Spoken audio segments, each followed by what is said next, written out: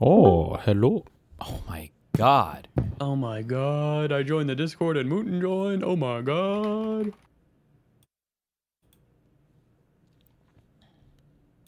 What'd you guys do today?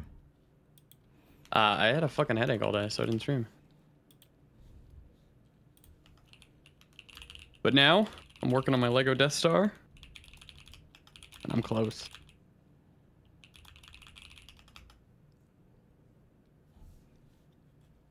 What did you do today?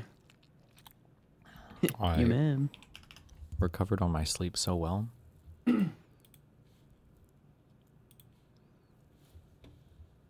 I don't even know what did you just say? Sorry, wait.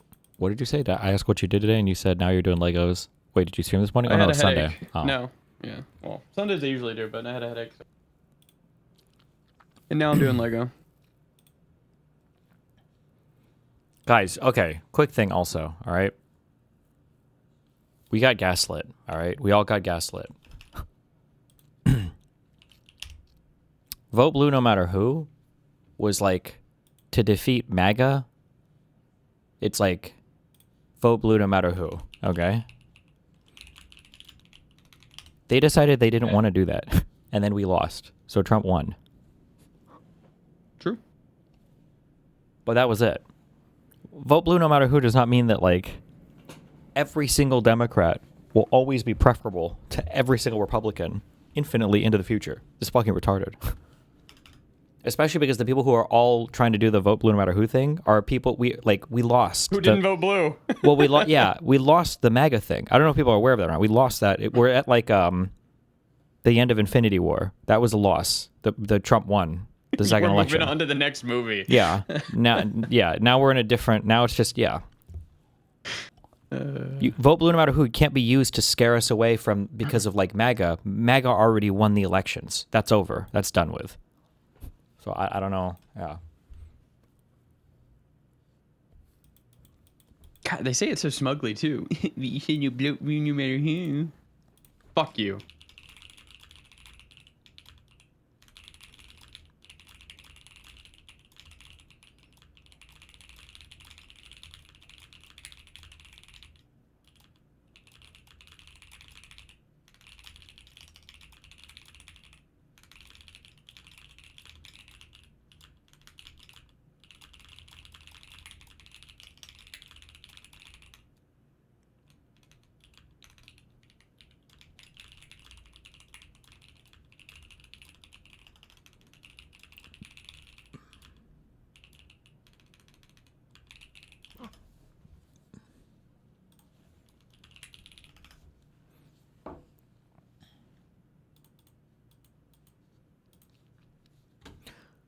Oh, okay.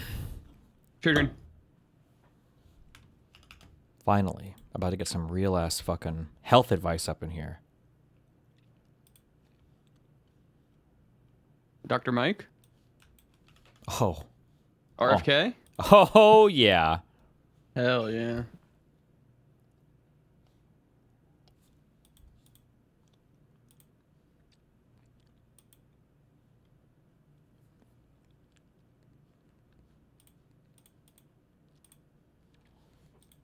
Nearly all the blame on the COVID pandemic and the way it. You have been placing nearly all the blame on the COVID pandemic and the way that the U.S. responded to it squarely with Dr. Fauci. But of course, he worked for President Trump. Does President Trump also deserve some of the blame?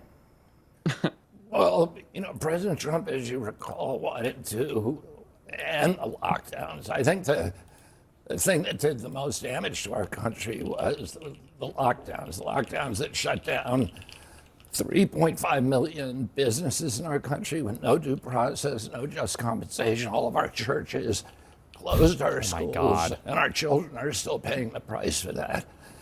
And yet we had the worst outcome of any country in the world. The U.S. had the worst outcome of any country in the world?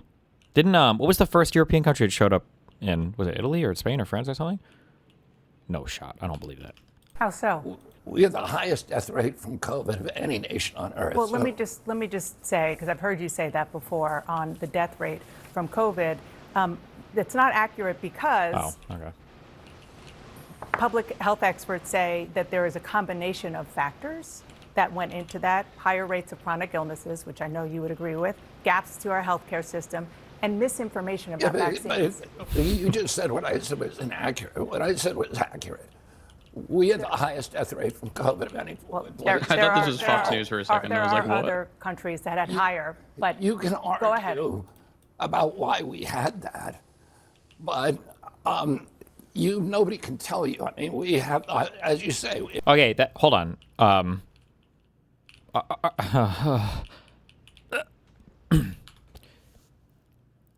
Hold on. I'm trying to get this out. Hold on. Okay, hold on. I'm sorry. I never thought I'd have to say this combination of words my entire life. RFK Jr. was right here. He was correct here. If you have a higher death rate, it could be because of a variety of reasons, but that doesn't mean that it's like magically not it anymore. So for instance, if somebody says there was a higher death rate in this state than this state, you go, well, that they had more people with chronic illness and they had like more people with obesity. And all that. It's like, okay, you're explaining why they had a higher death rate, but they had a higher death rate. I mean, like, I don't know why we would argue on that point, but okay. Have the highest chronic disease burden in the world. But Anthony Fauci was mismanaging the COVID pandemic, and he was doing it under the Biden administration.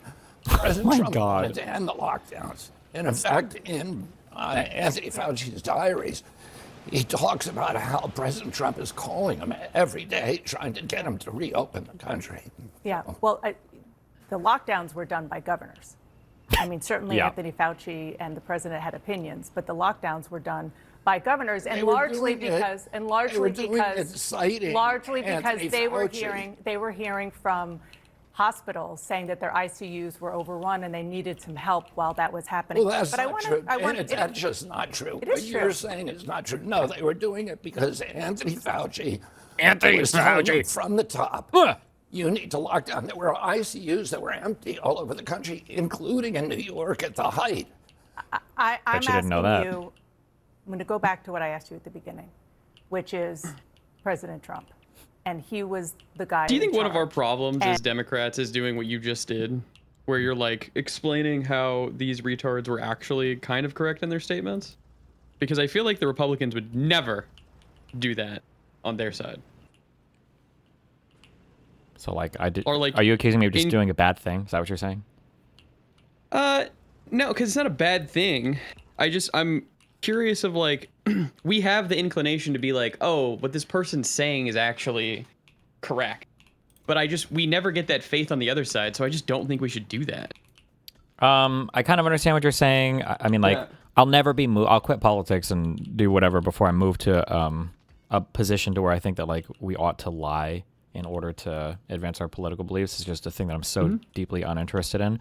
But this particular incorrect thing that she said is a thing that particularly bothers me, because even though RFK is correct here, the argument that he just used, conservatives will manifest this argument incorrectly when it comes time to have other conversations, namely around vaccines. So, for instance, they'll do this thing where they'll say the death rate for COVID is actually not as bad as people are saying it is. The only reason why it's as high as it is because we have people with pre-existing conditions like obesity.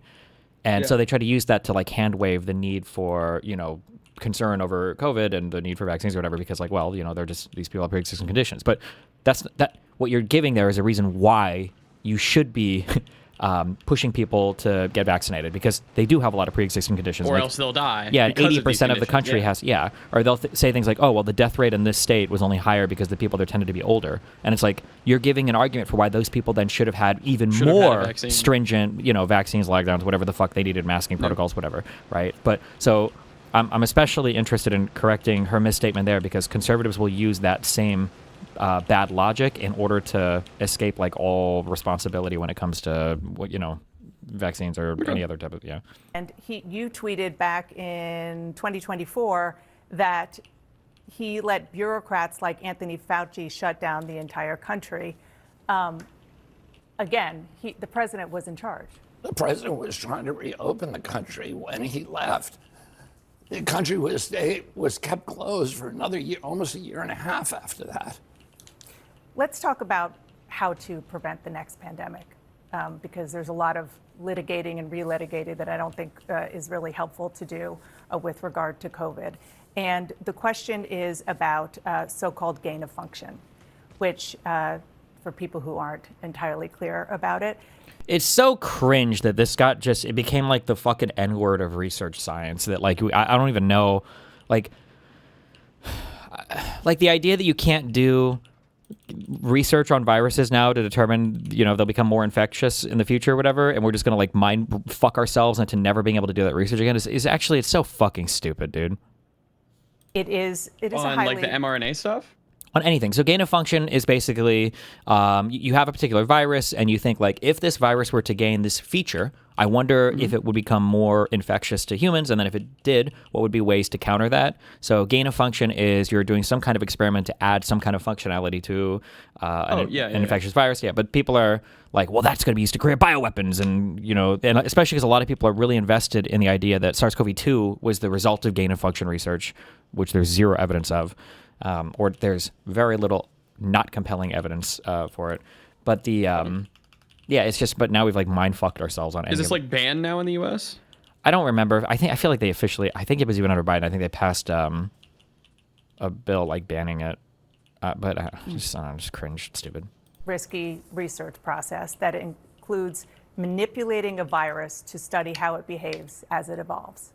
Now, what scientists say is that although it's controversial, it's necessary to prepare for the next pandemic, to get ahead of it, to figure out what these viruses can do.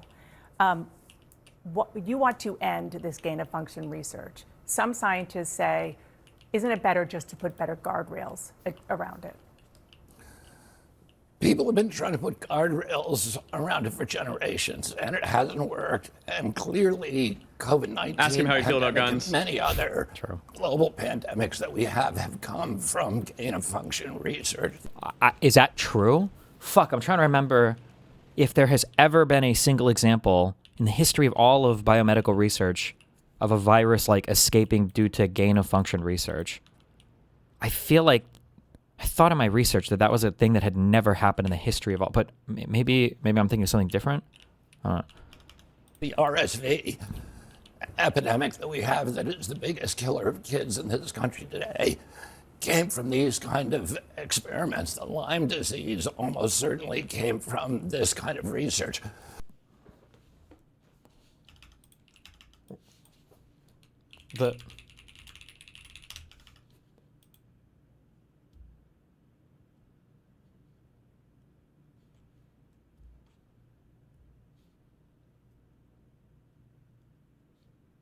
Oh, I don't know where my doctors are in chat. I don't know anything about like bacterial infections. All of my research and reading everything has been viral stuff. Is bacteria stuff just completely and totally different? I don't know anything about.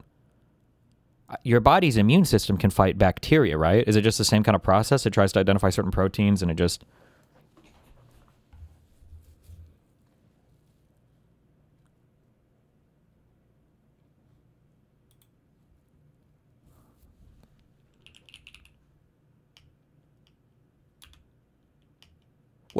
I have never in my life heard this, that Lyme disease came from, the earliest known evidence of Lyme disease was found in Oitse, a 5,300-year-old mummy in the Eastern Alps near the Italian border. I have never in my life heard this claim ever, that Lyme disease, is Lyme disease the #1 killer of kids? Is that even true? I don't... Pandemic and many other global pandemics that we have come from gain of function research. The RSV. Oh, he says RSV. Sorry. Why did I hear Lyme disease? Okay. If you go back, he did say Lyme disease. He might say it next, but maybe he's just speaking randomly. Okay. Respiratory syncytial virus, or RSV, is a common respiratory virus that infects the nose, throat, respiratory tract. Epidemic that we have, that is the biggest killer of kids in this country today. Biggest killers of children in USA.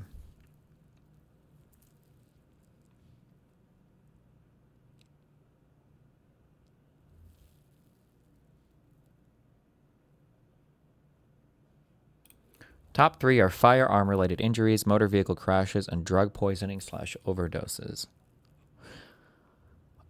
Okay, I'm totally ridiculous right now. One thing I really wish that they would change is we really need a like a children bracket for age, and then we need like a teenager or something. We need a different word, because conflating children with like teenagers like fucks up so many different types of conversations. It's so fucking annoying. Like when you're talking about deaths, for instance, in a war, and people say something like, 30 or 40% of the people killed were children. We always use, in every document I've seen, we use a Western definition of children. Sometimes, not that it's good, but like, people like the Houthis and stuff will put assault rifles in young boys' hands at 9 years old. By 14, 15, 16, these people are, you have a gun, you run around, you shoot, you kill people. They can do it about as well as an 18, 19-year-old. But I think there's a different type of thing. There's a different type of person at like 17, and there's a different type of feeling than like a 6-year-old baby, like it's a different thing in kind. And because I just read that firearm thing, somebody go fact check me if I'm wrong, but like I think we looked up the firearm thing before, and I'm like, are firearms really the #1 killer of children? And it's like from 0 to 15, the amount of firearm deaths are all like very, very, very, very, very low. And then it's like 16, 17, it spikes up dramatically. And I was like, okay, well, that kind of makes sense for people that might be like gang involved or gang related. Like this is probably the age where it starts to happen. But when you say like firearms are the #1 killers, is the #1 killer of children, you're thinking of like 3-year-olds getting shot. And it's like, well, that's not, I don't think that brings to mind the most accurate statistical picture of what's going on, I don't know. Came from these kind of experiments. The Lyme disease almost certainly came from this kind of research. So, and the scientists who you say are experts. I don't think I've never in my life heard that claim. I've never heard that claim in my entire life. I don't believe that at all. Are making the argument that this is necessary for pandemic response. Cannot point to one instance in history where research that came out of this kind of experimentation has actually provided us something beneficial. So how do you prepare then? How do you prepare for the next pandemic? I mean, that's literally part of your job now, because experts think it's going to happen within the next 10 years again. Yeah, I mean, I think we did virtually everything wrong the last time. So what about now? The principal thing that we need to do is we need to keep the gyms open, and we need to get people eating all organic food. The biggest issue, the reason why people were so sick during COVID is because we closed all the gyms, and we all know that sunlight is a big disinfector, and if we just had more people outside in the sunlight, then they would have all been healthy. This is unironically their arguments. We'll see what he wheels out here. Listen to what's happening to doctors on the ground. There are 15 million frontline physicians around the world. They're mainly now connected through the internet. We can tell on the front lines what's working and what's not. If we had listened to those doctors during the COVID pandemic, we would have saved potentially millions of lives. What? So there are doctors that treat patients, and then you have people that work in research, okay? Like, people that treat patients can give you, like, good starting points or insight, but an individual doctor is not going to be able to tell you, like, this is always going to be the best treatment, or I can speak over a large degree of cases, or, like, this feels so fucking retarded to say. Like, medicine and doctoring is not somehow immune to, like, biasy or, ordinary scientific good practice research processes. Like, you have to collect data from a wide variety of people. You got to see how it works in a wide variety of people. Like, the idea of, like, we just need to call the doctors and check them, especially because, and I'm not pointing this out, but I will now, especially because when he's saying this, what he really means is there are a few doctors that he likes, and there are a few doctors that he trusted who are telling them to all fucking drink hydroxychloroquine, and that was going to be the big savior for COVID or whatever, because he found a few that gave him opinions that he liked. There were therapeutics out there that were working. There weren't. There were doctors that were having no deaths from COVID. That's and not treating, true. in some cases, thousands of patients. That's not true. And we weren't listening to them. Instead, we were doing the opposite. We were shutting them down. And then, Dana, the other thing that I would say is that we need to protect our constitutional rights. That is the primary obligation What of does our that mean? country. Well, during COVID, we completely dismantled our constitutional rights. We began censoring people in violation Okay, but of the First Amendment. you're saying what not to do. I'm asking what to do. But I want to talk Well, about. that's something to do. That is the number. Okay, I feel like I had negative opinions of this woman before, but the last few interviews I've seen her give, I feel like she's done a decent job. No? One priority. We protect the Constitution. The Constitution was written. Forgive me, but you're talking about rights, and I'm asking about a potential public health crisis that is coming. But I do. Why do you think these people are still so hung up on COVID? What's the purpose of relitigating this all? I feel like when somebody is in the wrong, when somebody's trying to be like some kind of weird little authoritarian loser or wacko, one of the most important things that they can do is they have to relitigate history. Because in order to provide justification for the things that they want, and in order to provide successes for them and failures for the enemy, they can't live in reality. And it's you can kind of like change reality in the future by making bad predictions and then hoping that people believe them. And you can definitely change reality in the past, but you can never change reality in the present because it's what people can see. You try to with propaganda. So when it comes to things like COVID and Jan 6 and whatever the fuck else, these people always want to relitigate these things because these events had to have happened in the bullshit ways that they had predicted they were going to happen or in the ways that they say they were going to happen because it provides them justification to do wacky shit in the future. So COVID is really important because think about how much power you get from the COVID narrative. It shows that the whole government is in bed with itself. It shows that corporations and big pharma are evil. It shows that the Democrats and the deep state were able to engineer mass chaos in the country. Even though Donald Trump was president, the deep state was still able to have an impact. Like it's such an important narrative for conservatives that just like the Jan 6 stuff, just like the BLM stuff, just like every other like wacko fucking conspiracy they have. They need these. They're like foundational myths.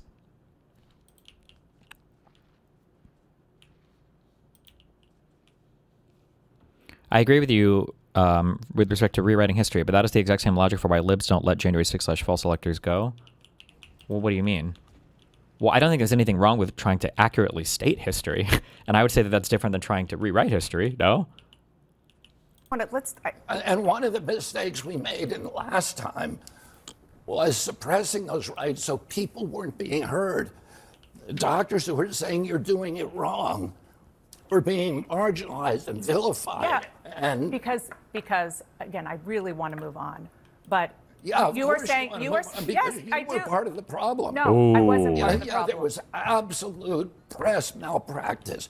You weren't allowing your Mr. job, Secretary, your job is a fierce skepticism toward authority. Oh my Yes, God! You were beating up My on job people is who also were dissenting. No. Okay, you want to sit here and attack me, or do you want to have conversations about public health? Me. I'm not attacking you. I'm asking questions about how to prevent the next pandemic. She is so bad at this. I don't know what you mean. I totally disagree. I think having a guy fighting on the news channel is infinitely better than just letting them answer their slop lies and then move on to the next thing. I'd much rather see. 100%. Yeah. And I'll tell you. That's what I'm trying to do. But I also don't want to use this interview to allow you to say things that aren't entirely true. You're talking about therapeutics, fine. It is also factually true that the COVID vaccine worked. Yes. The COVID vaccine prevented deaths. And the number one bullshit-ass question that you can always ask these people, and it is the killer question, and they will always answer in a predictable way. So if you're ever looking for an easy fucking own, is when somebody says, I didn't trust the fucking new mRNA technology, and so I didn't get the vaccines because I thought they were experimental, is all you have to do is agree with them, say that you felt the exact same way. That's why you got the Johnson & Johnson and not the Moderna or the Pfizer, and then ask them if they got the Johnson & Johnson, and they'll say no, and they'll have no response. Like, wait, so was it the mRNA new technology that you didn't trust, or was it all vaccines now that you don't trust? Data upon data upon data. Let's talk about the measles case, because this is something that is happening as we speak. The cases in the U.S. vaccine protected children. Did the COVID vaccine protect children? It did. I mean, it did. It's not, getting sick sucks. You just generally don't want to get sick. It's just a shitty experience. You don't want to get sick. I don't know why that's so hard to understand. If you want to, when people talk about diseases sometimes, they exclusively want to talk about like the death rate. There's more to getting sick than just dying. Like if you can avoid getting sick, generally that's a good thing. I think that what I have talked to scientists and doctors You've talked about. to scientists. Can you show me one study Yes, I can. that shows that I can. children were protected by the COVID vaccine? I can tell you that That there are. vaccine did more good than harm to children. Can you show me one study that shows that? I can tell you that when it comes to the vaccine, there have been studies that show that because of vaccine What study? disinformation, there could have been 100 to 200,000 lives in the U.S. saved. But because people didn't get the vaccine, that's why. I'm not saying that it entirely. Now,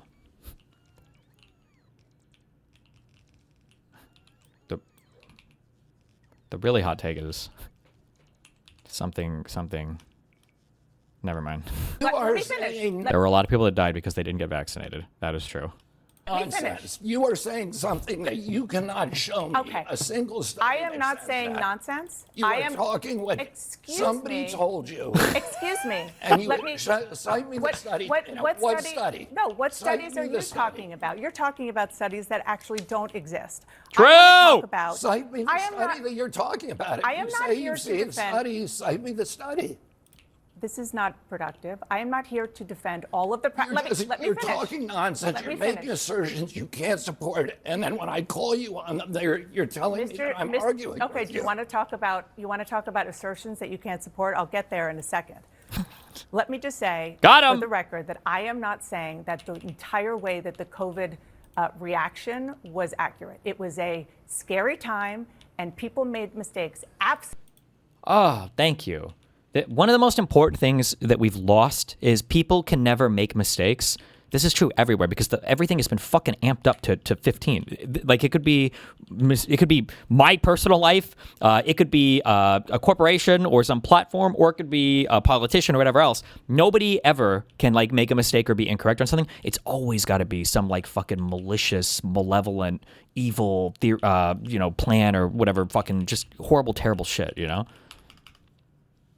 Absolutely. You Let me were finish. scaring people Why are you saying that? because that was the job. Oh, SFO, I'm pretty sure we're past the time on that.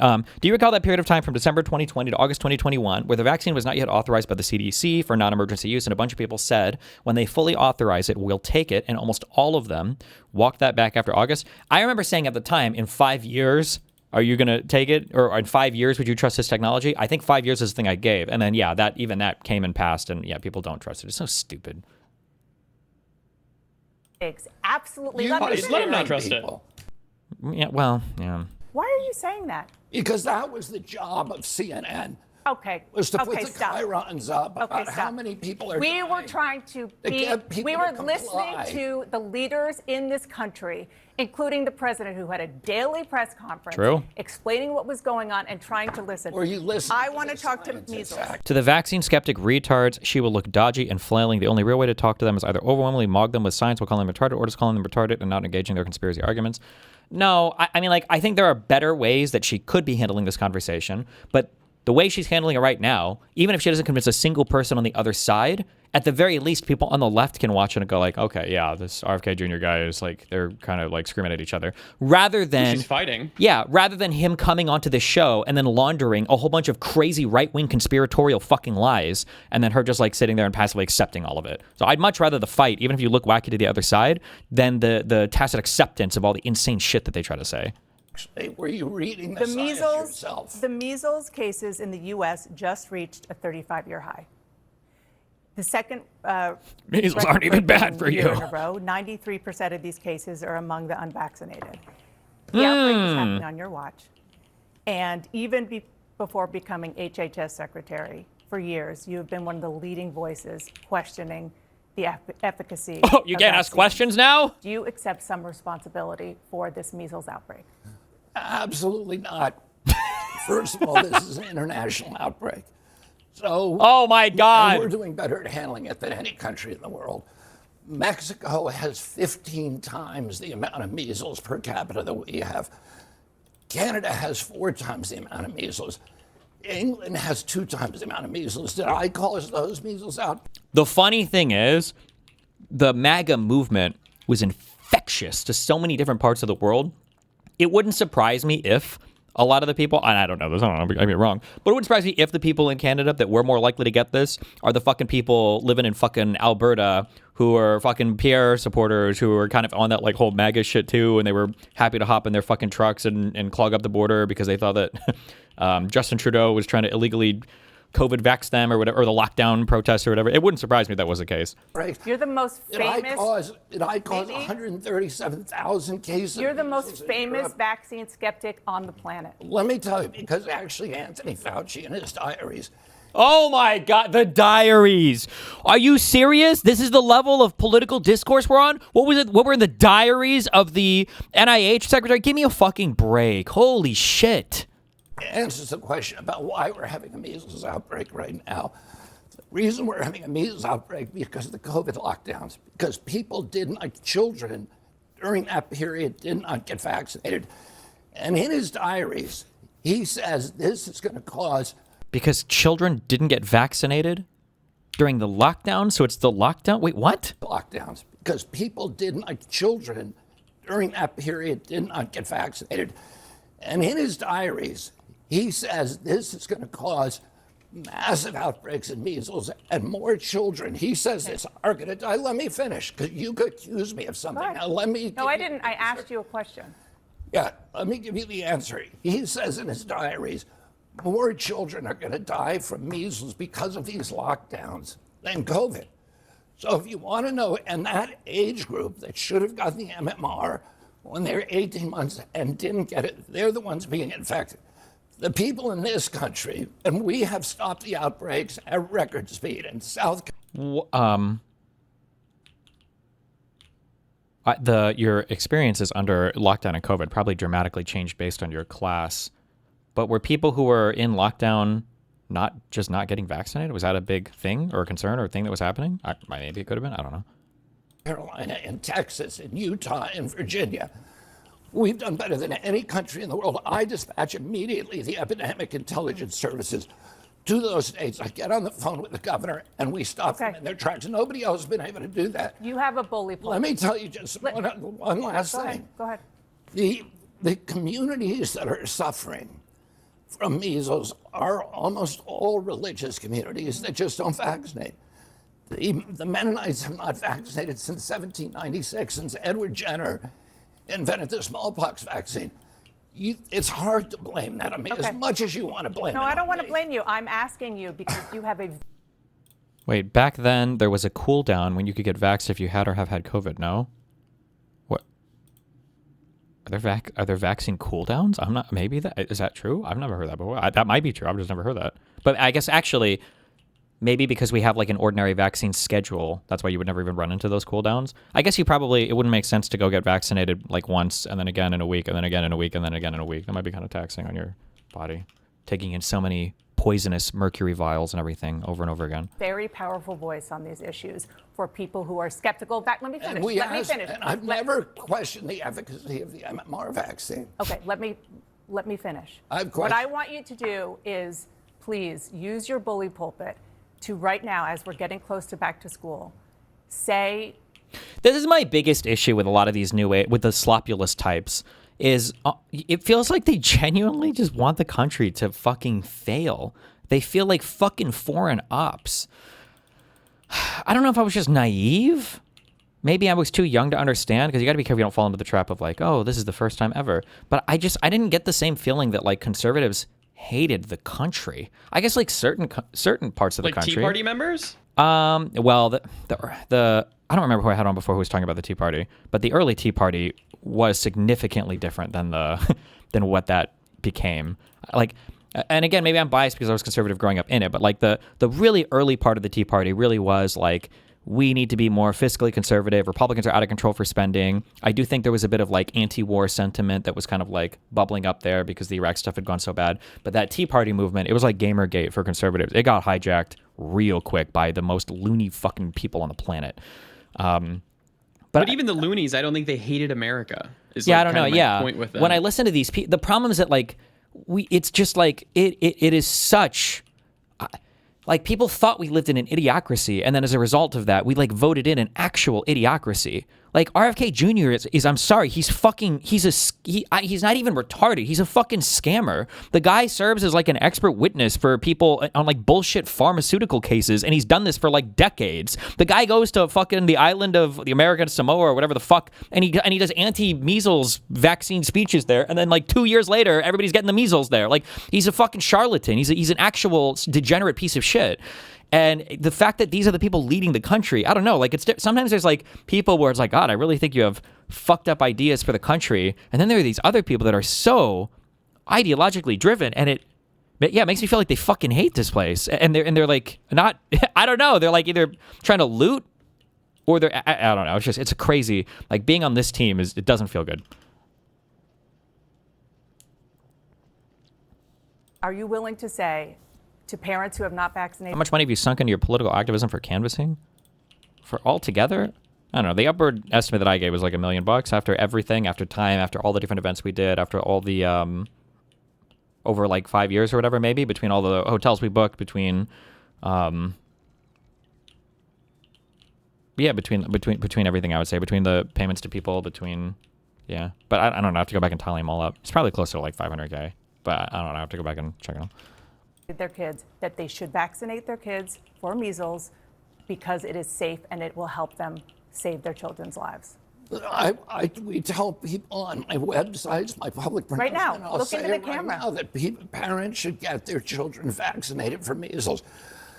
A measles vaccine is effective. It stops measles in about 97% of the cases. So people should get vaccinated. Can I ask you, the Wall Street Journal reported that the president is... It's interesting that he would say that, because the thing that I've heard, I think Jordan Peterson even wheeled this stupid fucking argument out. It was either, I don't know if he used this argument in the past, but conservatives used to say that like vaccines are 100% effective. And when you have these things that aren't 100% effective, it's not a vaccine. That was one of the arguments they gave for why it's not a vaccine. And it's just like, ugh.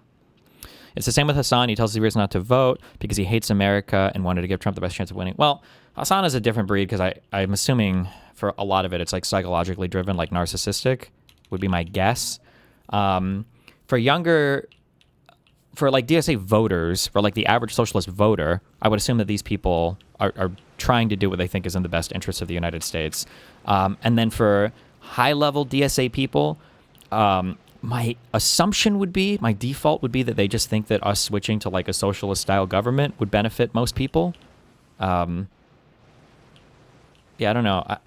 Maybe if I did a lot of reading or research on these people, maybe I would come to a different conclusion. But it's just these people are like, even like the ideologically driven, like the socialists, even like your, maybe not Ryan Grimm, but like your Crystal Balls and your Kyle Kalinskis, even these people are of a difference in kind to like the actual just like the scammer administration that we have. It's not even like the crazy detrimental political views that they take that hurt the United States compared to the rest of the world. It's the fact that they are personally enriching themselves so much to an unfathomable amount.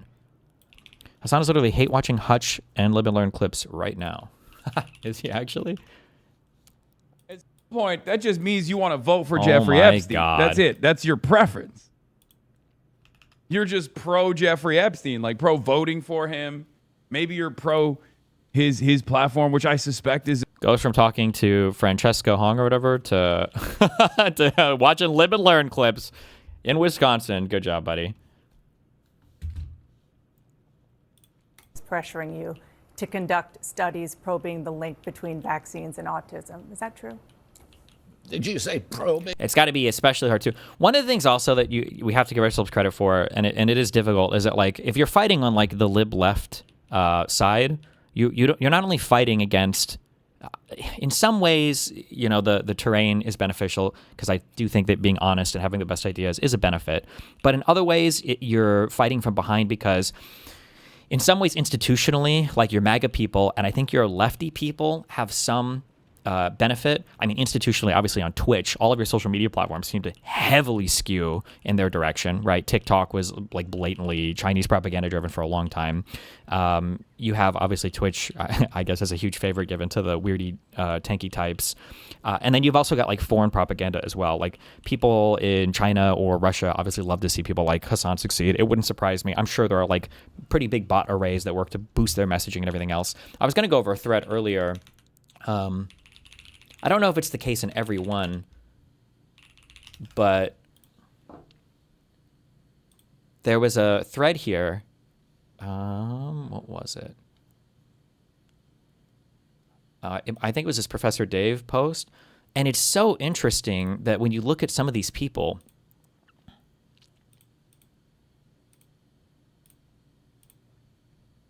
oh no, fuck, I don't think it is this one. There was another one.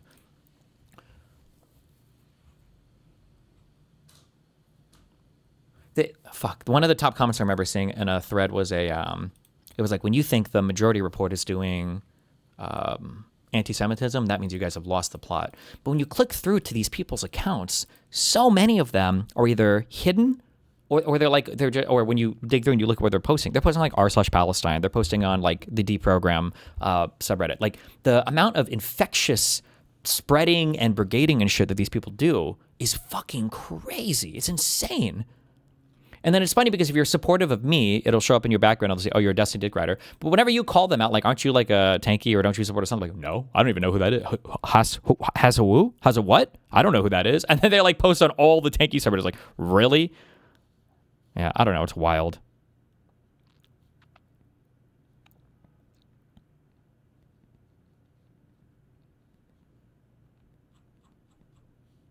Do you think the U.S. government needs to take more steps against foreign influence? Yeah, but that's a whole thing. Being the link. I'm just quoting the Wall Street Journal, that the president wants you to go further to probe the link between autism. Oh, sorry. The reason why I brought up like all of the systems that you're fighting there is because if you look at Lib and Learn, for instance, Soy Pill, we know he's actively fed stuff from like Kilo and Gistigal's community. So we know that Soy Pill gets talking points from those people, and you know those same people also feed talking points to Hassan. So now if you're Hutch, you're on a show called Lib and Learn, where IRI is not fully plugged into like the dramatic orientation of things, which is fine. But PISSCO is macro politically retarded, and the Soy Pill is fed all of like the weird propaganda talking points from the gesticular people, and then Hassan is going to be publicly watching and viewing and boosting all of the Soy Pill and PISSCO's talking points while also attacking Hutch across spanning multiple platforms from Twitch to Twitter and maybe YouTube comments as well. So that's like it's always a huge uphill battle no matter where you're at because these people can hit you on so many different levels. It's crazy. And vaccines. He certainly does. Okay. Now, have you talked to him about medical research that have studied this for 25 years and found no link between autism and vaccines? Uh-oh. And just this is my question here, because I don't want to litigate that. My question is, why not, because you are HHS secretary now. Oh, it was this. Why not study what could cause autism, which scientists do believe starts with fetal brain development? Why not? What does that even mean? Well, maybe I'm being harsh, but like, that wouldn't technically every single possible thing start with fetal brain development? But maybe, yeah. And even though he's our boy, Josiah hits them up with the donos that's sometimes against Hutch's point. Maybe,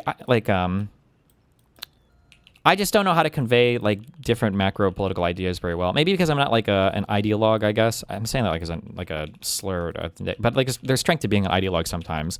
But like I don't think that, again, I'm still of the point that like PISSCO and Josiah are not people who are like oppositional to us or who are like against our political mission or whatever. I feel like there's a macro political game that they're not seeing sometimes. Yeah. Do some studies on that, whether you're an environmental lawyer, whether there are environmental factors that go into contributing to a predisposed genetic situation. Well, let me say this first. We're doing all those things, and that's one. Why do you have overzealous block? He thinks you're ducking an IP debate? I don't know who that is. Is this a big IP debater? the ways that we found Tylenol. There's 73 studies out there and linked Tylenol exposure during later pregnancy and during the perinatal period to autism onset. Also, wait, okay. Overzealous is massive. Okay, I'm scheduling another debate with the last nice guy I talked to about pro-pally shit, who was mega pro-pally. Did you reschedule those COVID duders? Yes, I DM'd one. They didn't even know, I guess, that we'd agreed to that one time even, so I don't feel as bad. We didn't miss it, thankfully.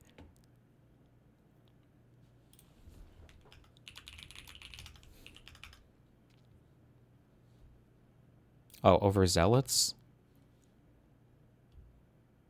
The myth of Israel's self-defense. Oh my god. Oh, this guy is a super tanky. Jesus Christ.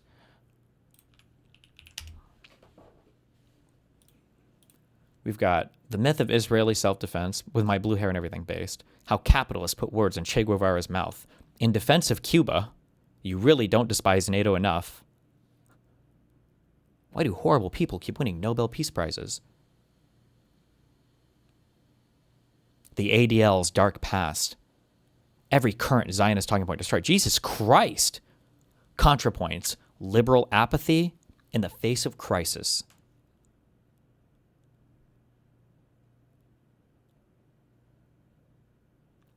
I feel like... Actually, I'm right on this. Sorry, I'm going to stop hedging, okay? Nobody likes Jews anyway, so it's not like I get brownie points for it. I get mega sus when I see certain thumbnails. I think people really try to get Jewish people looking like that one settler dude. Oh, yeah. Like the inbred guy. I think they really, really, really try to do shit like this. They also try to get him to look like the scheming guy. Yeah, sometimes that too, yeah. Wait, hold on. Quick snark flare check. Are you going to reschedule it to a date so that Peter Miller can join? Maybe. I mean, I sent Peter a DM. I don't know when he's going to show up. But I read about half the guy's book, the Alina Chan book, and the Matt Ridley book, because that's all I had time to read the night before, because I didn't know I forgot I thought we were going to do the debate. But the book is decently well put together, so it's very surprising to me the conclusion that he ends up with in the end. Like, the most surprising thing to me is that I think I mentioned this already. It's like the second to last or third to last chapter, I think, where he says, here's the strongest case for lab leak, and here's the strongest case for zoonotic origin. Hi, Destiny and DGG RFK here, just asking questions. First, what did happen? Okay, based. The theoretical case that he puts together for zoonotic origin in the book is basically my argument almost directly. So by zoonotic origin, you mean lab leak? No, zoonotic is an animal, from animals. And so at first I was kind of worried. I was like, oh shit, like this is well, if he knows my argument directly, well, what is his response? And then when he puts together the strongest argument for lab leak, it's really just like a bunch of like, isn't it kind of weird that this guy said this in the diary, and isn't it kind of weird that this guy says this here, and isn't it kind of, and it's like, this is the argument that they have on the other side. I don't know. It was very, very weird to me. So I don't know. After reading through what I did of the book, I felt pretty confident. And then I also still feel like people get into, like, I appreciate that they detail, I guess Alina Chan is a microbiologist or a molecular biological researcher or whatever. So I appreciate that they dive into the molecular biology a bit. But even on that, they seem to miss some things, which is curious to me. So, like, I think there's a logical fallacy on one thing, for instance. So we spent so much time reading about the FCS, the Furin Cleavage Site. So people say things like, isn't it strange that this virus has this thing that makes it highly infectious to humans? And it's like, well, I mean, let's just like, let's sit back and like logically analyze this for a second.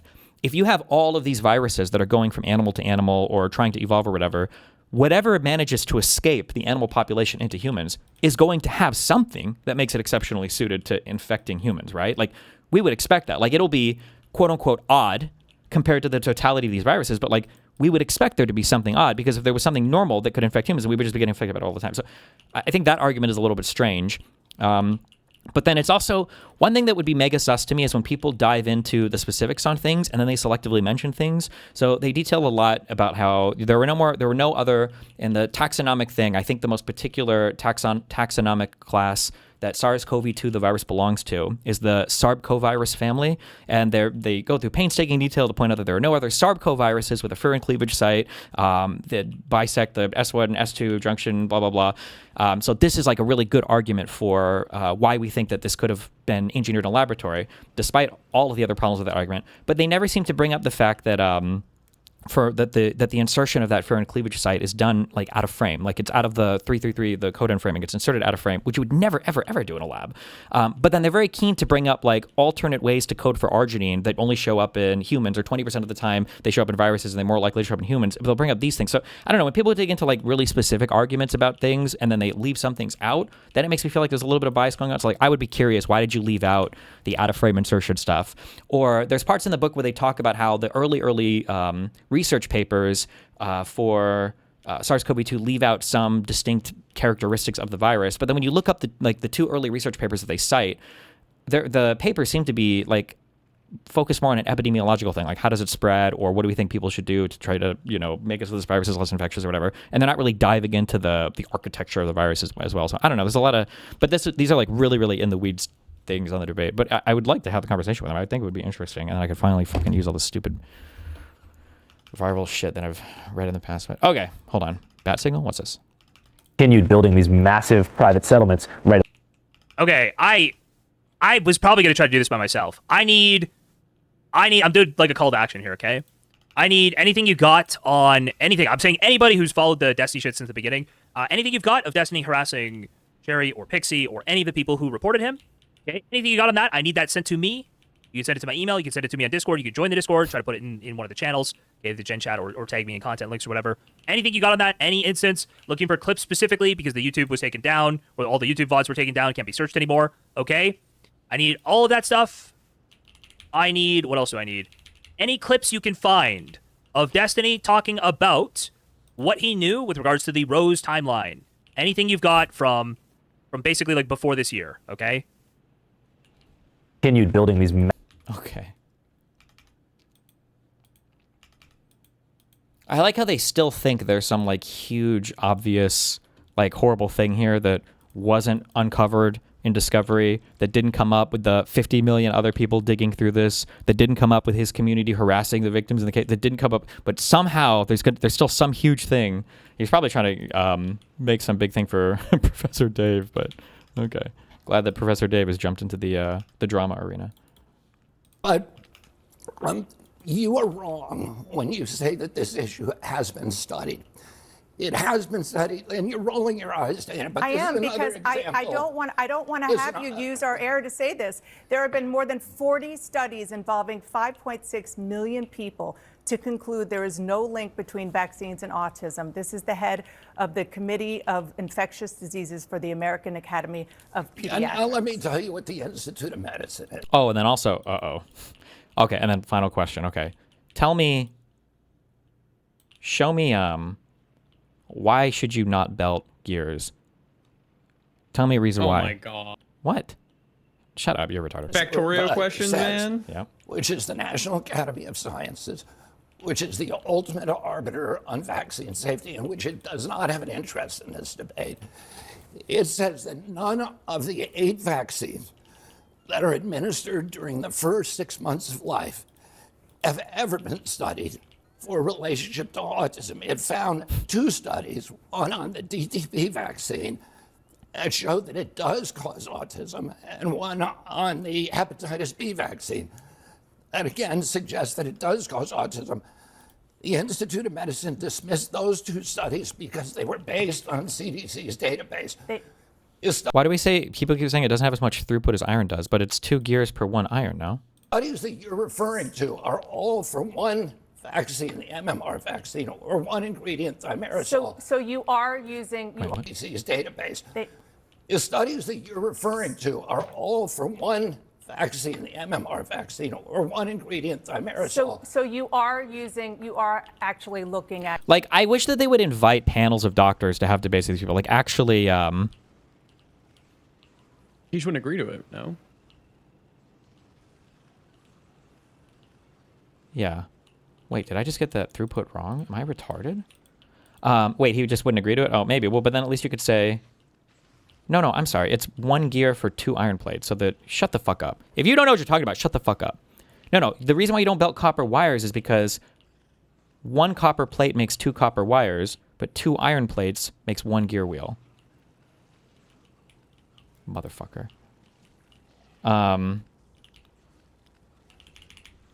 Yeah, they're just... One thing I don't like, the thing that drives me the craziest, and I just don't understand how this can possibly be reality, is when there are very, very, very basic things that people are allowed to get wrong for years. For years. Like the biggest one I remember was, have you ever heard of the VAERS database? Nope. Every single time you get a vaccine, you can go and call your doctor and you can report afterwards if you have any negative side effects. All of those reports go into something called the VAERS database, which I think is the Vaccine Adverse Reaction Event Response or whatever. Something. It's like Vaccine Adverse Event Reaction Response or something, system or something like that. And if you... But it's literally no matter what. So like if you get a vaccine and then like you fucking get a headache or whatever, you can call and report it. It doesn't mean that the vaccine caused it. It's just a huge database because it's a huge database. You want to look for correlations. Yeah, eventually, yeah. See, and then maybe there might be something to study in there. But that's it. That's all it is. It's not like, oh, this for sure is caused by this or this for sure is causing this. That's it. But the people used the VAERS database talking point forever. They might still use it. But look at the VAERS database. And it's like, it was the most took vaccine, and I think all of fucking U.S. history uptook at once. So of course there's going to be a lot more people calling in and reporting adverse reactions, but it doesn't mean that it came from the vaccine. And they tried to study for those, and I don't, as far as I'm aware, there's a little bit of inflammation of the heart, but none of it like a short-term acute thing. But none of it was none of it panned out to be these horrible bad mRNA vaccine side effects. And so people are also more likely to call in to report anything because everybody's taking it at once. People are probably sure. talking well, about it and on now, the news. Yeah, now there's all of that as well. But another thing, when he brings up the vaccine study thing, they haven't studied these vaccines for autism. This is a talking point that I've heard a lot that has to do with doing certain types of research. There are some types of research that you're not allowed to do because it's considered highly unethical, because like the default plan of treatment is just so efficacious and it's so well researched that it would be considered unethical to placebo somebody on it. So for instance, even if you're like in a medical trial for a certain drug, if at some point in the trial it's determined that the drug it's passing everything, safety profiles, and it's, you know, treating the underlying symptoms and everything with like flying colors, you're not even allowed to continue giving the placebo. You have to switch people over to the actual medication, because it would be considered unethical to to continue with the placebo in use there. So much the same that like if we know, and I don't know, I guess, where they're at for like the MMR vaccine or whatever. My guess is these are all things that are considered highly efficacious. If these are things that are just considered really, really good to give children and they're only seen as positives, I don't know if it's ethical to even study, you know, well, what if we don't give them these vaccines that we all know are very advantageous, and then we wait and see if they develop autism? I don't know if you can even do those studies, or if you can. I don't know if that have to be to super controlled environments or what, but I never hear anybody talk about any of the specifics of this. It's always just, for some reason, Big Pharma has convinced us that we don't need to do any research on any of these things that are actually not even like, it doesn't even make sense, right? Because what do they always used to say? Millennials heard this all the time. I don't know if Zoomers heard this. They don't make money in the prevention. They don't make money in the cure. They make money in the treatment. Why the fuck would you fake research and studies to do vaccines if you're just trying to like lie to people and make money? Wouldn't you want to just treat the condition and make money that way? Isn't that what the conspiracy theories used to be? Like, you're starting new studies to try to link autism, but you're also telling me... I'm not trying to link autism to anything. I'm trying to find out, why has autism gone Are you from also less trying to, are you also trying to find out how it interacts with people's DNA, what's predisposed to have an autistic child? Are you doing both? Yeah, but Dana, you probably don't understand this because you're not a scientist, but you're not just to be clear, oh, thank you. She's going to say, RFK is not a scientist either, okay? either.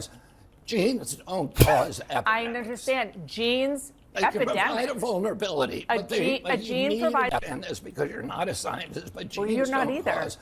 Genes don't cause epidemics. I understand. Genes, they can epidemics. Provide a vulnerability. A gene provides an environmental. Exposure. That's what I'm asking. Are you studying the environmental We're looking exposure? at all the different environmental exposure.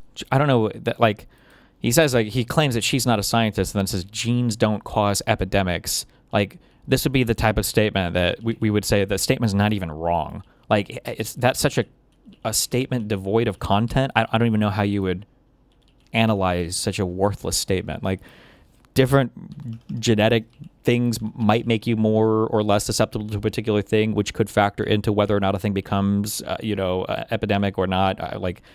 That's just such a weirdly pointless statement to make, that genes don't cause epidemics. I mean, like, I don't. But you're Like, technically, without genes, you don't have epidemics because there would be no people, because there would be no things to get infected. Your statement, you have been fooled. Your statement that this has been studied is not true. It's categorically It is not true. considered. Not for any of this stuff. It is considered. Considered decided by who? By every scientist who has studied this. That is not true. I can is give you true. hundreds of scientists who have looked at this. So and on the say, one. There's also, like, hundreds of scientists. There is a process by which you publish scientific literature, and a process by which the scientific community comes to a consensus on things. To say that hundreds of scientists agree on a thing would be like me, trying to shoot and kill somebody in cold blood. And when somebody says, well, you can't do that, that's illegal, that would be like me saying, well, I know hundreds of judges that would disagree. It's like, well, that doesn't matter. What matters is what the Supreme Court thinks and what the law of the land is. It doesn't matter if you have individuals. Like, there's a process and an institution. We don't appeal to scientists when we're talking about scientific consensus on a thing. We appeal to, like, the body of literature and the process by which we publish stuff. I don't even know why I'm saying this. It should be obvious. And do you understand why It's the people aren't National getting? Academy of Sciences. What greater authority Do you have understand than why that? people are not getting measles vaccines? Because they're hearing you say that it could You're cause trying autism. to change the subject. I'm not. It's very much Yeah, you are. related. Show me one of the studies that's been done on the first 8 the vaccines during the first 6 months of life. You will not find them. The National Academy of Sciences. So say if that's they the do not case, then why are exist. you telling people to get the people, measles vaccine? because that is one of the vaccines that has been studied. Okay. It's the only one that has been studied. Do the you want only people one. to get the MMR? It's also crazy. Like, you got to consider, we got real lucky. These things ended up just by chance being super safe, I guess, that none of these things were ever studied, but somehow there's not, like, mass death resulting from, I guess, people getting injected with random shit all the time. vaccine. Yeah, I said that already. Okay, so I know you're flustered now, and it is. I don't. Dr. Dan Wilson is almost certainly making a video about this as well. Speak Destiny.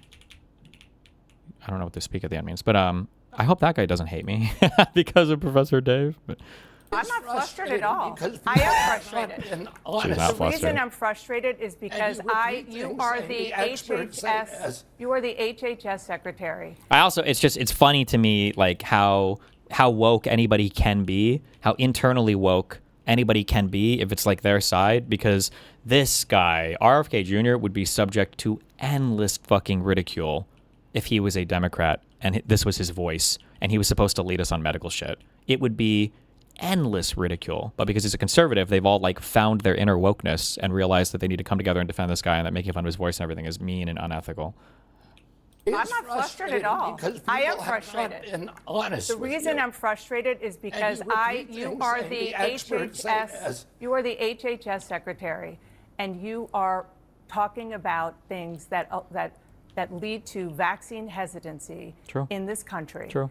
And it is something that causes problems for people Let me when ask there you. is not anything. Let me ask you something. Let me ask you Do you something. see your job as ending vaccine hesitancy, or do you see your job As reporting the telling science. truth to the Yeah. American people? I see my job as telling the truth, and the truth is that there is study after study after study. It's one of the most. I always felt the same as Jordan Peterson. If he was a liberal, true, like all the crying and shit, he would be endlessly harassed on that shit. Guaranteed. Oh yeah. studied things out there in science. repeat- And Dr. Dan said you seem like a cool dude. When? What was it, before or after Israel-Palestine? study after study after study. It's one of the most studied things out there in science. You're repeating and it it is like a parrot. You're repeating So are it you. like a parrot. So are I've you. actually read the science. You you and don't I wanna- come you don't back wanna- here and debate the So science. I'm not debating this with you. Of course you won't. No, 'Cause because you just- I'm not all you debating know how to also- do is Oh. repeat things that people. All you do is lie. Is that what it is? All you do is lie about me? Is make fun of me? Wait. Oh, no. All you do is talk over me. All you do is talk over me. All you do is talk over me. Oh, my God. Link me that one. That's the streamable I need right now. People told you and say, trust the experts. That's what you did during COVID. Now we know that Anthony Fauci, who was the expert, was lying about everything. You know what? Okay, hold on. I do need to ask you guys this.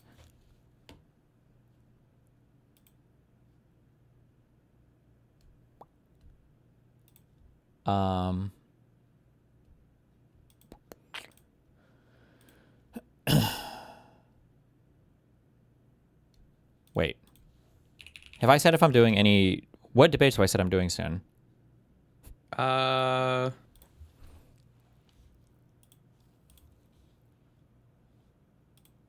did the Dinesh one. Do you have the Kylo one in Vancouver?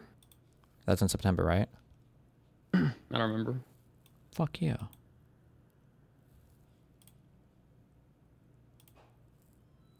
All right, what debate you got? Tell us. Well, I gotta... There's a Just weird leak contract it. with this. Well, no, I think it might actually be like fucking... I don't know if I can say it ahead of time. Oh. Hold on. I'm looking for this real quick. Let me check. This is fucking hilarious, bro. Defend myself. I'm just How curious. am I supposed to defend myself? I have to be TOS because you won't let me defend that's the myself. softest shit in the world. Dude, you will go down as the biggest pussy on this platform in the history of mankind. You are gonna go down as the biggest pussy in the history of this fucking platform, buddy. Yeah, fuck off, you baby fuck. All right, keep fucking trying. Dude, mission fucking completed. It's Oh my god, dude. We did it, dude. He's fucking crying, dude. We did it, dude. Oh my god. Holy fucking shit. Reel in your mans. Reel in your mans, John. Holy fucking shit. Reel in your fucking mans, John. You gotta reel this guy in, dude. Dude, John, I know you fucking did it and laughed, bro. In 2014, a team of researchers at the University... No one cares. Play donos. Oh, true. Okay, hold on while I read. With fish, was he vaxxed? Hi, Destiny and DGG, RFK here, just asking questions. First, what did Hassan do with fish? Was he vaxxed? Do you think it was screwworm? Please, I need help. Seriously, I don't know what I'm doing. How do I make friends when I get along best with LGBT leftist artists? But I love AI, and they all hate me for that. I have lost 10 ARLs due to this. I'm a bi-woman artist, and befriending tech bros doesn't work either because they always neg me. Wouldn't be my friend. Wow. Wait, how do I make friends when I get along with LGBT leftist artists, but I love AI and they all hate me for that? I don't know, bro. Everything is so political these days. I feel like that's probably... Ooh, Voosh hating Islam too. Classic. Thank you for my 7 months stream. What the fuck? Thank you, 10-month ads, for your 7 months stream. I don't know what that means, but 7 months sub. Oh, good job. Wait, do I not have...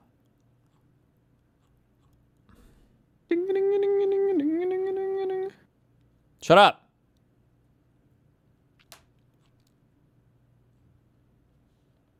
Wait, I know I had a different contract that I signed for this. Really? Oh! They're contract swapping ya. See? Shut up. La li lu la lo, la li lu la lo, la li lu la lo. Get snarked, imp.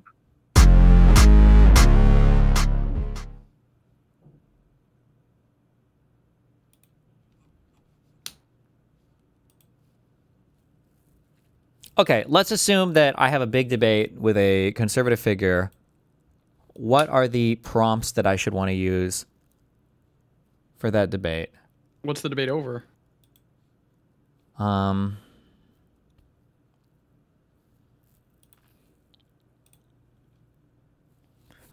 Here are some...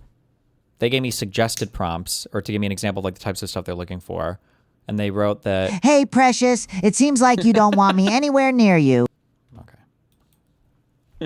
Some conservative thing is less trustworthy than mainstream media, or that some conservative thing is a certain podcast. Mass deportation would hurt America more than illegal immigration. The right only supports free speech when conservatives benefit. Trump's tariffs are attacks on Americans. Trump, like stuff like that. Tariffs is easy. Here are some prompts I would love to debate. Okay. Conservatives were wrong about basically every single thing related to COVID.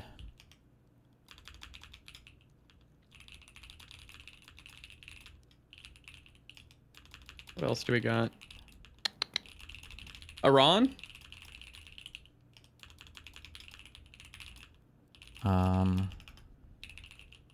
Trump was wrong. It wasn't going to just be like a 2-week in and out regime change. He was wrong about Ukraine. I'm trying to think of what the other guy would. I don't think they're going to want to defend Iran. They won't. Yeah, I mean, nearly impossible. The alternative, conservative alternative media thrives on misinformation, conspiracy, and I'll just say misinformation and conspiracy. Oh, Russiagate was real.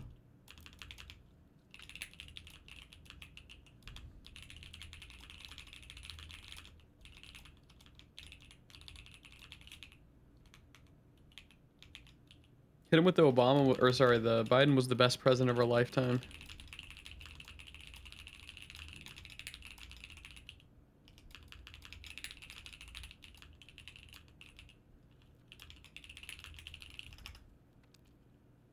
And that traps him into Trump. What did you just say? Biden's the best president of our lifetime. I feel like it's too broad.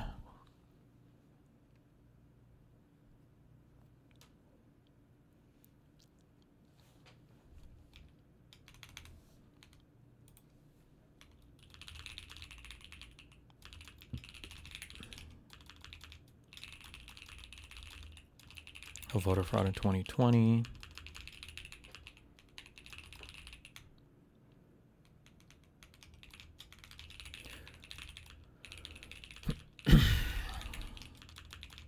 Vaccines worked? Yeah, I got that under the COVID thing. Oh, you already got that.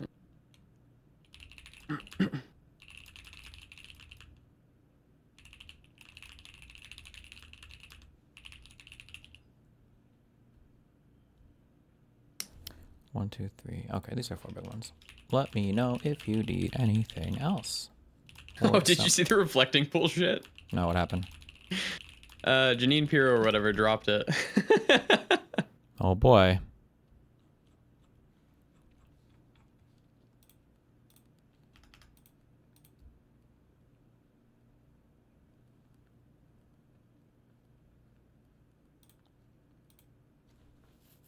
I am live presenting the final fact-checking data. Oh. Relevant word referred to root. Did you get to talk to Loner Box at the event that you guys debated at, or no? No. Fuck that. And harsh, but changing destructive. Too awkward. I just like to look at him awkwardly from across the room. I might have had the chance to, but it was a busy day because I had to take Nathan to the airport at noon, and then I came back, and then I did... there was a VIP dinner that we had to have for the audience, and then my flight was that the night. one where the lady fucking sat at your table, didn't say anything, and tweeted It was about so you? stupid, yeah. Jesus Christ. I made him so uncomfortable. Like, nobody was uncomfortable. We just saw her sit there, and we, like, smiled at her, and... It's like, I don't even think about you, lady.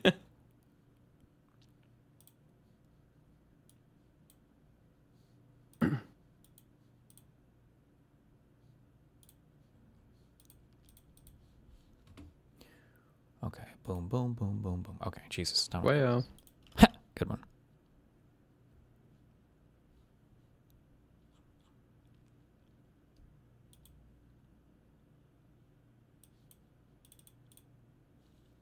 Wait. Oh, no. Okay.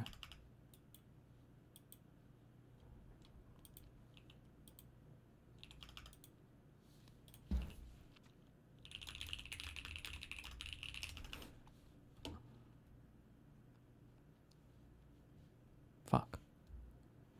Prairie Progressive and Kick earlier said the Bulwark is a great video out about on the Fauci diaries. Fox is lying to you and they don't care. Hey, thanks for Fox lying. No! Is it members only?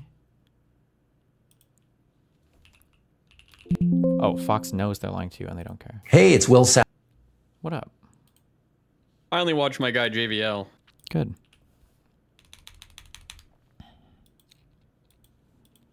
Wait, no, what do you mean? No, all other people here are awesome, okay?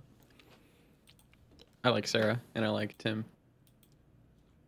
But I love JVL. True. About masks, about the social distancing, about natural immunity, about the transmission from the vaccine, about the source of COVID. He was lying and you were punishing people for not trusting the experts. And now you're rolling out the experts again to talk about something that you have no personal knowledge of. Okay, well, guess what? That is my job, to talk to people. Your job is to Am I tell the allowed truth to talk? to the American Yes, public. yes. And my job And is to to be- get as and- much information as I She can. needs to talk over him. What we were doing. Sure. It's easy too.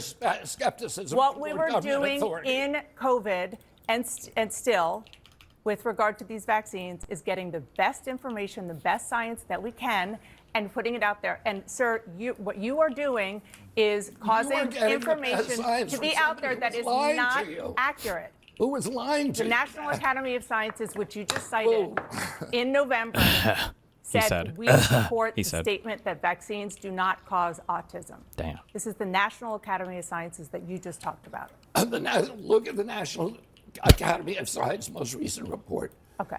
And you'll see. That says wanna ask what? you one other question, because it's The something Tylenol that causes really did help autism? Donald Trump get elected, and that is the MAHA movement, and specifically the question of processed foods. Of what? Processed foods, and the fact that people want to feel that their food is safe. My understanding. Look who else believes that Lyme disease and alpha gal syndrome are artificially made. What is alpha gal? I don't even know what the fuck that is. But apparently Ryan Grimm believes it. That's not surprising. A lot of these people all believe. It's like a cluster of conspiracy things that when they believe one thing, they probably also believe a whole bunch of other wacky shit too. Yeah. It's literally the fucking. Have you ever heard of something called? Or have you ever talked about something called Lysenkoism? No. So when the Soviet Union was in its infancy, I don't know if this was purely just because they hated fucking Jews or scientists, or they thought they had better science in the fucking commie place. They didn't believe in genes, I think.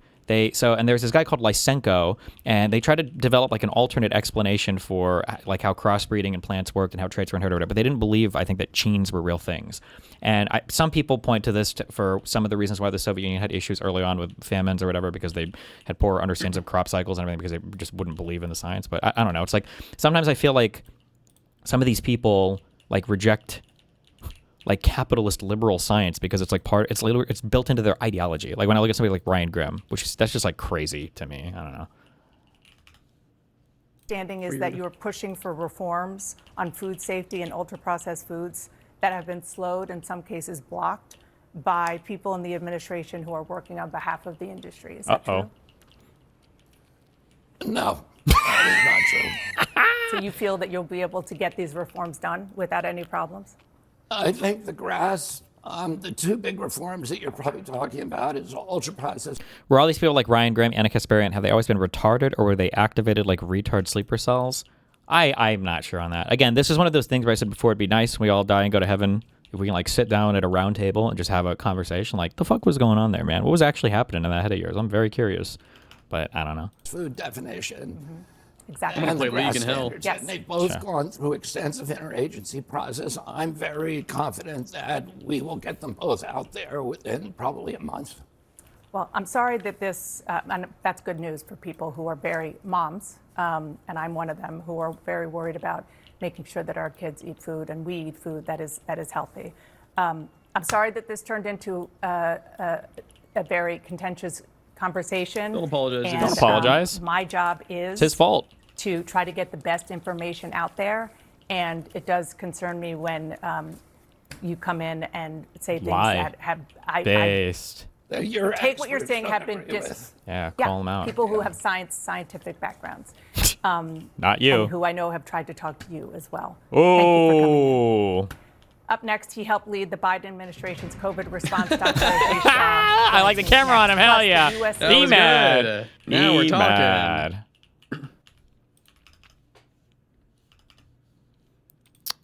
The Dems didn't want Mick Morrow, and now Stevens is going to lose. I think that it feels like Michigan is still very much like a toss-up. I think it favors El Sayed, but like people are losing their fucking mind every single fucking time a new poll comes out. People think poll equal 100% going to win if number bigger. Yeah. That's not how it works. We saw this in the fucking I think the polling has been like, it was a few weeks ago that I think had Stevens up. I think it was like up 6 in the general and El Sayed down 2 or whatever. Like things are just, it's 2 days. You guys will be okay. Schumer's been engaged in a prolonged effort to stop Abdul El-Sayed winning the Democratic nomination for U.S. Senate in Michigan. Schumer's first choice to succeed Peters was term-limited Governor Gretchen Whitmer. He always prefers candidates who have won statewide previously, but she shut him down completely. I wonder why Whitmer didn't want to run. For months, Schumer, Democratic Senatorial Campaign Committee Chair Senator Kristen Gillibrand of New York had made their unofficial backing of Stevens clear, inviting her to donor events and directing others support her way. Gillibrand even went so far as suggesting to several donors, ominously, that McMorrow had been a member of the Democratic Socialists of America, even though McMorrow isn't. I don't know how true that is, but Whitmer probably wants president. Really? Have you guys seen?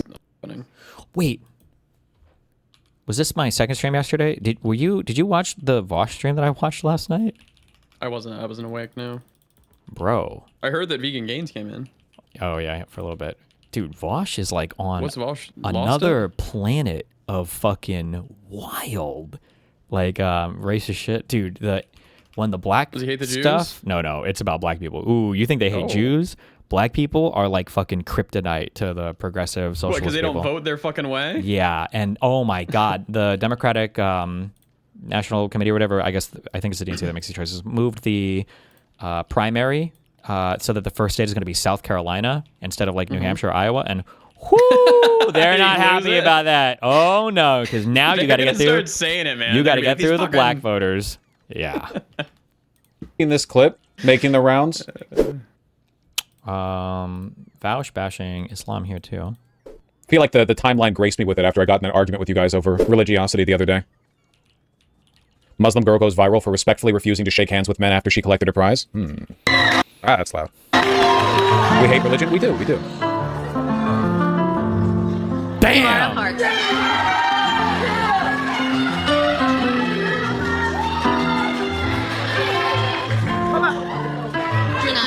Oh my god. I remember the most awkward fucking moment that I had in I don't remember which city it was in, but we interviewed 2 parents who apparently their child was outside playing and got abducted by a gaggle of like Israeli kids, and then they drove him to like some fucking forest east of Tel Aviv, like southeast of Tel Aviv, and they set him on fire and killed him. It was Jesus. Yeah, it was pretty fucked. But he might have been Hamas. No, I'm just kidding. Just kidding.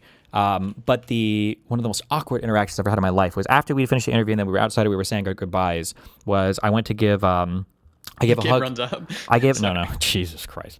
I gave a hug to the mom, and the dad gave me a not good look, and the mom felt like kind of awkward. And then our tour guide told me afterwards that like you don't hug, I guess, Arabic women. It's not like you're not supposed to. Yeah, that's just like an improper thing to do. Just like shake their hand or something. It's like, oh, okay, my bad. Jesus, awkward. Awkward. Shit, yeah. It's not misandry, it's misogyny. She's not hating men, it's a sign of bowing down to men. Yeah, the idea like Muslim women can't touch men because their bodies are innately sexual and contact must be reserved only for your husband. It's not rude, lol. Well, it's like, it's not good. It's not really like a matter of rudeness necessarily. It's more like religious indoctrination. Like it's weird but going viral. Well, it did go viral. It did. I personally really dislike how many Muslim women try to wokeify Islam, where they're like, well, it's actually feminist to wear the veil. It's feminist to never touch men. It's actually feminist to you're preserving women's rights and autonomy or whatever. I've seen a lot of fucking discourse on that. Watch this debate between Dawkins and Mediasan. It's pretty good. On what? On religion? Is religion good or evil? This is like this is old as hell. What would be? What about it? What do you want me to say? It's religion. Yeah, I agree.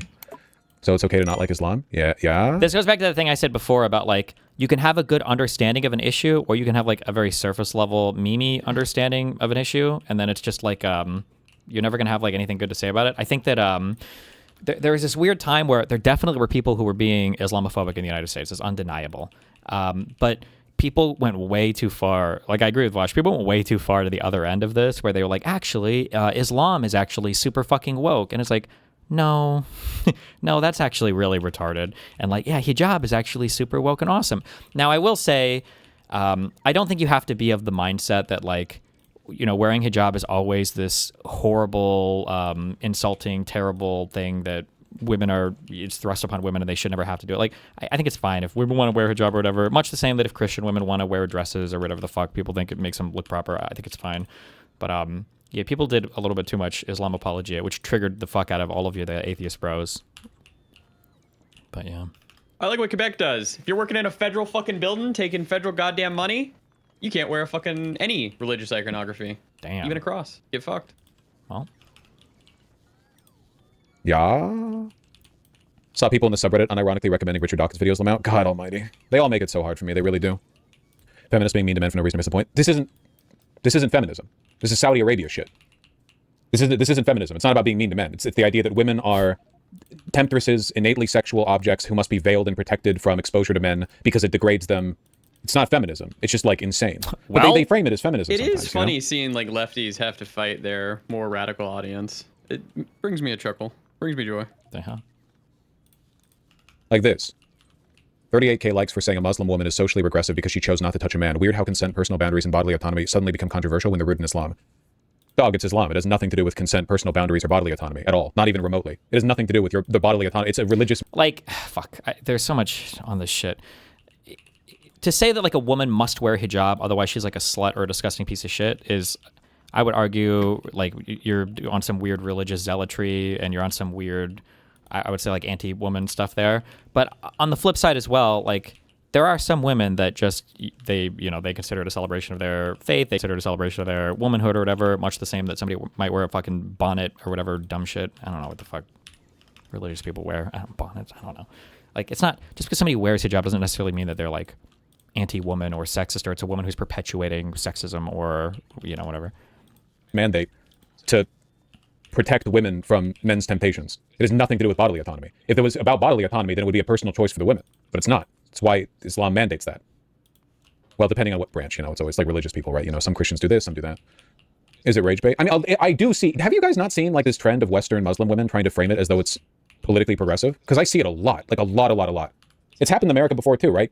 Muhammad Ali, there's a tradition of like orientalizing Islam and turning it into this like this like una issue, the singular issue, like woke religion that represents defiance of Western colonialism, as if the average Muslim country isn't hopelessly cucked to America. I think the white woman Buddhists are worse than that. True, but there are far fewer of them. Like, look at how disingenuous this is. The biosphere urgently needs to implement communism. Here you are flailing to preserve archaic social relations. Lol, do you think taiko-knots don't touch in space? Why does it bother you so much? We do not want to touch you, lmao. This is like fake woke. This would be like feminists in Saudi Arabia. Why are you men so insistent on being able to gaze on women's faces? Why are you so insistent on violating the autonomy and consent of these women who have totally of their own volition chosen to veil themselves? Oh, you just want desegregated social spaces so that you can be near women and creep on them, you creepo, you sex pest. It's dumb, just ignore. I mean, it's a bit of a problem. Have you seen incel Arab men? Aren't all Arab men incels? I've seen a lot of 90 Day Fiancé. It's pretty bad, man. You don't watch the show, you watch YouTube videos on it? No, I watch it with my I will say, and this is a thing that, like, this is true for every minority group, it's true for every person, like, when people show selective interest in, like, a religious thing, then the people who are impacted by that thing are never going to take your complaints at face value, and they're always going to feel like there's some secondary motivation going on.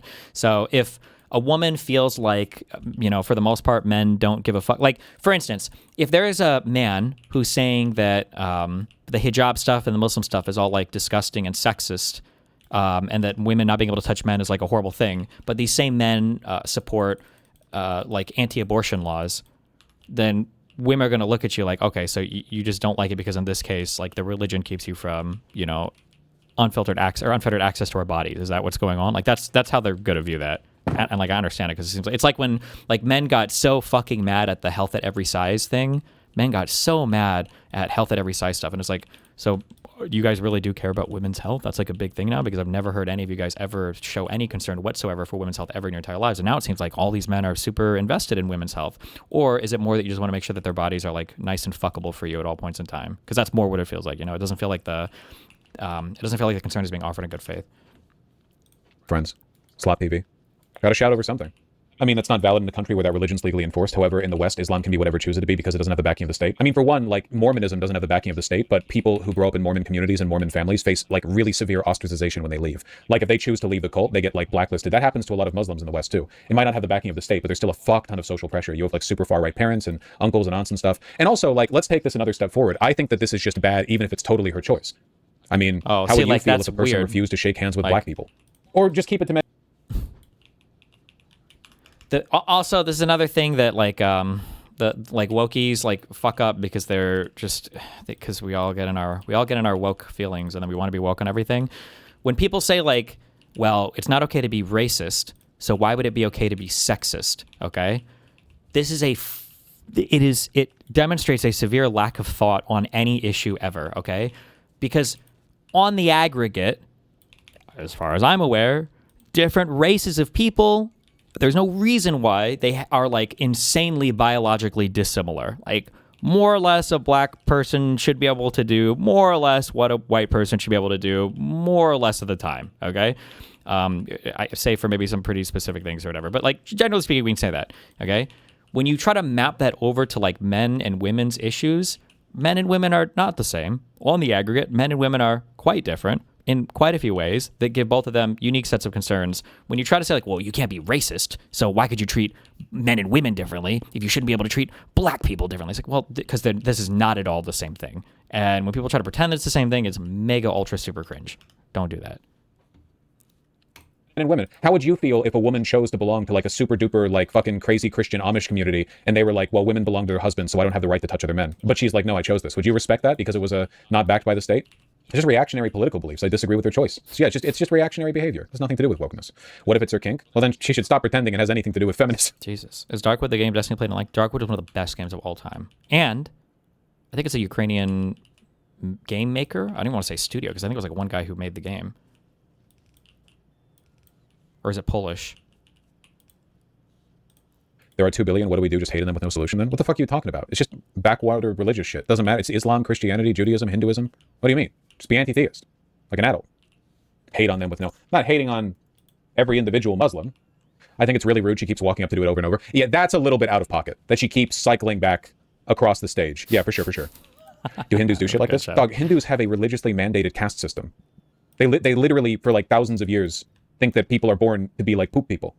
Hindus are psychotic when it comes to gender issues. Yeah. Me Googling how Indian men treat women. Pariah comes from that caste system, literally untouchables. Here.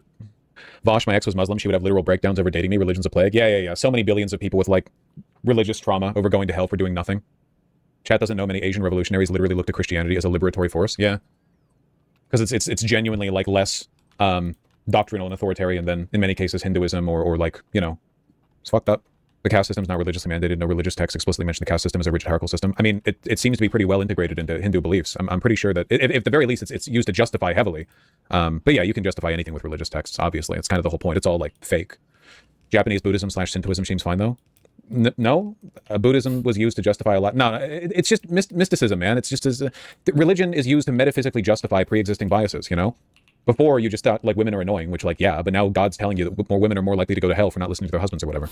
Well, it's not good. No one has a problem with criticizing Christianity or Mormonism or whatever. Religion was a way to unite people in the old days. Religion was never a way to unite people in the old days. Religious texts have always been gatekept by whatever authority is present at the time to justify why poor people who can barely get enough food to eat should do the shit the leaders want to do. Like every religion ever has been, here's the king, and then here's the clergy, and the clergy, their job is to convince people that they go to hell unless they do X or Y. This like every religion. It always turns out the same way. Ancient religions, current one, it always comes back to like, here is a metaphysical explanation for why you should do the things that I want you to do anyway. No, Voosh, don't you see it's only Western religion that's evil? Yeah. Nuts. Don't wave in other people's faces. You actually read the old laws of Moses. It's essentially a guide on how to run society. Yeah, you're creating like a metaphysical pretext for advice that you would want to impart on people anyway. You get me. Are you anti-metaphysical beliefs, period? Yes. So the only correct position is to be an atheist? Yes.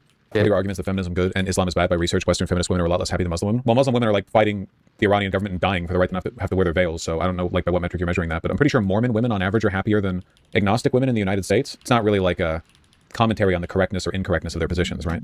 Yeah, the Mormon women get sister wives. It's fucking poggers.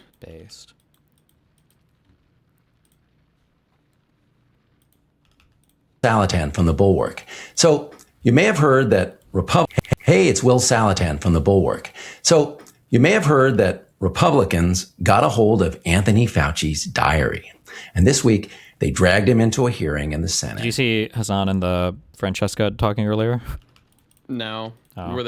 Was it good, or was she like a fucking puppet? I don't know what it is. It might be because she's new to media stuff or whatever. But in her like casual conversation with Hassan, I feel like she was way more chill. I don't know if they figured out like she just needs to like have a drink or two, like a couple shots or whatever. But she was infinitely chiller. Like if I would have seen this person, well, no, not good, because fuck the DSA COPE. But if I would have seen this person, I would have had a much better understanding. Like, okay, I can see how people could have supported this person ever. And they went after him. They said he got everything wrong in COVID and he ruined everyone's life and he was a terrible person. So what I'm going to do is I'm going to set the record straight. I'm going to show you some of the lies they told. I'm going to show you how completely dishonest they are. Oh, yeah. Let's start with Robert F. We should have done this. We went over this for like Israel-Palestine and shit.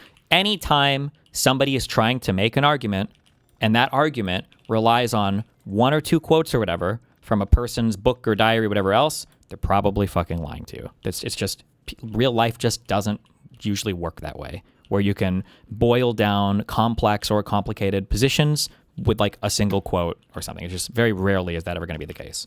Kennedy Jr., the Secretary of Health. On Monday, Kennedy gave an interview to Laura Ingraham on Fox News, and he said Fauci's diary shows that Fauci got a pulmonary infarction, a blood clot in his lung from the Moderna COVID vaccine. He got vaccinated in a very, very public press conference in January of 2020. And then 5 months later, he had, and this is the first time that we knew this from the diary, he had a pulmonary infarction, which is one of the adverse events that NIH, CDC, and FDA said are expected from the vaccine. Yeah, no. Okay, so first of all, Kennedy he's just lying when he claims that these agencies list pulmonary infarction as an expected side effect from the vaccine. Here is the CDC's list of common side effects from the vaccines: soreness, fatigue, headache, fever. Destiny, although not the hijab, I grew up Hasidic and had to shave my head when I got married. It is degrading, and by and large, you do not have a choice. The idea that it's even close to feminism is ridiculous. First of all, I'm not saying it's close to feminism. I'm just saying that if somebody chooses to participate in some tradition like that, it doesn't necessarily mean that they're being not feminist or whatever. Oh, wait, are you a woman?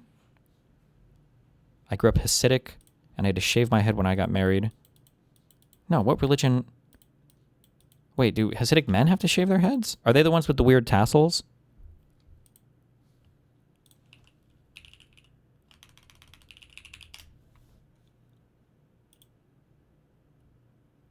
Are those real, or are they like built into the hat? I think some of them are built into the hat. No. The women go bald? Women wear wig? Wait, is this true? Women wear wigs? Wait, Hasidic women are bald? I didn't know. How did I not know this? Wait, what? Hasidic women. Wait, what?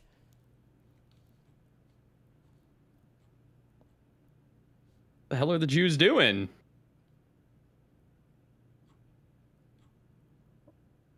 It's like they can't show their hair. Show on stream? Well, I just Googled Hasidic women and they all have hair. So maybe this is like for the big believers? I don't know. Okay. Weird. Destiny, she had to cover her hair, not shave it. Okay. Why don't they have to shave like their eyebrows and everything too? Does that not count? Is it written in the Old Testament anywhere, this stuff about like hair covering? Like, why would God give women long, beautiful hair? I'm just kidding. Why would God give women hair if they're not allowed to show it ever? To test them. True. It's all one big test. I love when God killed Job's like entire family and was like, "You still love me?" But yeah, well, that's called dedication, okay? Same reason to give men foreskin. Oh yeah, wait, why do they do the foreskin thing too? Well, I feel like I can understand. No. Because I was going to say, there are some traditions, like the pork stuff maybe, where it's like maybe there was like meat that was infectious or whatever, or it had like diseases, so you tell people not to eat it and everything. And I was thinking, like, I know for foreskin stuff, if you're, it helps to not contract AIDS, I guess, as easily. But I don't think AIDS was around way back then, so I have no idea. What the fuck? There's got to be like some historian that's spoken on this. Like, why the fuck did they do the weird, foreskin shit? Maybe God knew in advance, and he made that AIDS disease to wipe out the unholy or whatever. It was a meme slash He prank probably that did went too it so far. that we keep like the Jew and the Goyim separate. Yeah, but And you it's couldn't very just like easy to pierce tell. your ear or like cut off an earlobe or something.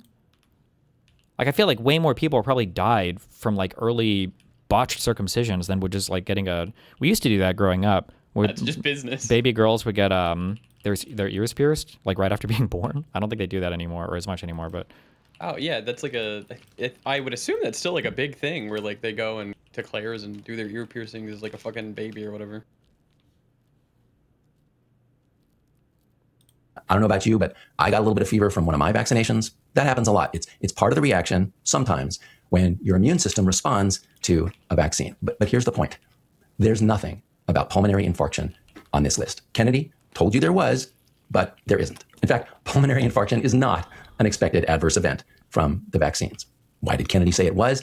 Because that's what he does. He makes things up. Okay, second point. Kennedy said Fauci got the blood clot 5 months after he got vaccinated.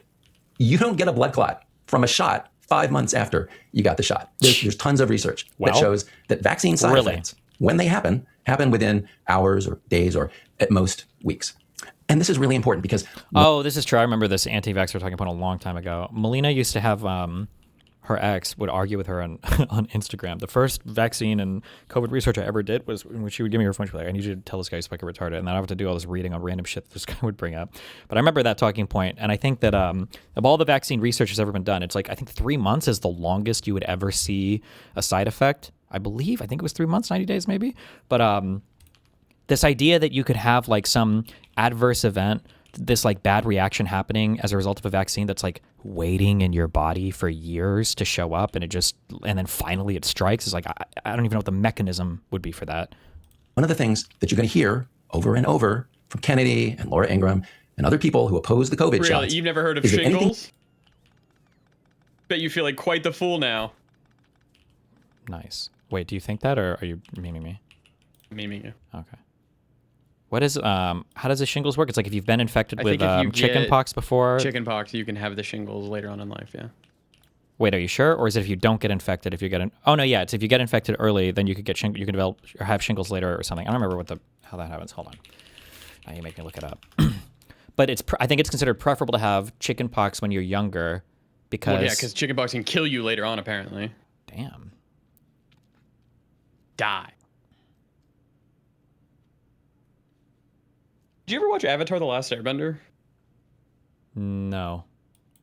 You know, if you're looking for a new show after Andor, I would recommend that. Okay. It's a kid's show. I've heard good things about it. But it's real good.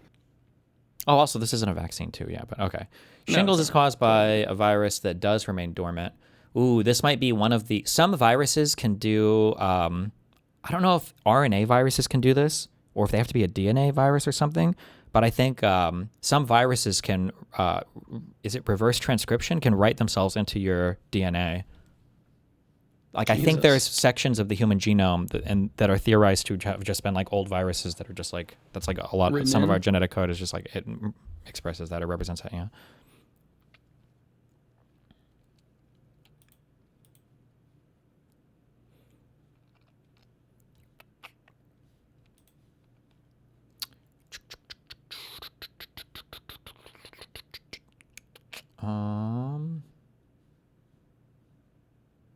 What kind of virus is it?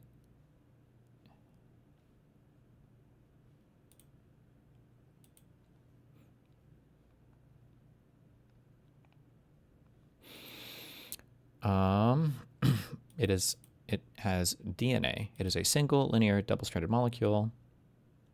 Okay.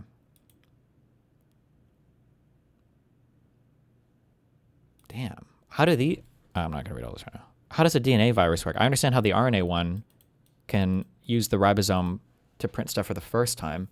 I guess, do DNA viruses have to somehow get into your nucleus before they can print anything? How the fuck do they? I don't know. This is a complicated other thing. I would imagine they would have to somehow, though, no?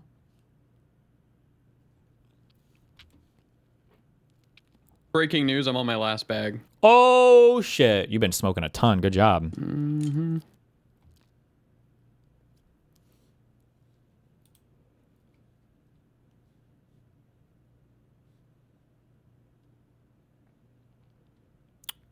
Okay. Once the chickenpox is resolved, the virus can remain dormant in human nerve cells for years or decades, after which it may reactivate and travel along nerve bodies to nerve endings in the skin, producing blisters. Gotcha. Damn. Rip.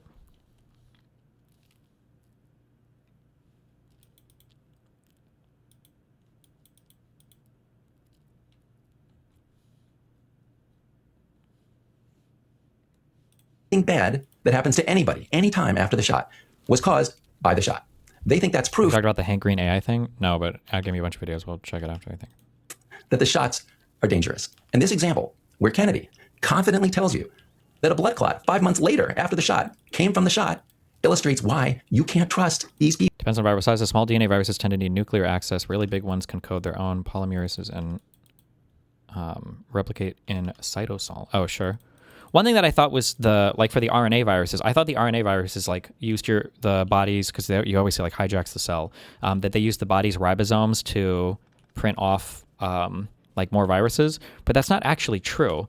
At least for COVID, for SARS-CoV-2, when that enters the cell, it uses the ribosome to print off the actual other, I don't know if you call them viral ribosomes, but to print off the virus printing factories, and then those go and they form these little pockets inside the cell, and then they print from there. They only use the ribosome, I think, the first time to print off all the virus printing stuff, and then from there it has its own machinery that it makes to do everything.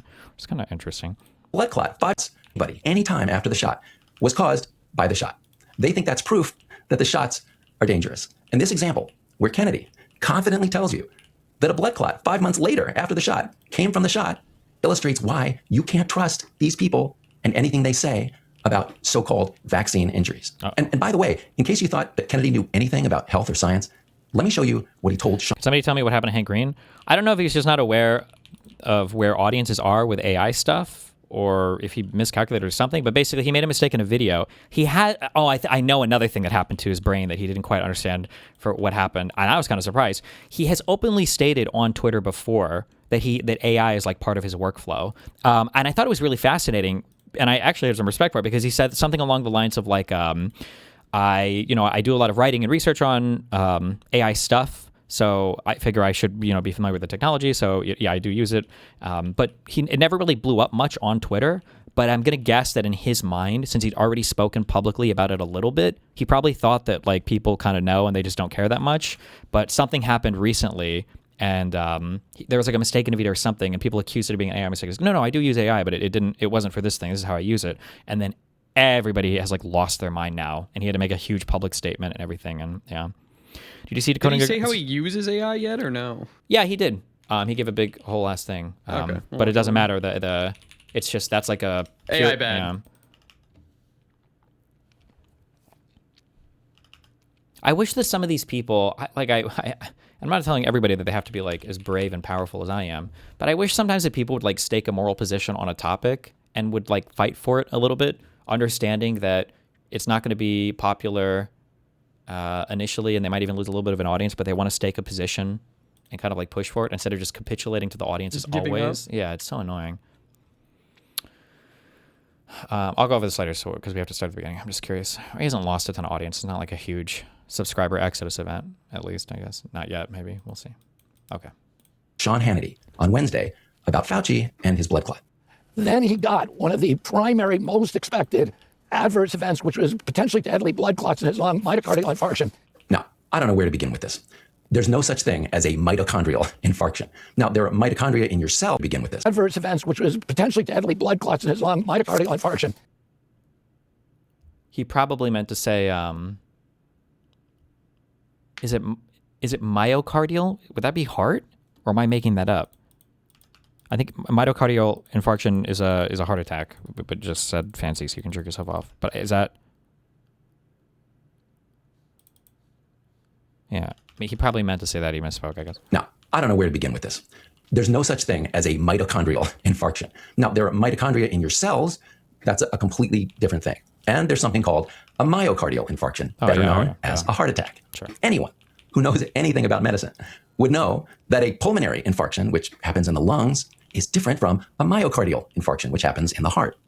Why did Kennedy get it mixed up? Because he's a complete ignoramus. And it's bad enough that Donald Trump made this idiot the Secretary of Health. But what makes it worse is you now have an entire TV network, Fox News, spreading the same lies. For example, here is Jesse Waters, who has... Oh my God. This is my huge frustration. Now you're watching it happen in real time. This is everybody getting like discreetly parts of the story, but just not quite seeing the whole picture. Like, correct, yeah. Notice how we see the top level guy has a lie that he wants to plant, and now he goes to all of the friendly conservative media outlets to plant the lie where it can blossom, and then it's going to make its way down to the alternative media where they're going to regurgitate it, and then it'll get down to all of our For You feeds where we'll see it and we'll all believe that it's a true thing, right? He's seeing this happen with a particular thing, but every single story that conservatives do all have the exact same planting mechanisms, and he's seeing this happen with this thing here. Primetime show on Fox talking about Fauci. He actually had a vaccine injury at one point. And then he lied and said the vaccine's fine. Meanwhile, he had a clot. A vaccine injury. Waters says Fauci's clot was definitely a vaccine injury. Millions and millions of Americans are watching Fox News, and they're being fed these lies. Okay, here's another one from Waters about Fauci's diary. His favorite word, though, not N95 or natural immunity, those words barely uttered. It was press. Press. Oh, honey, let me show you Dr. Fauci talking about N95s. But you've got to get a well-fitted mask that has of a high quality. And the two we know are high quality are an N95 or a KN95. So it's a combination, the best mask you can get. And the order of gradation is N95, clearly the best, KN95 next, multiple ply surgical masks, then cloth masks if you get a good fit. Well, if you can tolerate an N95, do it. Nobody talked more about N95s than Fauci did. So why would Waters tell you that Fauci didn't talk about N95s? The answer is Waters is looking at Fauci's diary. A diary is where you put your private thoughts. Kennedy and the Republican senators and Fox News are telling you Fauci is a bad guy because he talked about himself in his diary, which, hello, is what a diary. What in the fuck? Where is Kafka? How can you? There's no way that you can subpoena somebody for their diary. I can't possibly believe that doesn't count as like self-incrimination. That you have a right to read my diary. Like in what or was this leaked or something? Or did somebody steal it? Like how is that even possible? There's no way, right? He emailed it to himself from his government computer. Rip. Gotta be careful for that confidentiality. But I mean, still, that's pretty cringe that we're gonna mine the diary to see what his personal thoughts were and then pretend that these were the same things that he's presenting to the public, whatever. Yeah. How much research have you done about effectiveness of masks? I mean, we read a little bit about it. I mean, I feel like for the, I feel like for all of the COVID stuff, it was like a combination of things that could kind of help, but I mean, there was no like silver bullet or whatever. Like a little bit of distancing, a little bit of staying home if you're sick, a little bit of masks if you can. Is. Now in public... Why wouldn't you be able to subpoena a diary or a journal? So for criminal stuff and for justice in general, you don't ever want there to be... the reason why we don't have people testify against themselves is because it creates a perverse system of incentives where you can torture, interrogate, harass, bother a citizen until you kind of compel them to tell on themselves, basically. So in a world where you can have corrupt executives that could do that, you wouldn't want people to be compelled to testify against themselves. It's just, I mean, the biggest one is like, yeah, you don't want to have governments incentivized to do weird things to people, and then it's just not good.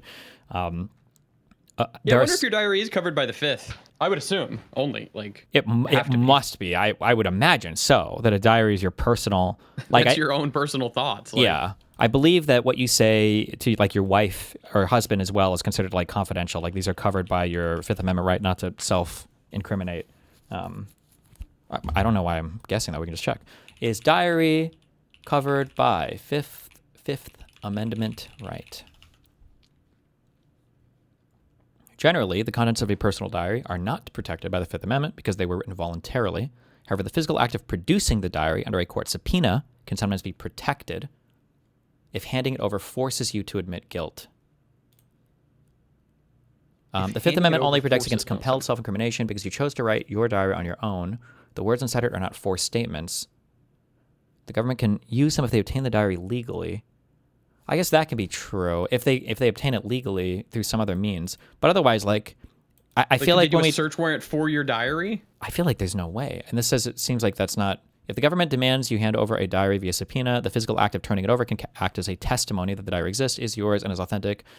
If proving you possess it incriminates you, the Fifth Amendment might block that specific demand. I feel like it's weird to say that you're voluntarily writing it because it implies that you're publishing basically the information. Like, it's not like you're writing it on like a blog somewhere.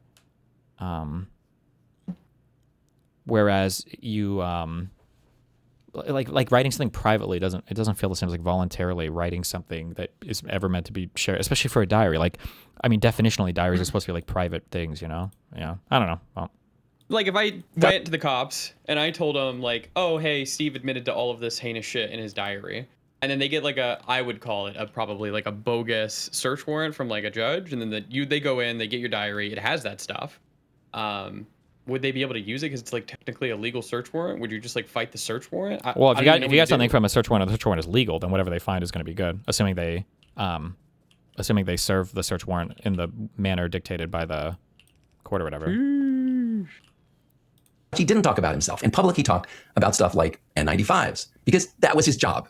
But Waters doesn't want to tell you that. Waters wants to talk about the diary, not the public record. Look, it's not Fauci who wanted to tell everybody about his personal life.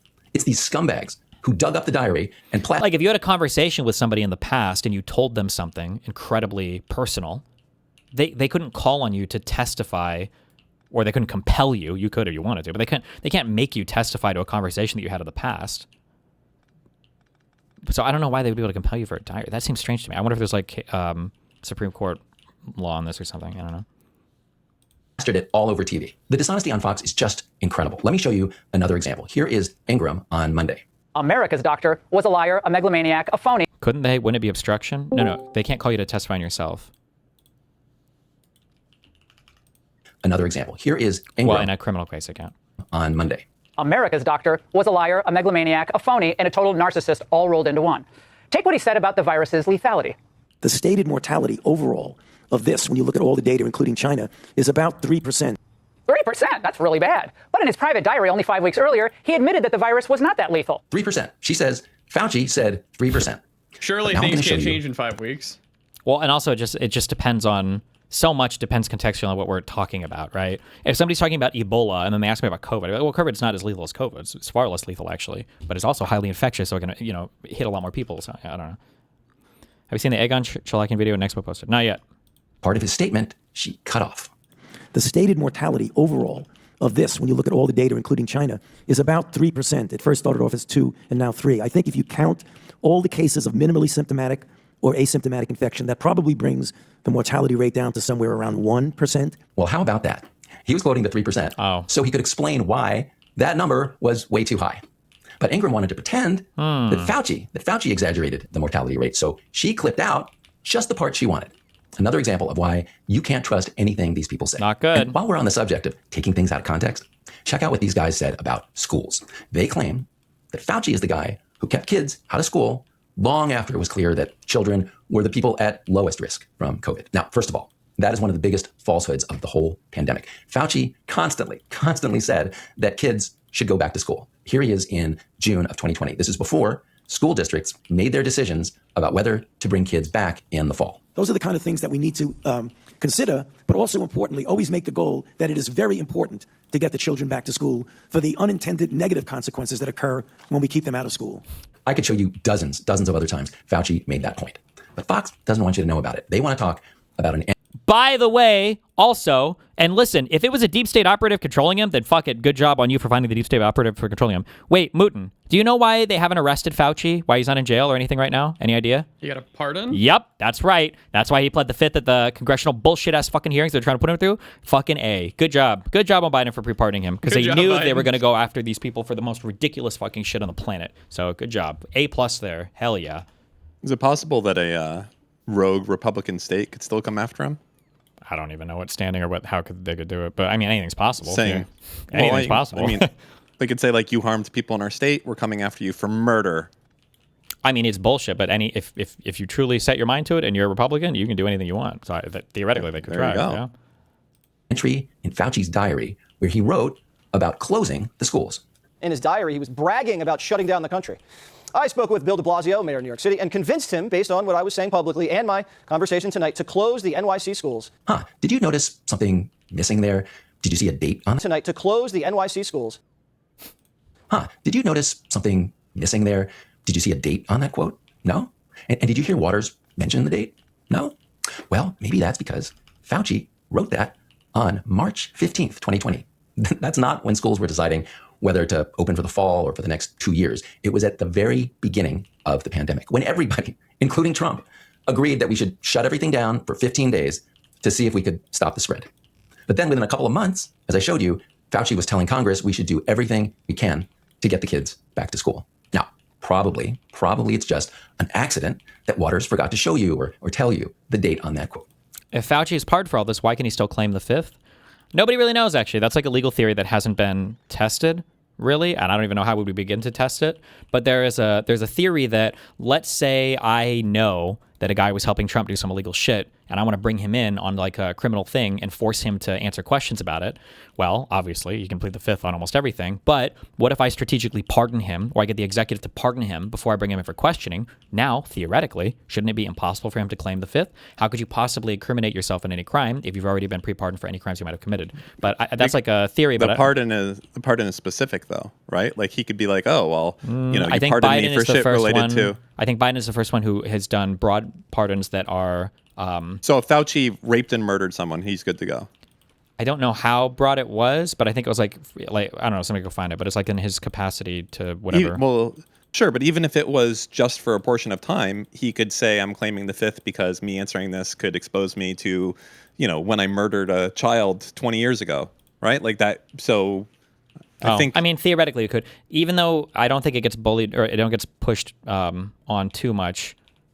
Technically, you're not supposed to just claim the fifth for everything. I don't know how if anybody's been held in contempt for doing it illegitimately, but you can abuse I plead the fifth. Really? Has that ever happened?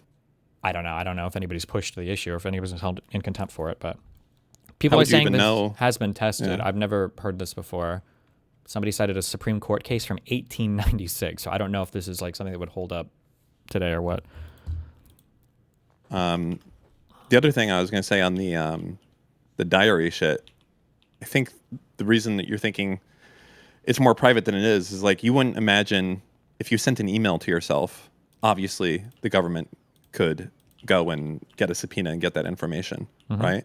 Or if you sent a Discord message to yourself, they could get that. So it's really not any different than that, right? Like that's a communication that you sent to yourself, not for public consumption.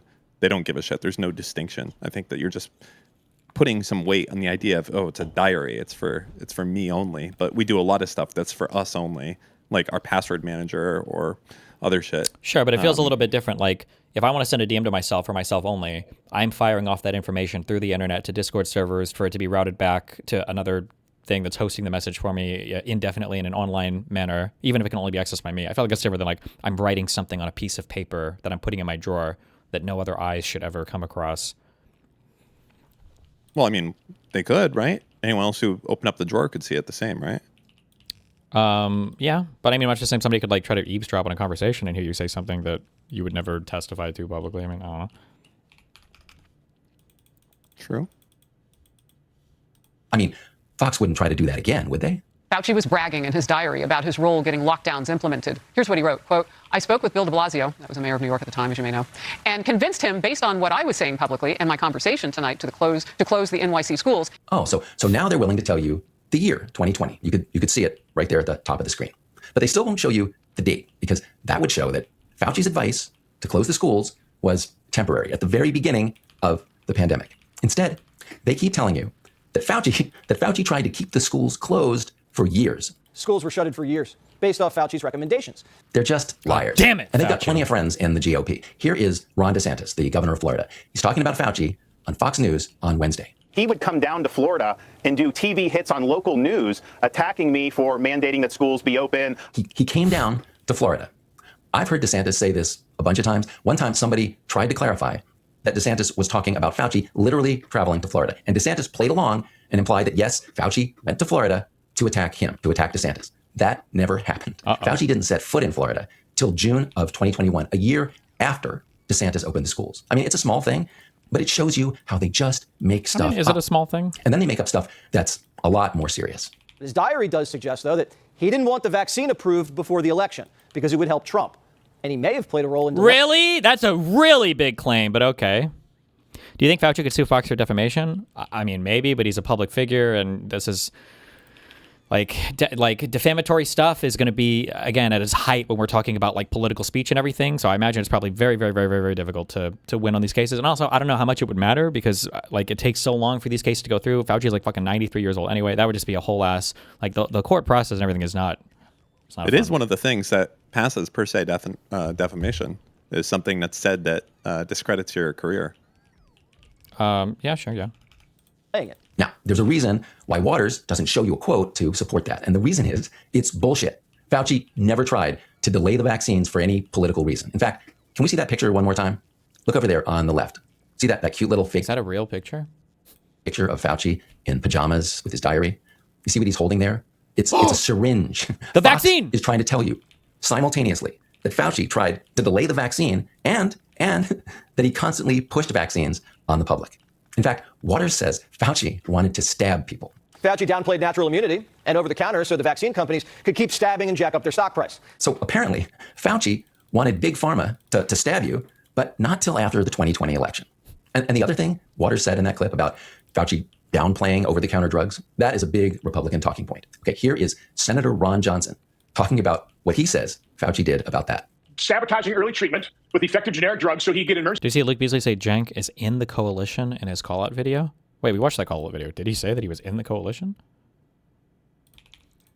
What he says Fauci did about that. Sabotaging early treatment with effective generic drugs so he could get emergency use authorization on the gene therapy, experimental gene therapy injection. Sabotaging treatment so he could get authorization for the vaccine. Johnson calls it gene therapy because Johnson doesn't understand what gene therapy is. But the main point here I have a somewhat hot take on this.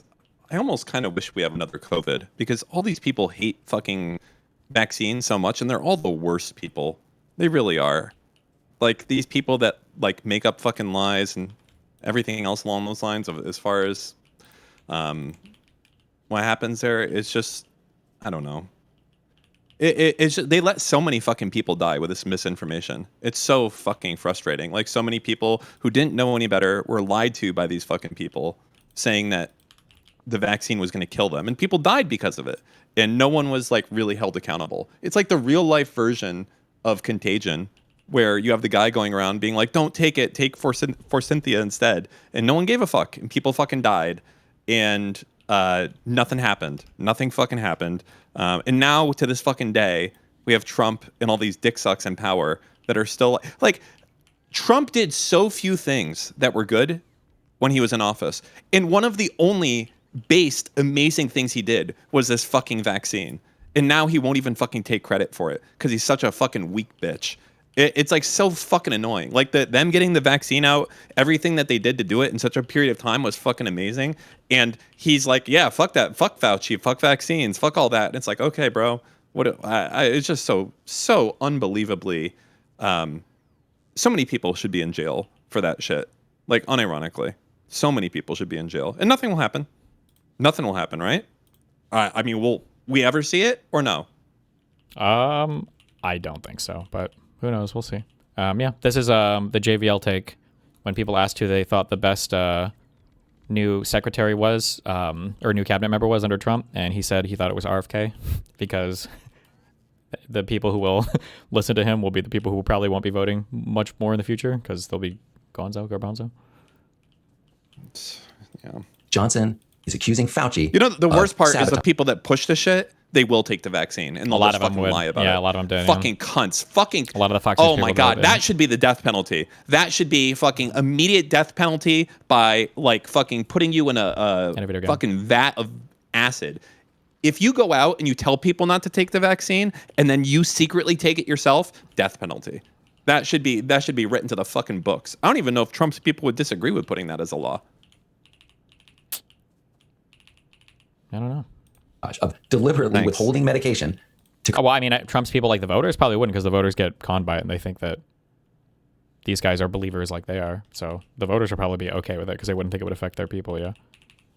Create an emergency so the government would approve the vaccines. Now, that's totally wrong. Fauci was promoting treatment the whole time. But it shows you how nuts Johnson and people like him are. They don't just think Fauci was wrong. They think he's the devil. In fact, they think Fauci created COVID.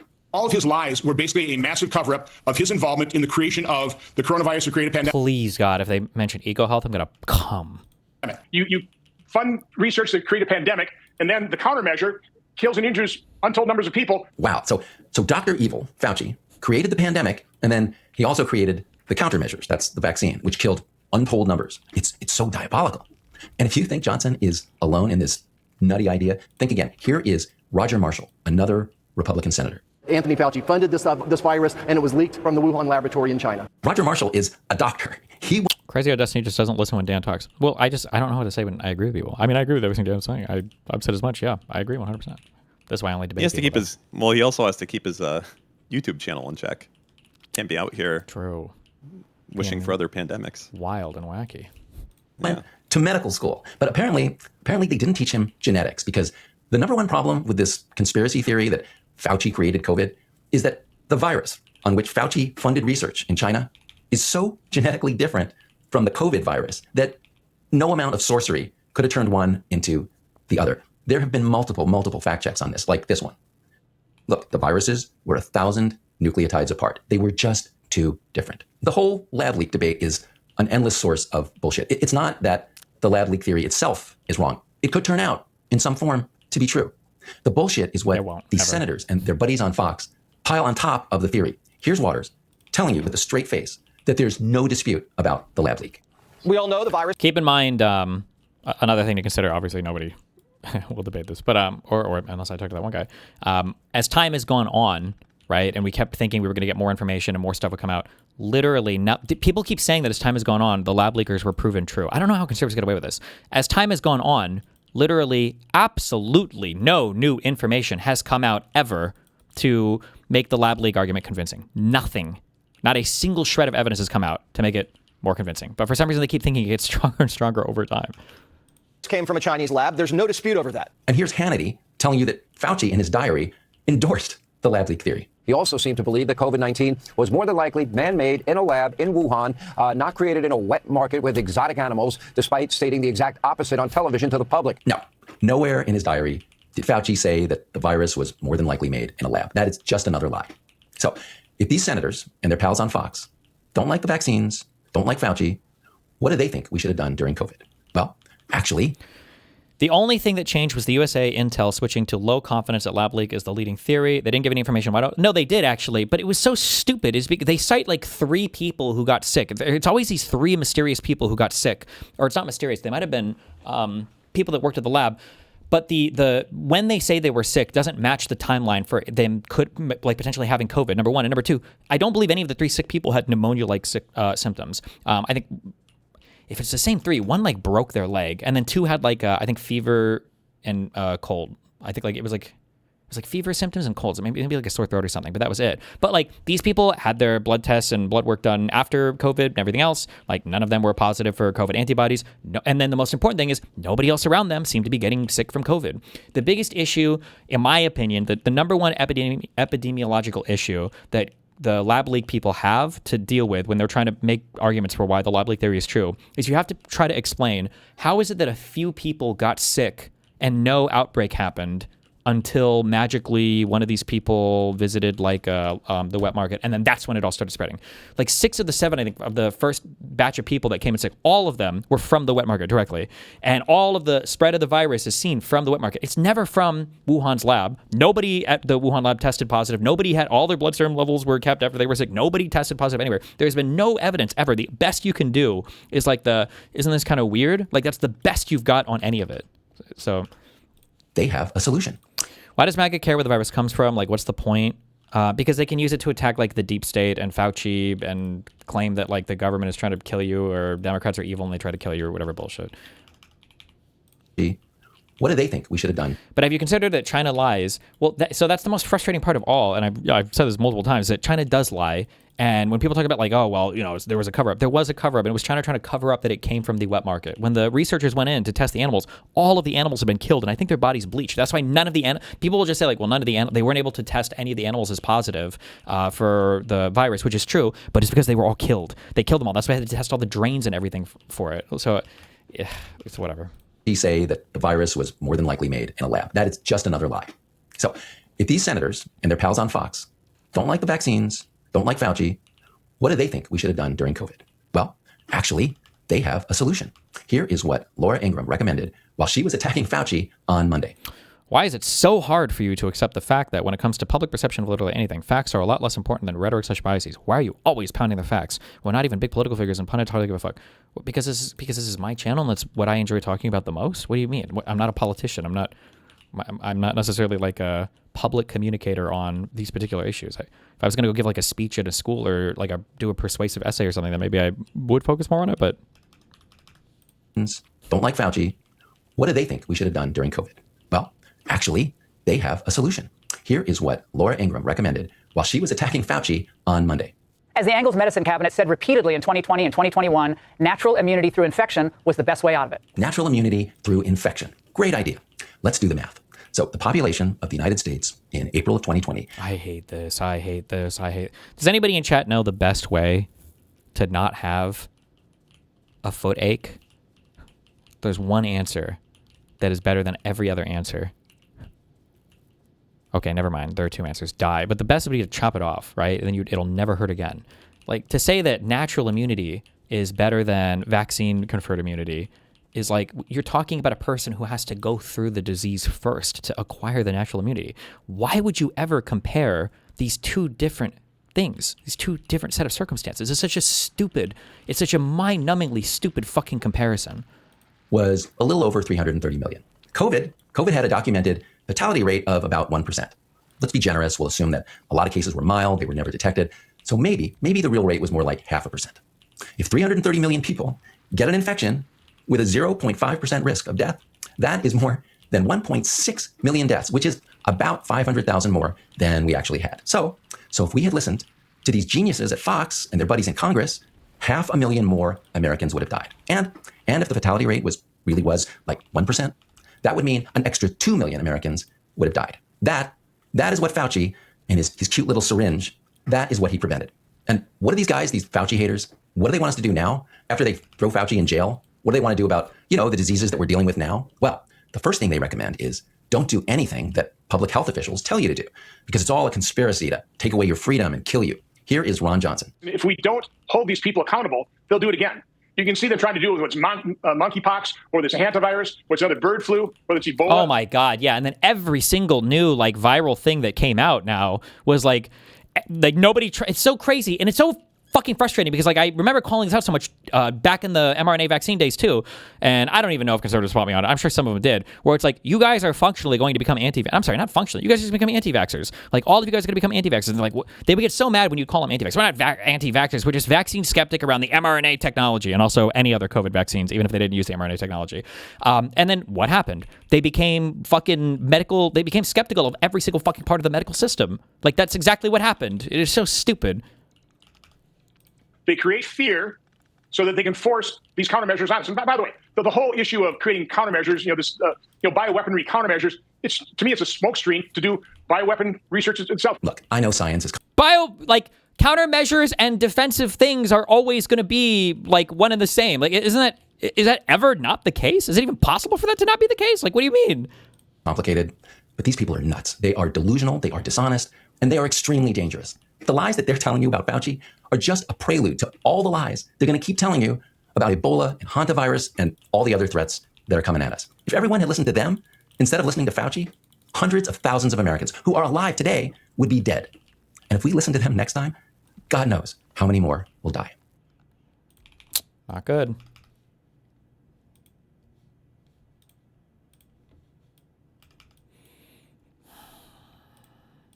Fox News. Wait, did we watch? I think we watched this video. We did. I was just going through this thread, maybe. Later. Let me speed through this one real quick. Promo code TMR10. We'll put a link down below in the video and episode descriptions and at majority.fm. Quick break, and when we come back, we'll be joined by Representative Alexandria Ocasio-Cortez. We are back, and I am so happy to be joined now by Representative Had to do that. Alexandria Ocasio-Cortez. I mean, honestly, I kind of was 50-50 on it and just went with it. How are you? I'm good. How are you? I'm doing well. It's great to see you, and I know you're obviously not going to be talking about your ambitions for higher office, so I'm making a little bit of a joke, but have you been surprised? I heard some more normie people complaining about vaccine mandates for people who got natural immunity from COVID. Do you think that's a fair complaint?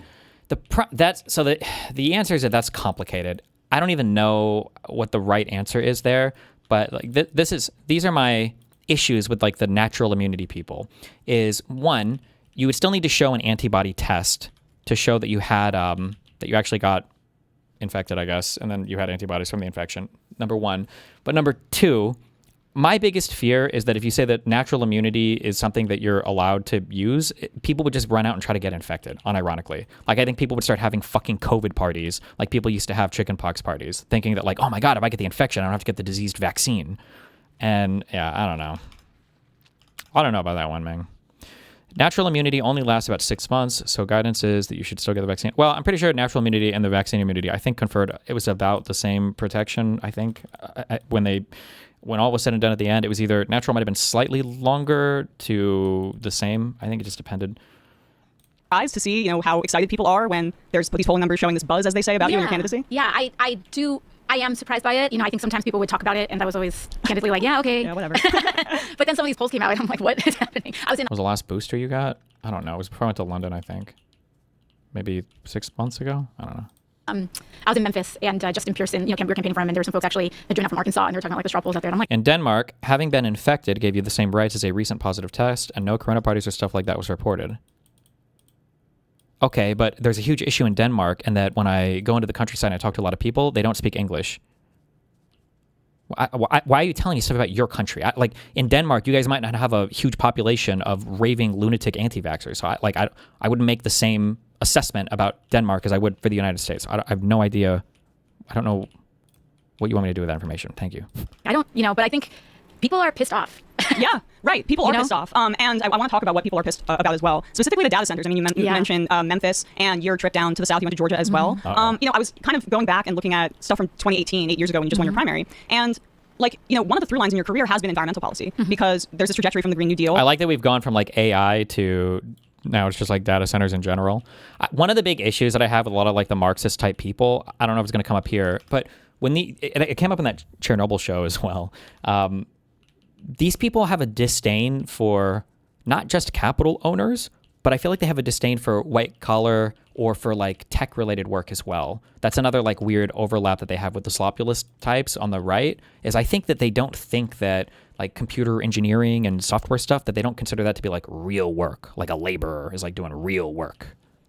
That you supported early on, to now your bill that is a bicameral bill with Senator Sanders about this data center moratorium. How do you envision the future of climate policy? And over the past 8 years, has anything changed in what you've seen that has altered your perspective at all? Yeah, you know, I think about that time too, and a lot of our environmental work, I think, has also been reflective of the broader populist work that we've been doing. There are different ways that people enter a climate and environmental fight.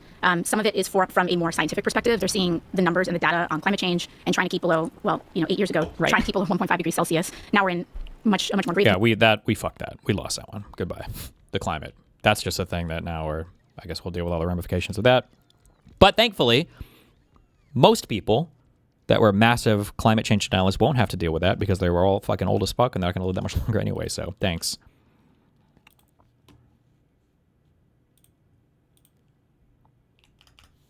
Than that. And so there are people that are brought to it from a global climate change, carbon-based perspective. And really what made a Green New Deal bill was three things. One, an aggressive decarbonization target, ideally within 10 years. Two, an economically populist platform that meant that any Green New Deal style bill had to create thousands or millions of union track jobs. And actually, fuck me. You know what? I should lean in harder on this, and I should use this as an example of like legislatively, how would people like AOC fuck us? If we were going to have a powerful mechanism by which to combat climate change, if that would have come through some Green New Deal, it was never going to happen under AOC because it was like quasi-Marxist legislation. Like part of that Green New Deal was, I believe that 20% of all companies had to divest like shares into like a worker board. Like, so if there's 1,000 outstanding shares for your company, 20% of the float had to be owned by like a workers board. This is, whether you think it's a good or bad idea, this is never going to happen. And I believe there were also huge federal jobs guarantees that were built into that Green New Deal as well. So it wasn't just about climate change. It had a whole bunch of this weird like Marxist stuff built in as well, which is really cringe. And it tanked any thought of that Green New Deal making it anywhere. Green New Deal bill was three things. One, an aggressive decarbonization target, ideally within 10 years. Two, an economically populist platform that meant that any Green New Deal style bill had to create thousands or millions of union track jobs. And the third was an environmental justice and racial and economic component, which is acknowledgement that the communities that are going to be hardest hit are sacrifice zones. And so we need to approach legislation that prioritizes the protection of the communities that are going to be hardest hit by the climate crisis. Yeah, and do you think that when it's been hitting people's pocketbooks and their electricity bills in the way that it has, that it's changed the conversation? Now people understand that climate policy is very much economic policy as well? I think so. As we started that effort, because I represent the Bronx, I represent a district that the end of the year got True. Actually, you know what? That's another law I would support. It should be illegal to give informal names to legislation, and when lawmakers are talking about it, they should never be allowed to refer to it. But it should always be like HR B 482 or whatever every single time. Because the whole idea of like calling bills these names to make it so like you have to fucking support them or whatever, or to drum up like false support for them is fucking cringe. elected before redistricting, the majority of my district was in Queens and the minority was in the Bronx. I'm from the Bronx. Now the majority of my district's in the Bronx and the minority of it is in Queens. And one of the things that I did early on is that in the Bronx, it's a less ideological place in terms of our electorate. It's obviously very deep blue, but it is very working class and also racially diverse and like all of these things stacked on one another. And so one of the things that we had to do was really deep canvass the community to talk about climate issues in a way that actually show up in our life. So I think to answer your question, it's less about connecting climate to these issues and it's more about talking about the specific ways that this is an environmental issue in a way that's not tree hugging and academic and out of touch. So 8 years ago, it was me doing teach-ins in public housing saying the lead in our water, the sky-high asthma rates that we deal with, that is environmental. And this is directly contributed to with the gas infrastructure that we have in our public housing that is leaching into our air and all of the other environmental issues that are going on. And so with the data center fight, I think that this is it's a similar analog. People are seeing how all of this is wrecking their health, wrecking their communities, and it makes environmental issues not academic, but very real in people's everyday lives. Yeah, there was a poll from Data for Progress that showed that 63% of voters support pausing construction of AI data centers. So your bill is very much a popularist bill, if you will. But I mean, what's also I think you can connect it to is the Iran war and how gas prices have been impacted by that too. So there's a way to, I think, as we've talked about, framing Gaza around, as Abdullah Syed has done very well, and you just recently endorsed him, framing Gaza, like we should be spending this amount of money, we should be investing it in our communities. That's also how you can connect that foreign policy issue to environmental racism and environmental investment in this country. Yeah, that's right. I mean, it's about talking about these issues in many different ways that are majoritarian. And there are ways that we can frame these debates that talk about why we come to these conclusions. And like, it's annoying because, like, yes, you're right. And everybody in the Democratic Party knows this. Like, that's why I think even when Biden, I think, was talking about like the Inflation Reduction Act and there was like investment in green energy there, I feel like a lot of the Democratic talking points at the time were, you know, your power grid will be made better in your neighborhood. I know they did that big pilot test in a neighborhood trying to update all of the infrastructure, because anytime you talk about making a city or making a neighborhood like green or whatever, in order to make those grids compliant and even be able to function with that, you have to do like infrastructure upgrades as well, which just make them better for more reliable power delivery and added features and everything else too. And yeah, nobody liked it. Everybody got ass pained as fuck. And now they're like, oh my God. One of the things that we've discovered, because we're socialists and only socialists know this, is that if you find ways to signal on positions that are more relatable to people than just tree hugging, it actually makes the people more likely to support it. And it's like, wow, no way. Really? Really? Seriously? Wow. Who would have known? From a moral perspective, I think we always have to be making three arguments at the same time for any issue. A moral argument, an economic argument, and also a political argument. And when we're able to argue for something in a chorus of all of those three, then we're able to build a majoritarian coalition to actually win on them. Building a majoritarian coalition is important, and I know that you, I'm sure, share some of my frustration with... I hate this new fucking word, majoritarian. Ugh, kill me.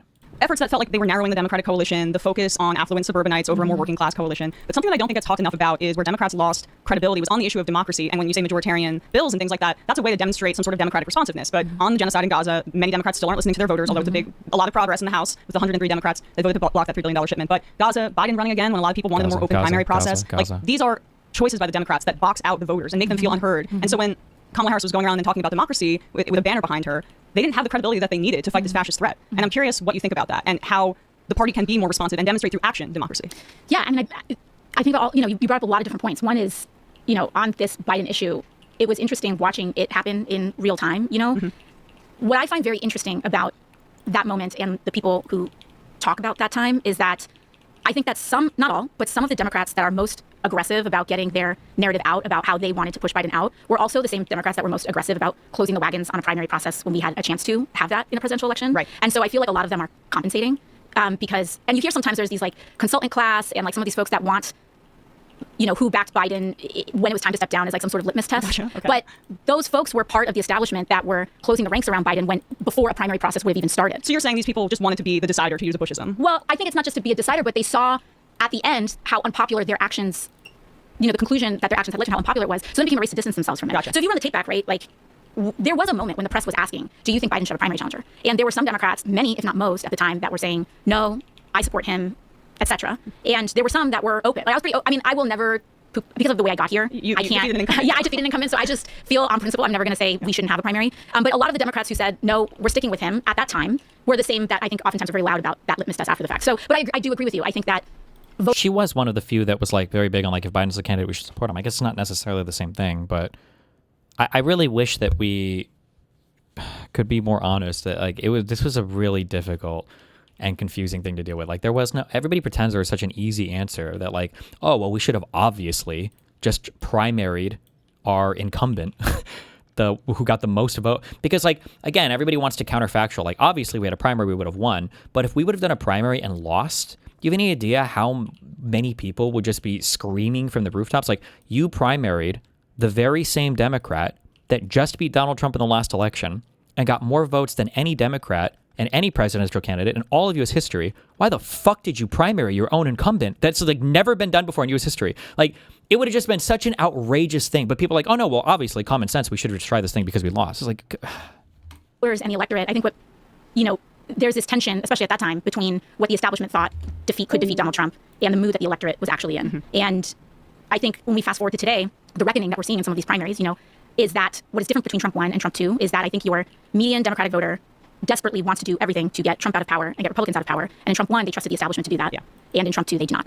And we are seeing how that is playing out in real time. Mm-hmm. I mean, Bernie endorsements, he's batting, over 50% at this point, and he doesn't seem to give a crap what anyone has to say about it. Epic. He's a lot of patience with some of that. But He's yeah, so I think epic. then putting aside Biden for a second, just something like the data center moratorium is... I love it when Bernie doesn't give a fuck about the Democratic Party, because he doesn't. He caucuses with us, but he's an independent. That's based on hilarious and epic.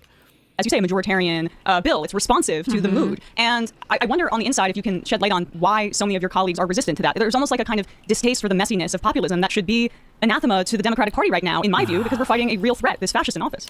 I mean, the answer's obvious. It's money. And then it's also like this, like, it's eventually the conversation will move, well, because time, but like Donald Trump, I know this might sound unpopular in my own community, but Donald Trump is not the threat anymore, okay? He won that election. That's done. We lost that, okay? Donald Trump won again. It's over.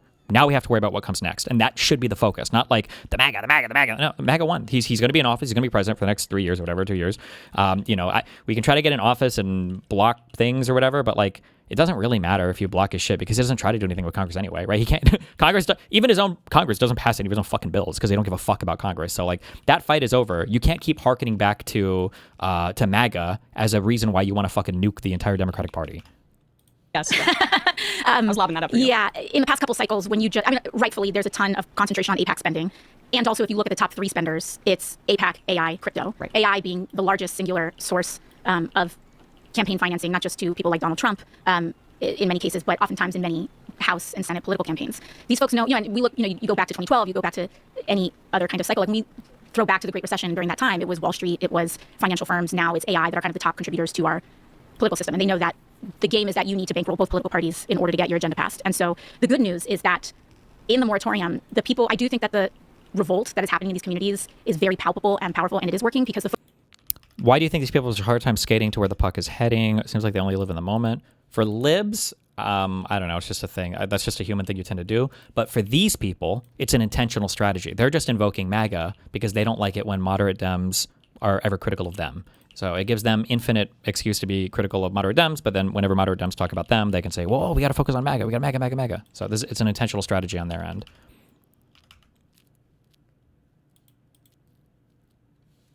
Folks that are signing on to the AI moratorium are not just your expected lefty members of Congress. We are seeing... It doesn't change the strategy much, so maybe I'm being pedantic, but Trump is very much still a massive threat to the entire country. He's a dying wannabe dictator. He will try to create a legacy by taking over the country for his family or something similar.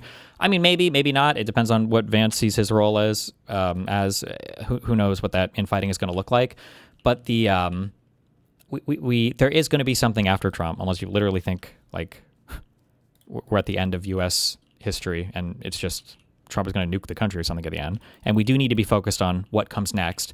And if you want to talk about how Trump is the threat and Trump is like the thing that we need to be the most focused on, then you can have that conversation. But like, that's a conversation, I've said this a million times, that's a conversation that I feel like the lefties lost harder than ever thought possible, because these guys all didn't join us when it came time to vote against Trump. Like, they are as much responsible for MAGA being in office as to some extent as MAGA is, because they thought that it was better to withhold their vote for fucking Palestine or whatever else than it was to join forces and stop MAGA. So if Palestine and Israel was more important than stopping Donald Trump, well, then how can you tell me that me wanting to save my party from a communist takeover is not more important than stopping the death throes or death rattles of the Donald Trump administration? Like, fuck you. You don't get to you don't get to choose like the MAGA is the most important threat of all time, except for Israel, Palestine. And then now in the next election cycle, when you might be the threat, you get to say, actually, Donald Trump is the biggest threat. No, fuck that.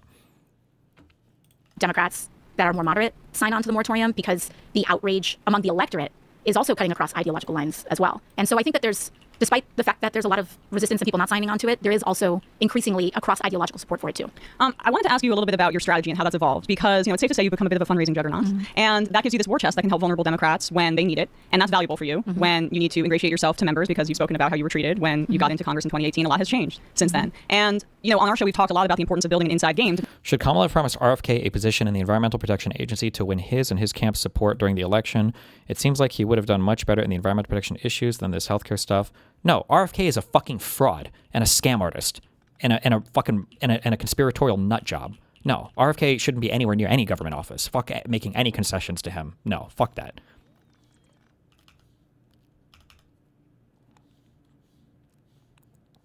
Destiny, I agree we need to focus on Trump and the insurgent DSA, but I think it should be 90-10, like focus against Trump. No, because they control the political power in the U.S. Sure, for the general, but we're in the primary season. If you're ever going to fight against the DSA, the time to do that is now. We're in the primaries. This is when you sort out like what you believe your party stands for. This weird thing that like most of our attention should be on Trump and everything. It's the primaries.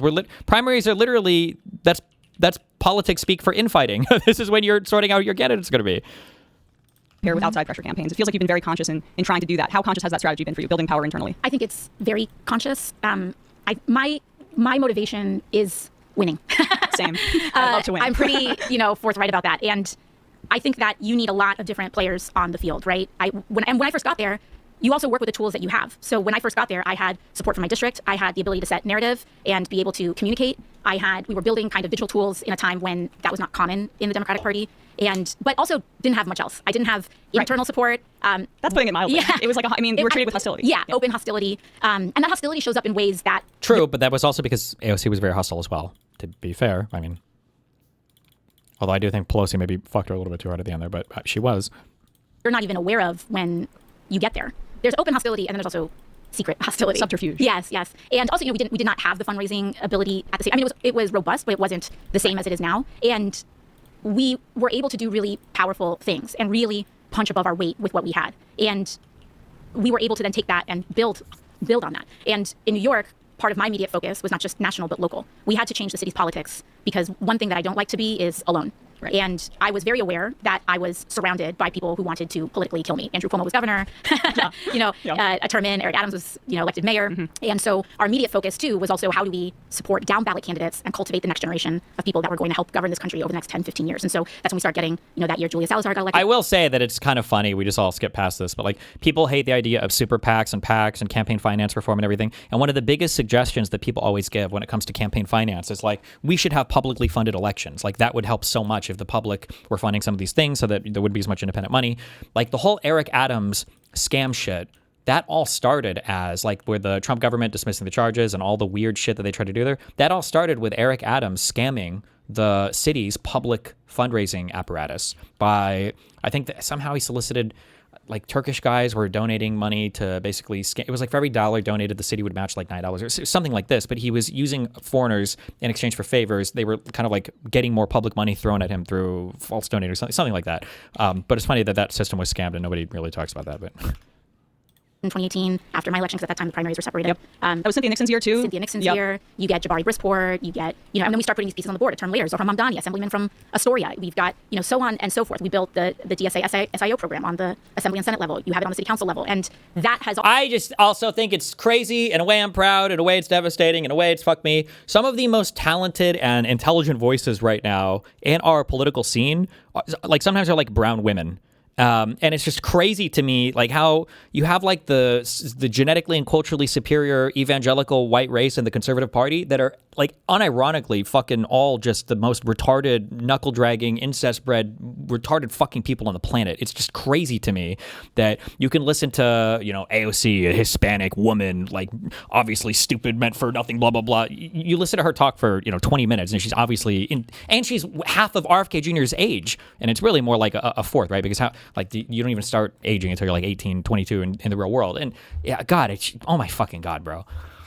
I hate these motherfuckers. I hate conservatives so much. Fuck me. Also that then creates the political foundation and strength. So you're not just one person totally surrounded, but you take that and you invest it in a political coalition that can help each other. Yes. And that's not just local, but it's national as well. And you start to learn how to do that. And then you also make a case as to why this is not just good for your worldview, but also genuinely why this is good for the party. And that I would try to make that argument and it would fall on deaf ears. Yeah. But you don't have to just rely on whether people listen to you or not. You just do it. Well, and you also you have money, right? Like, I mean, that talks. And that is, it's like it's a way to combat the deluge of corporate money by having a carrot. And then it's so funny. There have been numerous articles at this point written about how like small dollar donos in some ways is like the death of kind of like reasonable politics, because it's easy to raise, again, everybody thinks that corporation, but it's actually easy to raise a fuck ton of money from small dollar donos. And I'm pretty sure, I think in all past 3 election cycles, Donald Trump was the one who raised the most amount of money in small dollar donos. Like he outraised Bernie Sanders, he outraised everybody else with small dollar donos. But the people that are likely to do small dollar donos are always going to have like more radical beliefs than like an average person. And it's kind of funny because in some ways I see that mirrored in the investment world, where it's like, oh my God, finally we have ordinary citizens able to join the big guys, and retail investors can finally win because they've got like Robinhood. And then you look at the decisions that retail investors make, and ordinarily if a retail investor makes a catastrophic decision, it doesn't matter because they're a small part of the market, so it's whatever. But now that they're connected on all these huge platforms and they're all coordinating on these huge platforms, they end up representing a much larger voice. They become a sort of like the largest irrational institutional investor because of the size and the direction that they can move markets in. I mean, that I would imagine has made your work life a little bit easier. Has it made it easier for you to get certain agenda items through? I mean, yeah, absolutely. Well, one of the things that I think we really encountered when I first got there was that it still exists, but there was a really concrete conception in the party that only one kind of candidate can win a swing seat. Right. And it was very conservative, and it was very cookie cutter, and it didn't matter if your swing seat was in Ohio or Nebraska or Pennsylvania. You had to take certain positions. You had to be a certain kind of candidate in order to be considered viable. And so the kind of crumb that I started with was, because at that time we had the largest class since Watergate. So I started to look at all of our frontline candidates and I say, you know, are there any here that kind of break the mold in any way? And at that time we had 1, 2, or 3 that were, you know, fit whatever mold was fit, but you have one that was on Medicare for All. Right. Or you have one that was willing to sign on to Green New Deal resolution. And so what I started to do was max out to those frontliners that were willing in one way or another to take a risk and buck convention. It wasn't just 1 or 2 of those things, but just in general as issues came up. Because I think the thing that's most important for us as a left movement to show is, you know, there's a lot of sticks, but we need to have really big carrots and say, if you do this and if you take this leap, we will come through for you. If you take a risk, I'm going to support you, and even if there's some spending against you for this, you'll be able to tap into that as a resource. Like, I mean, these are things that people don't see on the outside that I think are, you know, I'm a political nerd, I love this kind of stuff, but it's important, and it's part of why you're in the position you are now. And it's also been really, it's been reported that you and Mayor Mamdani have worked quite closely together, and that was really clear in the New York endorsements, because the mayor endorsed 3 House candidates, 2 of whom successfully toppled incumbents, 2 of whom were DSA, you did not. But what doesn't get talked about is that it also worked the other way with assembly challengers. So you endorsed 3 assembly challengers against incumbents, all of them won. And it's the same situation for Mamdani and for you. You have to work with members of the House. Mamdani has to work with members of the Assembly to get his agenda across. And politics is dirty. And so there's a great chance that you're going to be retaliated against, either you or Mamdani, if you miss and the incumbent makes it, right? Like that is, I would imagine, a part of the strategy and how you guys have been coordinating. Wouldn't you say that the problem with the corporate donations is that it is a lot of money coming from a singular source versus money coming from a collection of people? No, I would say that the problem is that people don't want to think or do any homework when it comes to policy, so they have just found a very, very, very easy thing to fixate on that allows them to short-circuit any amount of critical thought, rather than like saying, I think that these policy positions are bad policy positions, and I think that we should change the way that we're doing things, and maybe even going so as far as to say all of your constituents want something different, and you don't seem to be responsive to that. And it makes me wonder if maybe the money that you're getting from these people is influencing that, rather than having that conversation. Instead, it's just endless conversations of corporate money, corporate money, corporate money, corporate money, and that's it. And it's like, okay. Yeah, I also think at this point, would you say Majority Report is part of the crazy radical left sphere that Hassan/commies occupy? They have been for many, many months. Yeah. You miss and the incumbent makes it, right? Like that is, I would imagine, a part of the strategy and how you guys have been coordinating. Yeah, I also think there's a larger conversation about the natural limitations that come with any one elected position. Right. And it is really hard to put 100% of every expectation in every situation on one person. And especially when that person is trying to execute on an agenda within the functions of their role. And so sometimes this coordination, it's not just explicit, it's also us functioning within the roles. And if anything, it also demonstrates the advantage of us organizing to support people at multiple levels of governance. Those pressures exist on him as a mayor because he has to coordinate his own budget for the city. The money for the city comes from the state, and his number one focus is being as effective as possible as mayor of New York City. And the same applies to me as a member of the House. And so some of this is also about demonstrating the advantages of what a growing coalition looks like at multiple levels of governance. There are those natural limitations, and also they create natural complementary strategies and positions. Yeah, absolutely. And I guess I'll turn back to the House here because I'm curious about the if Democrats take back the House, what is your sense of what the most fertile ground is going to be for oversight of the Trump administration on committees, because there's just so much to grab at here in terms of corruption and illegality. But I'm curious if you think in terms of like the House business where people think the Trump administration has its most vulnerabilities in terms of oversight. It's a little hard because their lawbreaking is so prolific. Yeah. So where my instinct says to go is two things: their source of money and their source of political power. So if I were just to go just off the top of my head in terms of political power, you want to go after Epstein. Yeah. You want to go after not just corruption generally, but corruption in the ways that undermine their base. I think that after the general election, there was so much, especially the Democratic establishment, so much hay made about like bro podcasts, and that's where they ran up the numbers. Yeah. And I think that the media has just as much of a misogynistic blind spot as anywhere else. I mean, they are the misogynistic blind spot in many ways. You've never experienced that. And so, but the cost of that is that I actually think a lot of it was Maha. I think that there was very little political analysis done on how they really focused on women, on moms, on radicalizing and doing a lot of persuasion in an electorate that was much more swingy than to be frank, white male voters. Those have generally broken more strongly towards Republicans. But they really focus a lot on women, and they have had probably the biggest betrayals with the glyphosate rulings, with their complete throwing in with Big Ag and Monsanto and Bayer, including coordinating with the Supreme Court and all of that. And so I think their political vulnerabilities are in, we want to focus on corruption in the ways that undermine their promises. And we want to go after investigations that cut off the supply of their illicit money flows. So what do you make of the Maha movement then? Because our hypothesis, or at least mine has been on the show, that these charlatans are able to fill a vacuum because there's so much anxiety that people have with the healthcare system. I agree completely. Yeah, if you want to expand on that, go ahead. Yeah, I mean, I actually meet with Maha activists. I work with Maha advocates because a lot of them really don't believe that their fight is partisan, and it's not in many ways. We do. I mean, this is most people believe. She knows this. I should explain for the audience, right? Most people don't believe that they're like partisan actors. Most people believe they're acting in good faith and they're being objective and reasonable. And yeah. And the focus on affluent suburbanites over when a lot of people. I think you brought up a lot of different points. One is, on this Biden issue, it was interesting watching it happen in real time. Wait. No. Fuck. I pushed a button.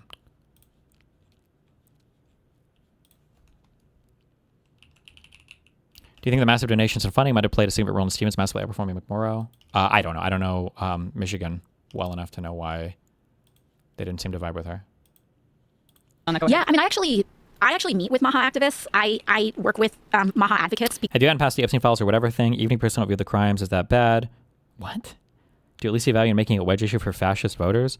No.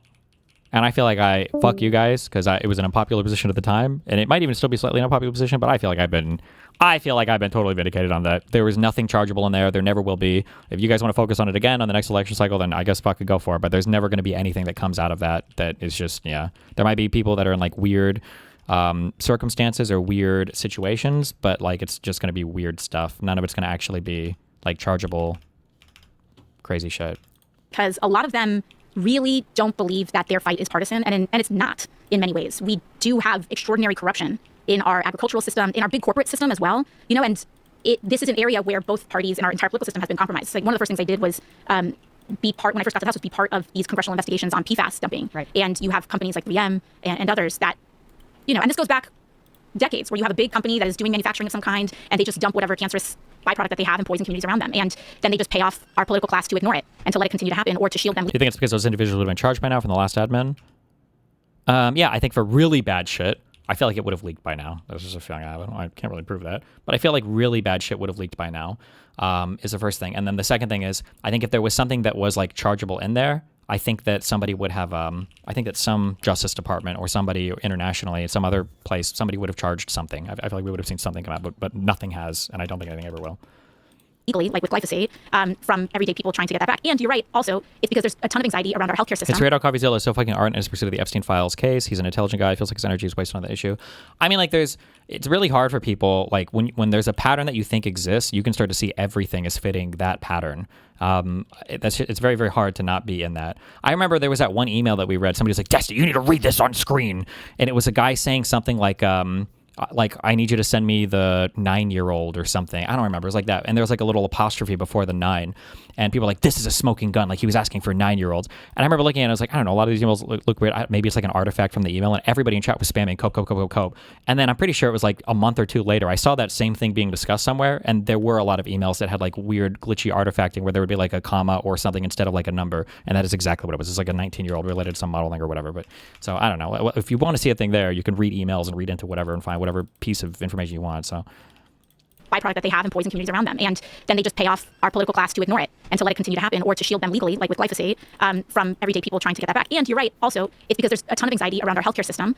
And I don't know, I grew up in a household that was very much shaped by these dynamics. My dad's side of the family is Catholic, and I was raised Catholic, but my mom's side of the family is evangelical. Right. I feel like I see both sides in the corruption. It's 95% on the our side, and they're openly accepting it. I mean, I don't know if she's both sizing it that much right now, but AOC is she's a socialist. She's on their team. So, of course, she's going to feel like both sides are kind of sort of the same. That's why these people are trying to, like, re-envision the party. And I see how all of these issues... If that's the case, and it may be, then why are they hiding so many of the files that should be disclosed by law? Because there's probably things that look bad in there. Like the fact that you hung out with Epstein or that you were partying on the island at some point. Like, people probably just don't want to be associated with it. It just looks awkward. That have been at their surface level expressed as right-wing are actually very much just the anxieties that we have as working people not being able to afford healthcare. And so it's also like, how do I stop being sick? How do I prevent being sick by limiting my exposure to things that I think are toxic? Yep. And then, which there are things that are actually toxic and things that aren't actually toxic, that get taken advantage of. And then also, when I do get sick and I can't afford medicine, what are the holistic and low-cost alternatives that I can turn to because I know that I can't afford to see a doctor? And that is a place of tremendous vulnerability that people feel that is immensely legitimate. And then you have the racial component too. You know, I'm Puerto Rican. The United States sterilized women for decades. And so you have COVID, you have vaccines, and obviously in the Black community, same thing. And so that is a perfect storm of a lack of trust in institutions that is oftentimes very valid and very legitimate. And you don't win that by saying, oh, don't worry, or condescending to it. Right. We do need to fix our healthcare system. Absolutely. Have you looked into the Trump accusation by Jane Doe 4? No, I don't take any civil stuff seriously. Or if it hasn't been investigated in anything by any criminal body, I don't care what random people are accusing or saying. Lastly, I know you have to go. I want to make sure that we touched on this because you've been subjected to some pretty interminable misogyny and racism too throughout your career, including these vile deepfake images on the internet. You and Nancy Mace actually have been working together on this Defiance Act. It's a bill that allows victims who have been the victims of deepfakes, sexually explicit deepfakes, to get recourse.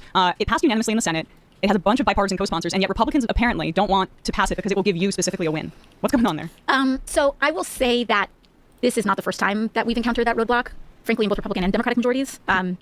There is a fear about, there is a lot invested in trying to convey an ascendant and popular movement as ineffective. Mm-hmm. And so there is a lot of incentive by our political establishment to do everything they can to maintain that narrative because it's one of the few things that they have. And I think that in a Republican majority where they are very vulnerable, the last thing they want, I've heard straight up, I've had bills that are... Epstein got 9 months and only had to sleep at the jail at night and was free during the day. Don't you think other people may have received similar deals? Well, who are the people? What deals? Who was prosecuted? We would know about those deals then, right? If they were worked out criminally. About the flashy stuff, I have bills that are so common sense that pass committee unanimously, that everyone, Republicans agree on, Democrats agree on, swing seat folks agree on, and having people on my team be told this can't move because it has her name on it, and that has happened in the past under both party leaderships, and that's okay because we find other ways to be effective. But I do think that when it comes to this issue, I would really implore Speaker Johnson and Republicans, again, this is bipartisan bills, we should not allow pedophiles and sexual abusers to run amok because you just don't like a girl. Hot take. Hot take. And I think that there's a lot of political realignment happening in the country, and whether, people like it or not, there actually is a lot of hope that can be generated among voters of all kinds to actually show us get something meaningful done by people who are most disparate and unlike one another in the House on something that's real. The Defiance Act, we're now at a point where something like 1 in 8 middle schoolers' kids know someone or have experienced deepfake attacks in this way. Right. And to allow this to continue to score a political point is some of the most egregious and horrible activities that we can do. And I actually do think that on this issue, they are capable of being better. Yeah. And Mike Johnson's supposed to hate porn. I thought he had some app that he and his son notify each other. So let's just move it. And I won't and there's been really great Republican leadership. I've worked with Representative Laura Lee on this. And we're ready to rock. Like, let's help people. Right. Let's help people. Right. Well, that's a tall task for Mike Johnson and this Republican leadership. They also do love protecting pedophiles as well. It's like a core brand proposition for them. So anyway, Representative Alexandria Ocasio-Cortez, thank you so much for your time today. Really appreciate it. Thank you. Appreciate it. Quick break. We'll be right back. Awesome. We are back, folks. We're going to wrap up the first hour. Sheesh.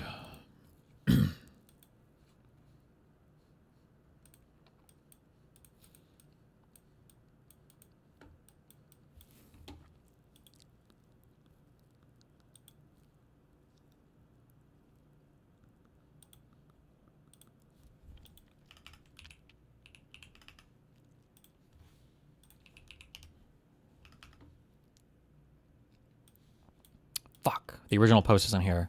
But somebody pointed out to a thing where they were like, I think that you, I think that you messed up because I bet you used AI for something, on something. And he was like, and this was his response. I produced this under a ton of pressure, so I went and checked my process from start to finish. I did use ChatGPT for research on the script, and watching it, I definitely get an AI feel, so I think it's fair to say I was relying too much on generated notes. That's the thing I've been doing, and it's a bad habit at a time when I've overcommitted myself. But I just went to the notes, and the script for this, and neither, contained the I appreciate the pushback line. So that particular moment was an ad-lib in reference to my guest pushing back on me, saying that words are purely made up. So...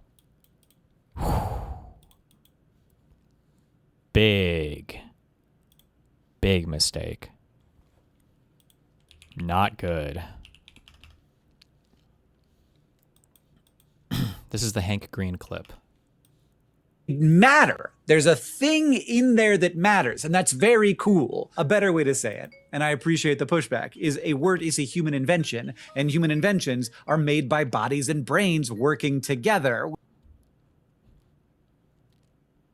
Matter. There's a thing in there that matters, and that's very cool. A better way to say it, and I appreciate the pushback, is a word is a human invention, and human inventions.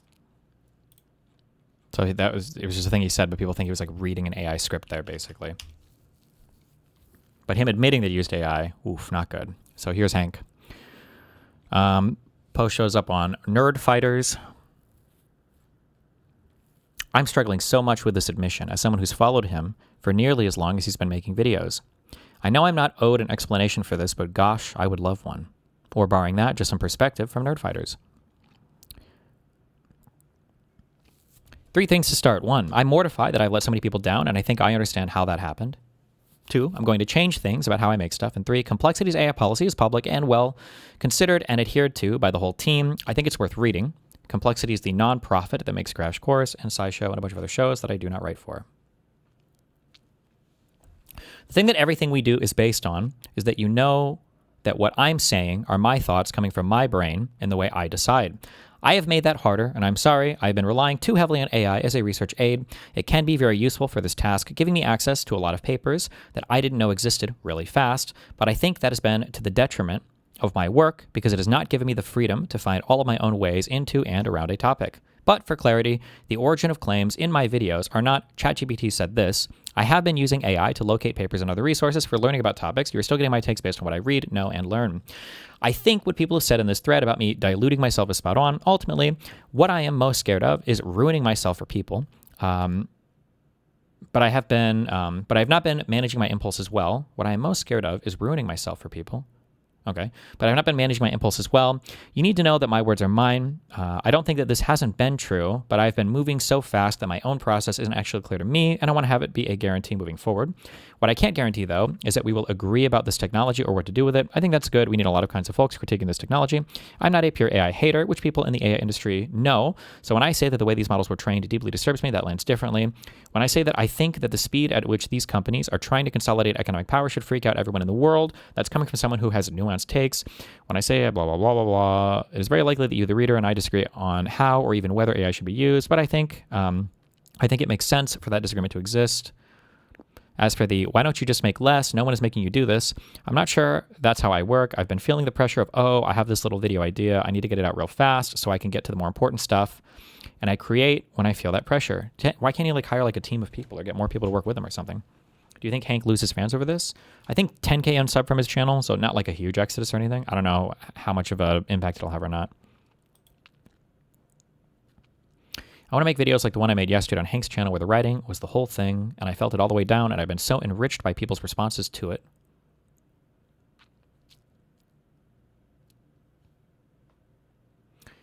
I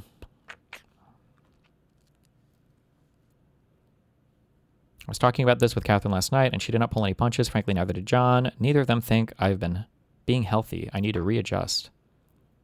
Oh. But mostly, I need to come to terms with the fact that the level of dopamine I've been getting from interacting with LLMs, with doing more and more and more and more, is not healthy for me or good for the world. It is careless and has disconnected me from where people are on this.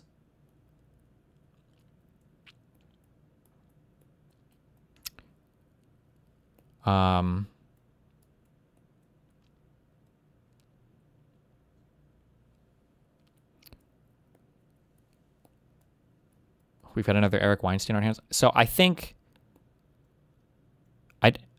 so I don't actually know how many people in chat use AI like it's being used now.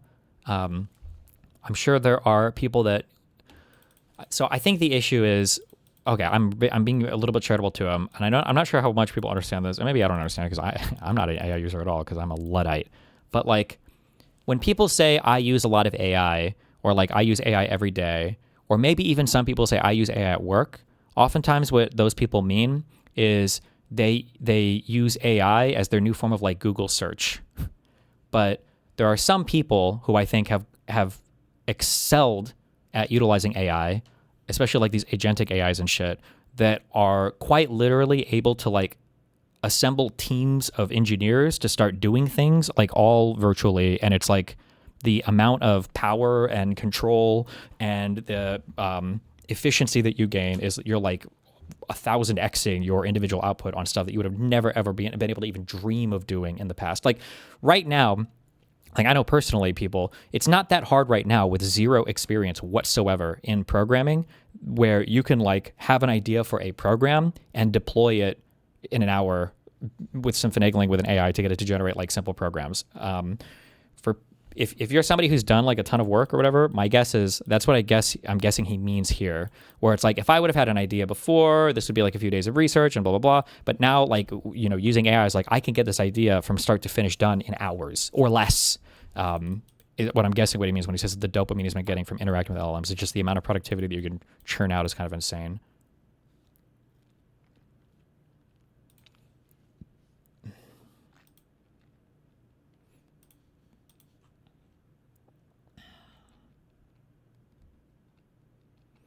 I understand it completely. The dopamine hit from using AI and seeing the potential for increased productivity is insane. I'm not doing anything I couldn't do before. I'm just getting literally weeks of work done in days, and it's good and accurate work. Yeah, generally speaking, true, yeah. It's just so much more stuff that you can do, yeah. And it's just getting so much better all the time. Like a few years ago, we wouldn't even be having the same type of conversation, but...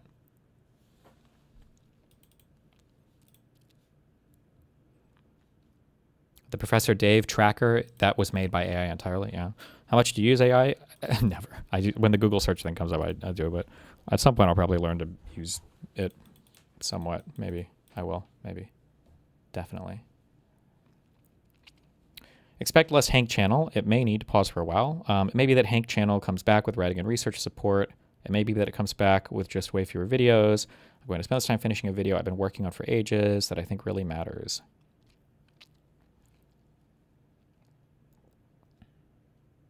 Smush and 4x3 are getting paused as well. I have a backlog of 4x3 boards right now, and frankly, writing them is usually a solace to me. Oh, shit.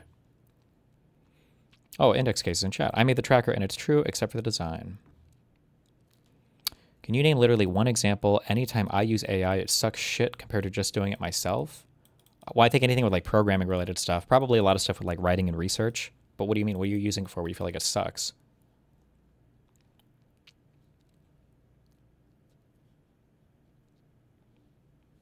Please do so starts so you don't just Jesus, fuck. You should have used AI to write your chat message. Please do so you don't just start copy pasting marketing speak as truth about AI. Okay.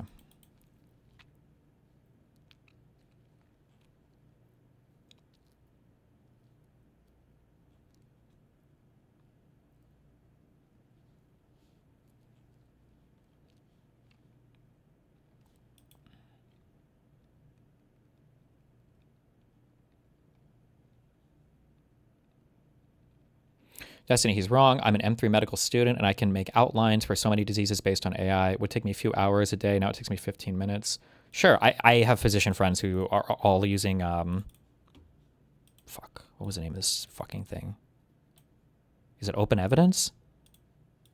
Where you can just like feed your notes basically, or you can feed a chart into a thing and it'll spit back like really good suggestions at you, and it can increase the amount of like diagnostic work or writing up treatment plans or whatever for people. Obviously, Real Doctor, you should look over it and everything, but the productivity gain is like, it's massive, sure.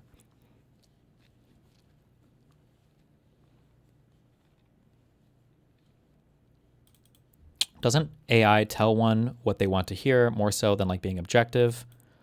I mean, like, yeah, the way that I view this, the way that I say this, I'm vibing this out also. Remember, I don't really use this. Okay, so, but I think AI is just like an amplifier to whatever you are. So if you can be objective and understand your biases and limitations, and you know what you're trying to do, and you can reasonably articulate it, like AI can be a massive fucking amplifier. But AI could also suck you off, and you could just argue with it until it gives you the answer you want.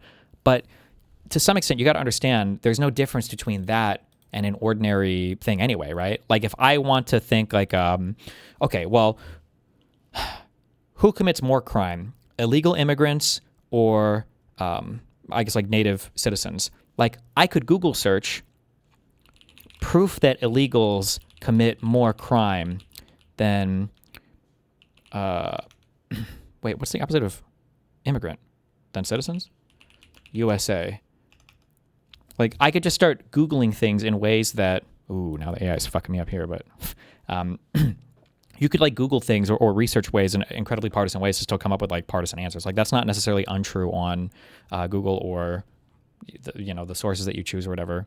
So, I mean, like, AI can do bad things for sure, but, like, ordinary research, you can do bad things as well.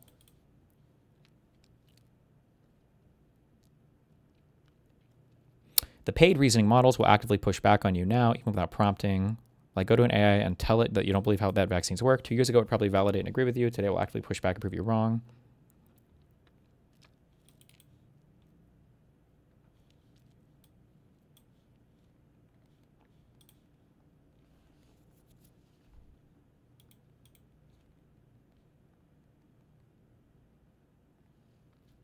The anti-AI commies are all over Reddit. It's so fucking insane. Yeah, because it's gotten, like, bundled up with, like, the populism memes and the like leftist memes or whatever. It's, yeah.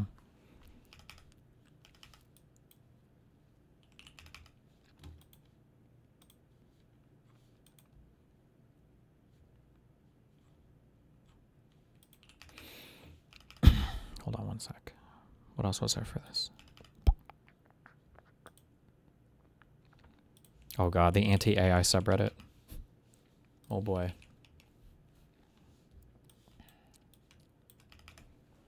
It's just for code and to learn about new things. Okay, well, no. Hank Green is using AI to research and script videos. 446 comments. I have been so disappointed in Hank Green since the knitting video. It was just so condescending and reductive. I'm not surprised it was about a craft mostly associated with women. What was the knitting video? Can you give me a quick rundown of the knitting video and why you hated it? He basically said, we don't know how knitting works and stays together. And people who knit were like, the fuck we do, here's how.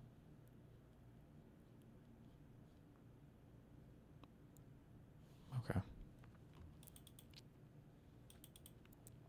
Destiny's hate for AI is the most performative shit ever. Nope, I don't use one of the most complicated tools the human has invented because I'm still pretty smart. What are you talking? I've never in my life have I presented it as like, I don't use AI because I'm too good for it. I just don't. I just haven't taken the time to sit and learn how to use it. And I don't know necessarily if like the line of work that I'm in right now is like super benefited from it. If other people in my industry were outperforming me using fucking AI, if I was like getting debate trounced by a whole bunch of people that were using it for research, then maybe I would. Did that guy bait me? Fuck you. Good job. Good job. You one-guyed me.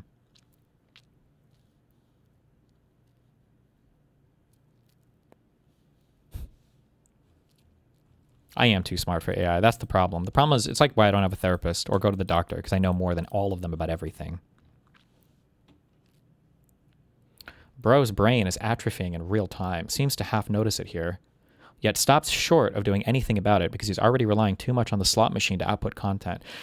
oh God, you need to change perspectives and subjects to figure out what's going on, guys. Listening to that Eric dude and the two other guys on that China podcast talk about how cool China was and how in China they all like celebrate AI and they think it's a really cool technological innovation. But then when they come back to America, they talk about how evil and horrible and terrible AI is. That should clue you in.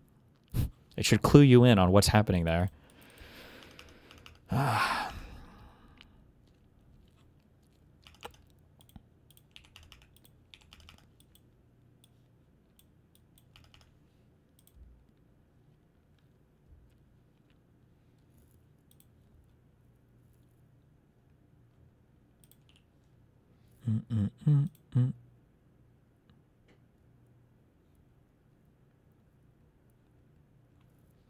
Oh yeah, this was the comment like a week and a half ago. I think it was made even longer than that.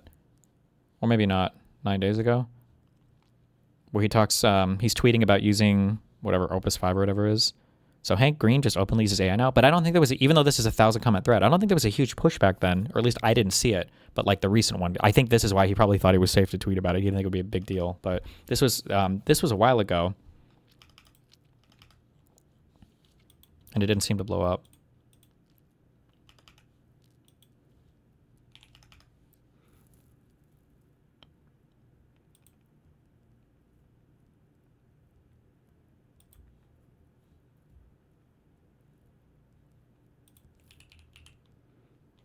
Oh, and now people are going back and I see this anti-AI post from 25 days ago. Hank Green, a fair breakdown of AI water use.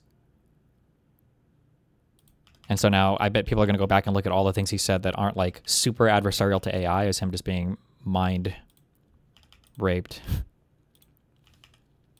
and taken over in a big sellout. Really, really sad. Oh, even our boy Voosh has things to say about it. Uh-oh. A sad day, kind of expected, if I'm going to be real with you, because he's been known to be a little bit of a tech chud, if you don't mind my parlance. But Hank Green... Tech chud, meaning he's not like anti every technological advancement like all good labor parties of the Central Committee are. Okay. He's been caught using AI. I'll tell you the timeline on this. Well, someone posted, and this sucks too because I'm pretty sure Hank's community, not to like, I'm not trying to attack him or anything, but I'm pretty sure his community was like kind of wokey-ish, like wokey signaled. So his whole community is probably gonna fucking outrage against him over this stuff. And I don't know, maybe he'll totally capitulate. Who knows? Well, good luck. Is it really just that they feel superior over engineering types? I imagine there's a lot that's kind of like, I mean, there's probably a lot that mixes in. So one, if you feel like you're doing something real and these other people are doing like cringe like soft work that's not like building stuff, then it might feel like the things that they're doing aren't real, so you can like roast them for it or something.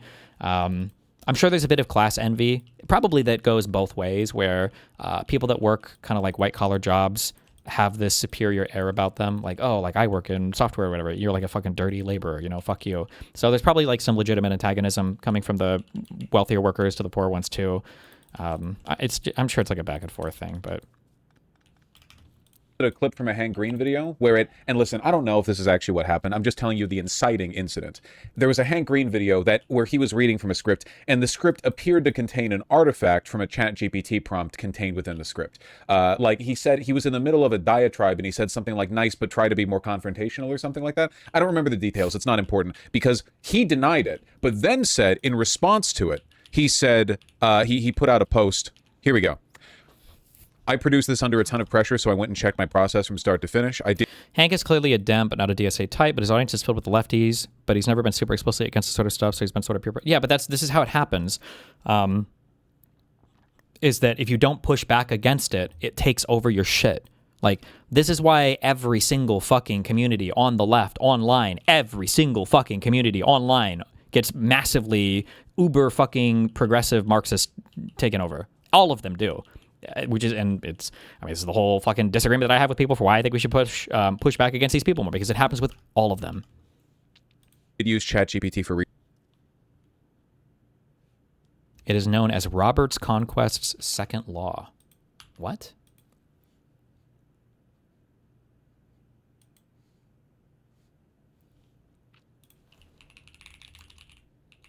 Did I just get one guide?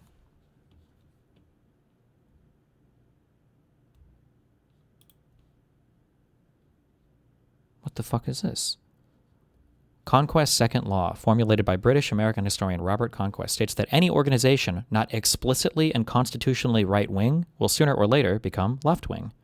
Core meaning, institutional drift. The law suggests that political or organizational neutrality is not stable. Gradual shift, without active, formal constraints to keep an organization right-wing. Internal cultures naturally drift toward progressive or left-leaning viewpoints over time through hiring and daily decisions. Oh.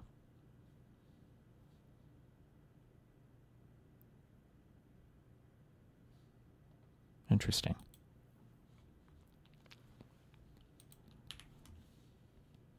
Researching the script and watching it, I definitely get an AI feel, so I think it's fair to say I was relying too much on generated notes. So essentially he's saying the specific accusation is incorrect, but generally I am using AI like to make these scripts, you know? And he got dogged for it, folks. I mean, people are really upset. That's the thing I've been doing, and it's a bad habit at a time I've overcommitted myself, but I went to the notes in the script for this, and the other contained the I appreciate the pushback line, so that particular one, which is an ad-lib. Yeah, whatever the case may be.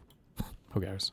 Who cares? Wait, he just reads everything on the screen like an anchorman? Are you aware how writing a script works? He posted a long statement about it on Reddit. Oh, let me take a look. You're right, that is a long statement. 3 things to start. 1, I'm mortified that I've let so many people down, and I think I understand how that happened. So to be clear, by the way. To be clear. Like, I think I speak for everyone watching this when I say... What? We like Hank Green. However... Uh-oh. I think this speaks to the insidious nature of AI, which is that by masquerading as an efficiency tool, see, because the premise here is that by using AI for the grunt work, compiling sources, research, script writing, you free up... This is a thing that I've said for a long time, and I'm going to continue to say it. Regardless of how you feel about any new tool ever, it behooves you to learn the tool. Never in the history of all of technology kind has there been a new tool that people don't like, and because they don't like it, it becomes not like widespread adopted, okay? There were too many arguments in the past, and I always try to push back on these when I run. There were too many arguments in the past of like, well, look at how bad AI is right now. And it's like, okay, you don't think it's going to get better? Like, does your argument change if the AI gets better? Because everybody's known it's going to. That's been the thing that's been said for a long time. And even right now, you still see some copesters trying to do this. Well, isn't it really bad? It doesn't really work that effectively right now. Doesn't matter. It will work better in the future. And it behooves you to learn the tool, because it's not going to be that you can make the same argument that like, well, it's not that good, therefore you're not going to use it. So what, when it gets really good, you are going to use it? More time for the creative thinking. The problem is that those 3 things, script writing, source finding, research, are not actually grunt work. They're also part of the creative process. So leaving aside the fact that AI hallucinates and makes stuff up, and it does, right? Even if AI didn't do that. Like the AI, but it's good he's saying even if it didn't, because like, sure, like AI can make mistakes or whatever. That's absolutely true. People can make mistakes too, though, and they oftentimes do. Like, it's a big if, even if it didn't. You're still deferring creative decision-making to the AI. I think that, and he talks about this here. I'm going to read it. He talks about this here. It's designed, and we all know this, it's designed to coddle your ego. You know what I mean? Look, if I spent some time with an AI agent, and by the way... This is also, this is a level 1 argument in my mind. Anything can coddle your ego. I don't know if I've seen anything that convinces me, like, that AI is, like, more prone to ego coddling than anything else. I guess in some ways it can be, like, you're not going to open a history book and it's going to talk you through being a school shooter. Like, I guess, but again, I'm just viewing it as an amplifier. But, like... People do normal-ass research as well and can come to totally horrendously fucking biased conclusions. Like, all of this stuff can happen too. So, I mean, like, the idea that AI is maybe it's a little bit more prone, but again, I feel like, if anything, we're just talking about, like, a force amplifier rather than something different in kind. I've never actually used AI. I mean that. I'm not trying to give myself a little golden boy sticker, you know, gold star, Luddite, whatever. My assumption is that if I spent time developing an AI companion, by which I mean I spent time telling it how I wanted it to talk to me and all that bullshit, I could probably have a pretty good back and forth with it. Not in terms of like therapy or whatever, but in terms of like chat related. Like when I say to chat, give me an article, and you retards are tripping over each other, you're giving me the article I'm looking at on screen or whatever, I feel like ChatGPT could pull that shit up for me pretty quick. You know, pretty quick, I think.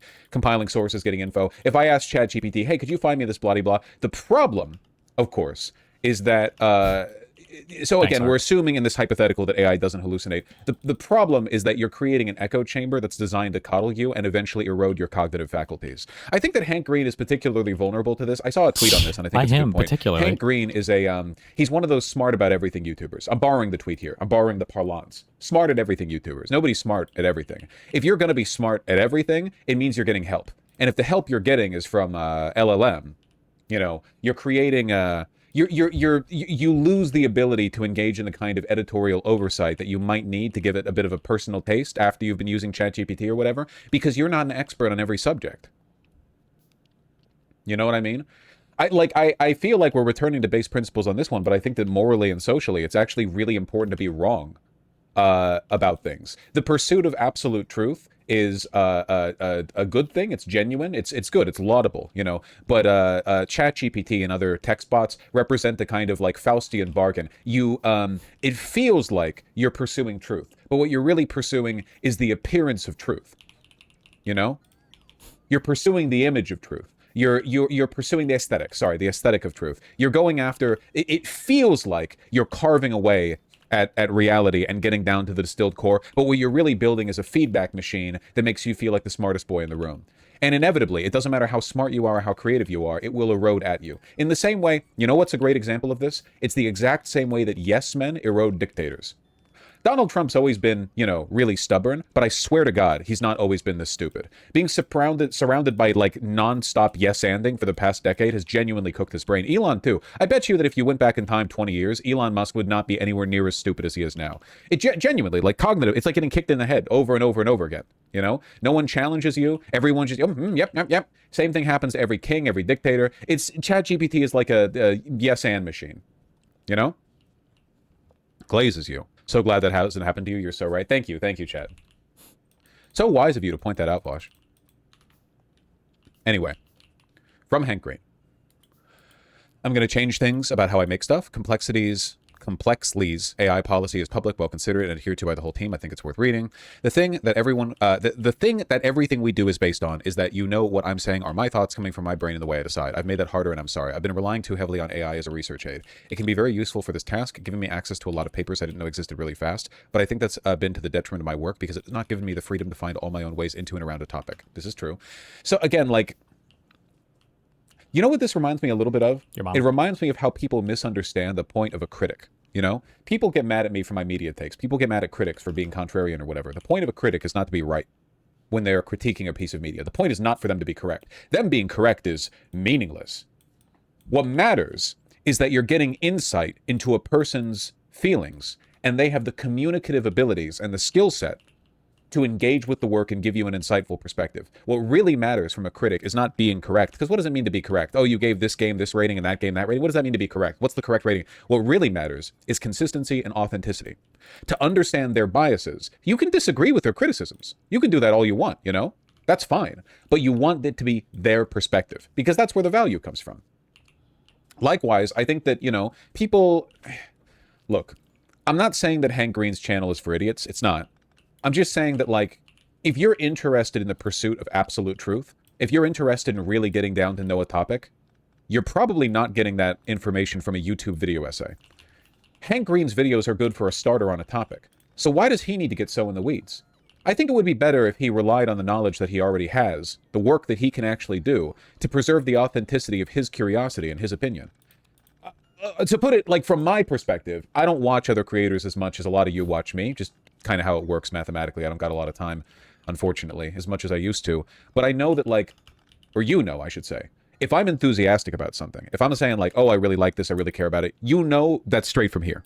If I have opinion on a piece of media or whatever, it's straight from here. Even when I'm sourcing an opinion from something else, I'll say, I saw this take on Twitter. I tend to say it, I feel like you guys would lose a lot of respect for the perceived authenticity of my opinions if it turned out that a lot of the time I was just regurgitating a common opinion that I had distilled and fed into me. Oh, it's not really my opinion then. I'm just telling you what the feeling is. It's a little bit like, the James Somerton bit, YouTube and plagiarism?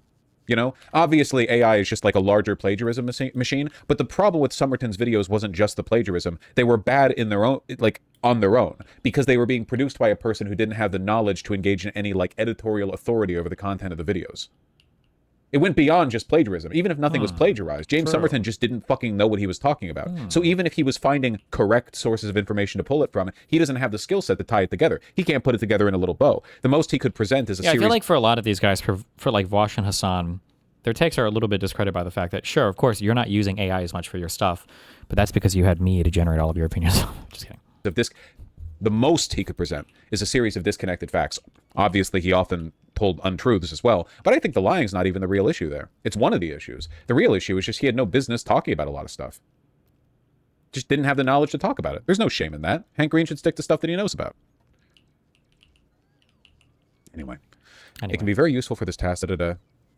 But for clarity, the origin of claims in my videos are not ChatGPT said this. I've been using AI to locate papers and other resources for learning about topics. You are still getting my takes based on what I read, know, and learn. I think what people have said in this thread about me deluding myself is spot on. Ultimately, what I'm most scared of is ruining myself for people, but I have not been managing my impulses well. You need to know that my words are mine. I don't think this hasn't been true, but I've been moving so fast that my own process isn't actually clear to me, and I want to have it be a guarantee. Oh, that's true. I think the most important thing to consider is whether or not the AI you're using is spiritually Israeli. That's a huge, very, very good point.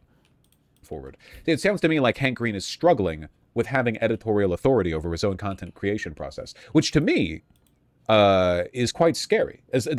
Speaking as a YouTuber, you got to slow down a little bit. I'm not a pure AI hater, boo, which people in the AI industry know. So when I say that the way these models were trained deeply disturbs me, that lands differently. When I say that I think the speed at which these companies are trying to consolidate economic power should freak everyone out. All right, talking about broader AI stuff, da-di-da, virtue signaling, yeah. But mostly I need to come to terms with the facts, the level of dopamine I've been getting from interacting with LLMs. This is what I'm talking about right here.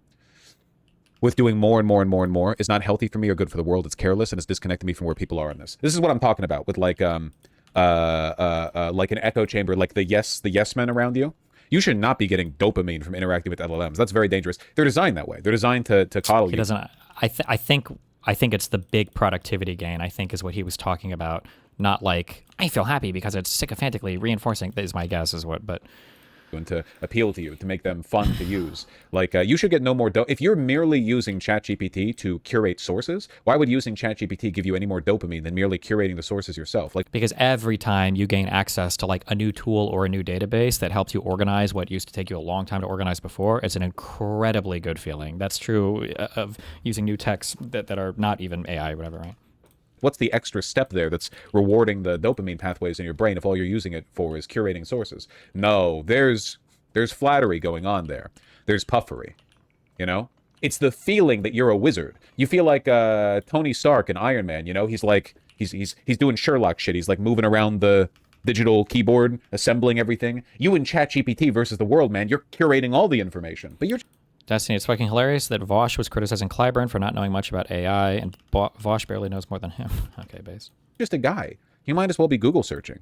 Hank Green's definitely getting summaries of the source too. No, for sure. I have a feeling that... Do you mind if I engage in a bit of speculation? So Hank Green's conceit here is that the accusation that he was using AI for the script is inaccurate, but then he does this whole like confession of how he's over-relied on AI. I think he might be lying a little bit. See, this is like a common guilty thing. If you're caught doing something bad, you deny the bad thing, but then to assuage your guilt and redirect the attention, you admit that you've done something similar but less severe. Like no, I'm not letting ChatGPT write the scripts, but I've been using it to a worrying extent for curating the sources. Really? Just curating the sources? But then you read those. So you're so busy that you're using ChatGPT to find sources, but then you're reading the papers on your own. Like, that's where you're saving time. Finding the papers. But then you read these 90-plus page academic papers yourself. You're not saving any time there with using ChatGPT to, summarize the information. I don't believe you. I don't think Voosh has ever researched a topic literally in his entire fucking life. Being able to know, it depends on how deep you go in. Once you've read up on a certain topic, there are generally papers that will get referenced fairly often, but doing novel research and finding papers on your own, when I remember how huge it was when Google Scholar became a thing, and then people had the ability to query, huge databases of published research to find stuff. That was like a godsend for a lot of people. Such like learning how to use Google Scholar was like one of the most important things if you're doing research on your own, to be able to find papers and stuff. Being able to find sources, especially, and another thing too is being able to find a source, and then what the AI I imagine is letting you do is you can find a source, and you already know that the source is going to be relevant to what you're researching, so you don't have to like look for a source read through a bunch of it and then figure out if it was even worth it to read at all. Like just being able to lay out a bunch of stuff for you to read. Now, it could be that Hank is shortcutting the process too, and he's taking more shortcuts than he should be. I mean, I can't say for sure that he is or isn't. I don't know him personally, but I mean, it's not immediately unbelievable that somebody could find a whole bunch of utility in using AI to find sources and is still reading the sources on our own. You know. Listen, I like Hank Green. I'm not going after him. I'm not trying to like, you know. I'm not trying to be hateful or anything, but I don't buy it. I think that he's probably using it. Probably using it more than he's willing to admit here. The dopamine thing is just scary. Just scary, you know? Anyway, he said he's going to roll back uploads to his channels for a bit while he figures out his process, which, you know, fine, slow it down a little bit. It's good for society that using AI is a shameful act. It is, absolutely it is. 100%. It doesn't bother me. He doesn't produce moronic content. You've got a limit in mind. Which proves to me that Hank Green is not the be-all, end-all for higher thinking, if you can appreciate his content but still have such a stupid thought. For one, you don't know the quality of Hank Green's content. You're also not... You don't have the knowledge to check the stuff that he says. He could just say straight bullshit and you believe it. He presents himself as being authentic, but you don't know how many hallucinations make their way through. Now, I don't think that Hank Green's just straight lying to you. What I mean is that what you're essentially saying is, I don't mind the presence of the hallucination machine that corrodes your thoughts because my thoughts feel like they're fine when I consume this. You know what I mean? You know, my kid behaves all right when I've got them strapped to the iPad or whatever. I've got them, you know, their eyes are glued open, Clockwork Orange shit. You have to be more critical. More critical. Taylor Lorenz, what is this? Taylor Lorenz, who said that? Got mad at Hank Green for saying the dopamine thing about AI. Listen, Taylor Lorenz is a little bit crazy about tech stuff to the extent that I feel like it compromises her position, even on the good stuff. What do you say to studies that show that AI use diminishes critical skills and all sorts of deficits? I mean, I'm sure that it can for some people, but it's like I said before, it's probably a mega amplifier if you can use it correctly, and it'll probably make you a little bit more retarded if you're a lazy fuck. But I mean, this is true of a lot of technologies. Maybe AI can do it even more quickly than other technologies, but I don't know. I could be totally wrong, but I have a feeling I will be 1,000,000,000% right on this. Also, keep in mind, this is like a novel technology that you're like going to write a paper and to use to demonstrate that it's actually a bad thing. I'm not buying that. You should probably learn how to use this if it has any crossover whatsoever with your field of work.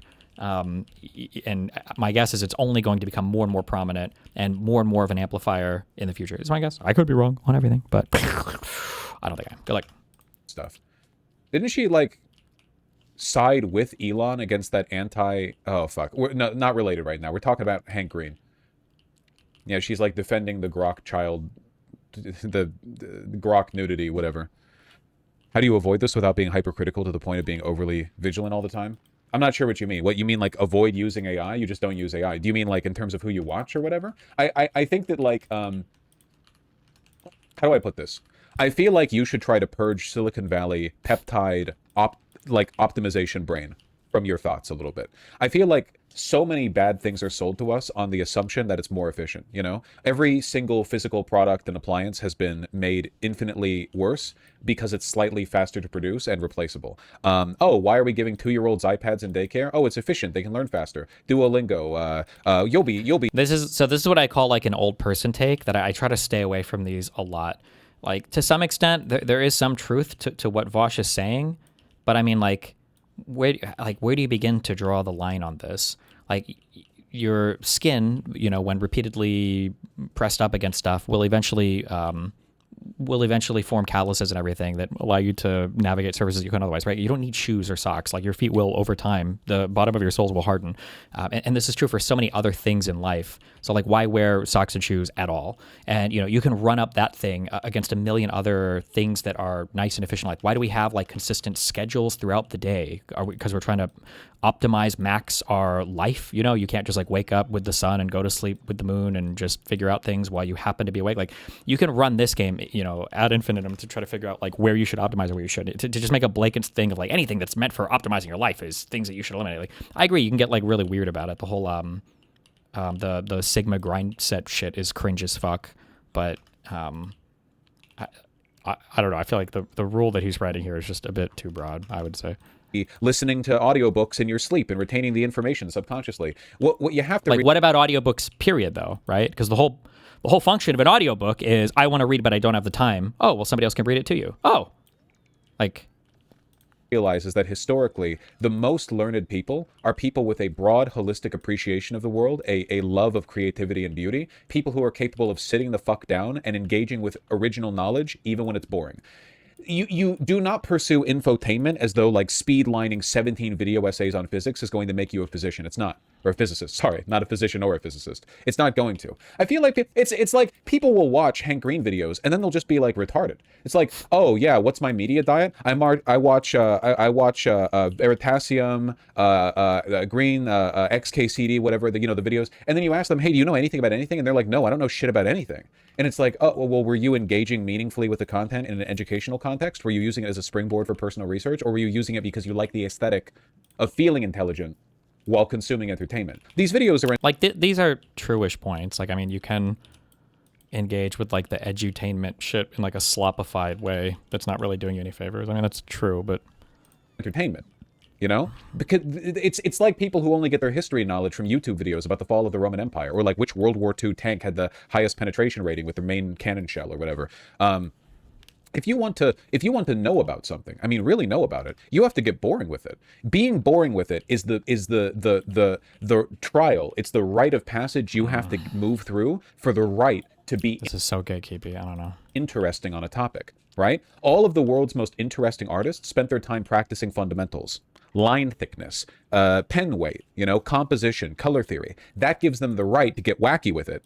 And then once they're wacky with it, they're like, check this crazy shit out. Picasso. Picasso was out there doing like realist portraits before he was doing cubism. He had to get through the boring. I'm not saying realism's boring necessarily, but you know what I mean. He had to get through the standard stuff to get to the wacky stuff. You need to do the same. Hank Green's videos, XKCD videos, what if you just want to like be able to do a thing kind of decently, but you don't want to be like the next Picasso? Maybe is that like a thing? Maybe I don't know. Veritasium. These are springboards. I've watched a 30-minute video from Veritasium and how we invented the blue LED. How much of that do you think I retained? I retained the story. Scientists at a company worked really hard making a blue LED. Blah blah blah. How much of that did I really retain? Not that much. You know why? It's not just because of my bad memory, though I acknowledge that's part of it. It's also because if I was really interested in, what would you call it, I guess, electrical engineering, I would have watched that video and then gone, wow, what an interesting story. I'm going to read a book on this. We know how people learn. It's not through video essays. It's like how the best way to learn a language. We know how to teach a person a language. The Army does it. If the Army wants a person, a translator, to learn a language, you can get fluent in a new language 6 to 9 months. But you can spend years on Duolingo and not learn a fucking thing. We know how the brain responds to new information. I guess what I'm trying to say here is slow down a little bit, There are tons of midwits in Silicon Valley and San Francisco who every day are optimizing knowledge acquisition, talking to 57 chatbots, watching the YouTube video essays, and these people are stupid. They don't know anything. They're very stupid. Go slow, be careful, check your mistakes, take your time, and understand that you're not supposed to be an expert in everything. Your personality does not contain every tidbit of information that you unlock by watching infotainment on YouTube. So brave. You're a beautiful and unique ecosystem of information that develops in. Okay, I don't need the preaching. I'm good. Oh, Taylor's not happy with that one.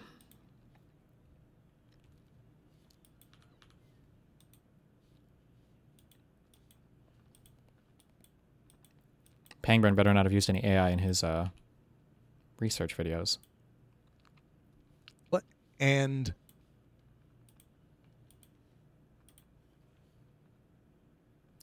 let's see. False, unsupported, qualified, and supported. Oh, they're down here. Damn. Oh, materially defective. Damn.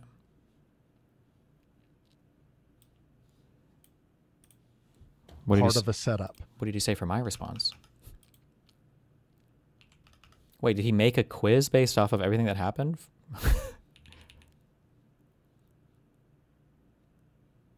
How one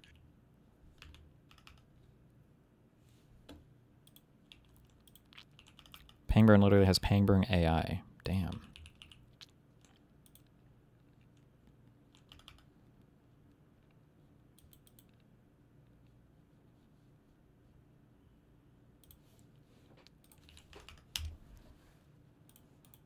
Josh Hawley. Fauci's wild hearing this week where he pleaded the fifth 111 times. Wow. The reaction still now pleading the fifth is bad. Like every single one of these fucking guys in the J6 stuff? pouring in from the Hill and well beyond. Senator Josh Hawley says the consequences are in order. I absolutely think we can hold him in contempt. I believe we will. I look forward to casting that vote. And it doesn't necessarily need to go to the full Senate. It can go straight to DOJ. And I hope the DOJ will look at the fact that he improperly invoked the Fifth Amendment. He just did it because he didn't want to answer questions. He didn't want to get exposed for all of his wrongdoing. So he needs to be held accountable for that. Fauci's wild hearing this week where he pleaded the Fifth. Definitely not going after political enemies, by the way.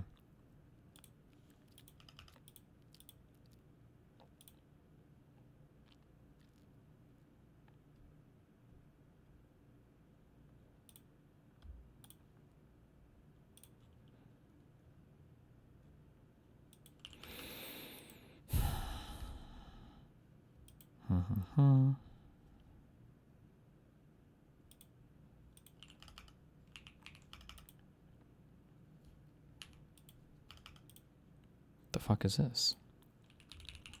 We're gonna read Hobbit's DMs in a sec, I think.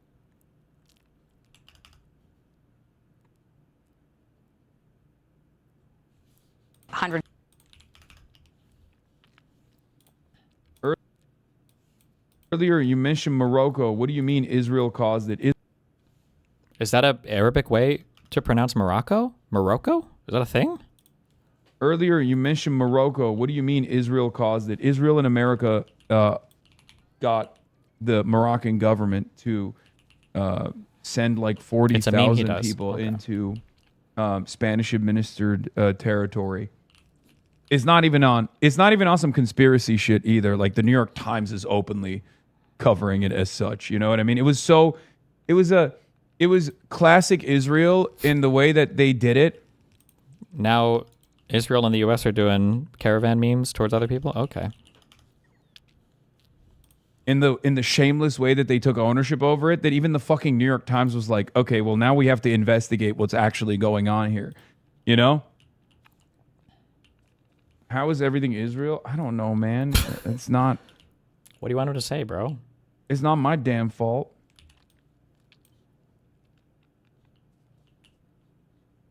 The New York Times said Morocco did it, but did they say Israel told them to? No, they didn't. But Israel took ownership over it. So I'm skeptical that Israel and the U.S. got Morocco to do it. It seems like something Morocco did on its own. Really? Real quick. Uh-oh, hi. No, he's just trying to be Middle Eastern. It's they say El Maghrib for Morocco in Arabic. Jesus. Okay. Not even close, yeah. No, just like his masha'Allahs and insha'Allahs. See you. Oh, thanks, bye. Morocco's done this in the past, never to this degree. And not only that, but also they were doing it while American envoys were there. They were doing it after the American government literally signaled that they want Morocco to do it. Come on, dude. Israel also posted about it. Like Israeli envoys posted about it. Really? That's a stretch? Are we doing that? That's a stretch. We're doing that. Like, this isn't like Israel killed Charlie Kirk. That's a fucking ridiculous conspiracy, which, again, if you want to believe that, fine. I don't. But this is... There are varying degrees of engineering that takes place when it comes to foreign policy. Different tools, different pawns. I don't know if Israel had much to do with this. They'll take advantage of it, but Morocco has done this before independently. I know, but never to this degree. So, okay.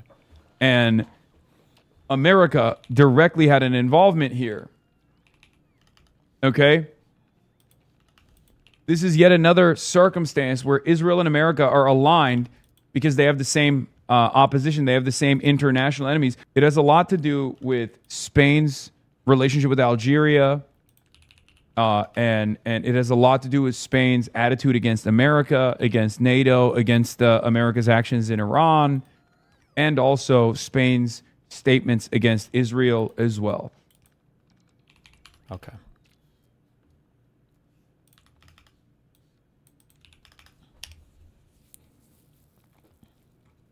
PISSCO says the reason he engages with Kyle and friends is because it grows his audience but doesn't color his protectiveness of them. Also says he's not in the liberal lane when it comes to his commentary. What does that mean? Like it comes back to the overlap that I was talking about, where like if like you like engage with these people in this specific way, like you might not have an audience that like even like is willing to like go over to like their side of things and like just like Unless start he watching them yucks it more up with because you like implicitly endorse them by talking to them.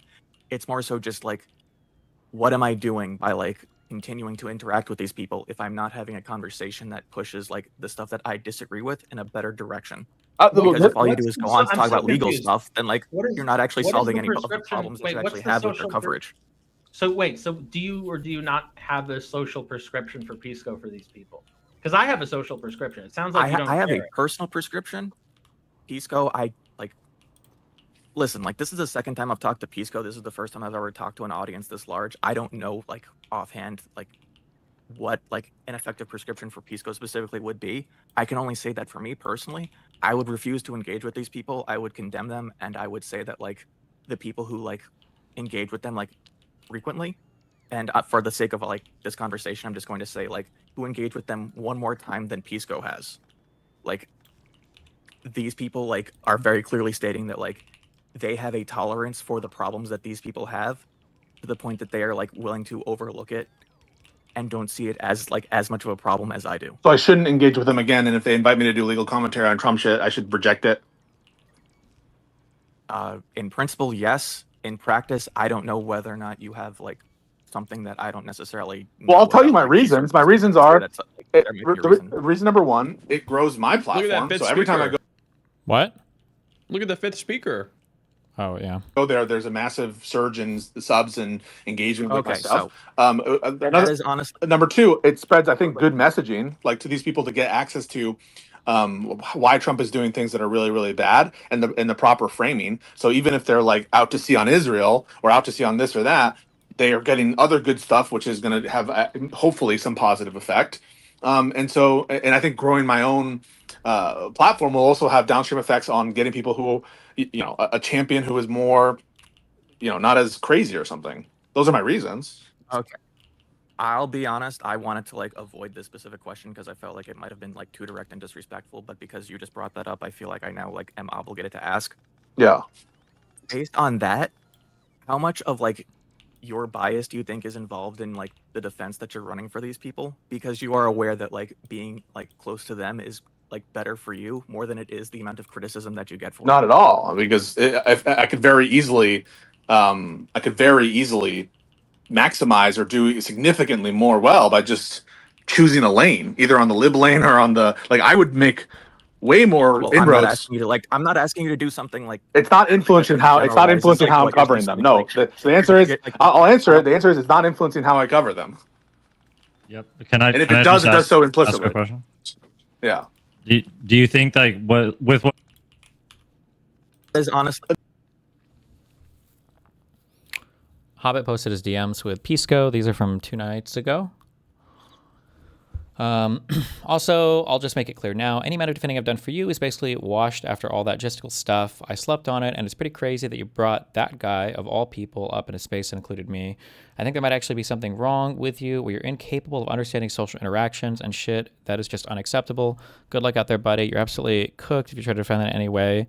I don't know if maybe they just don't believe me, and maybe I don't know how much Hutch talks about this, like in terms of like the actual depravity of the people over here, or I don't know. I don't know. Well, it's kind of depressing, but what are you gonna do? Hey, dude, sorry, I'm out at the moment. I was just bringing in prominent people. I didn't have any specific intent to fuck with you. Yes, just called a prominent left-wing commentator, known for his political takes on things. Like I brought in Avi, knowing he doesn't fuck with my position up with the convo. If I knew you had a problem, I wouldn't have invited. I don't know how Dr. Avi is at all, even remotely comparable to Justical and them, but okay. Has Avi been actively participating in a community that is harassing and briganding the community I'm involved with and help moderate? I didn't invite him when Hutch was on because I knew he didn't want to talk to him. I'm sorry I had him on. I didn't know it would bother you. Truly apologize. I'm assuming, but I'm not plugged into drama, LOL. Bro, it's not drama. I wasn't trying to fuck with you. Justical actively working to manipulate you and hide his power level to do so. He said so on stream after that space.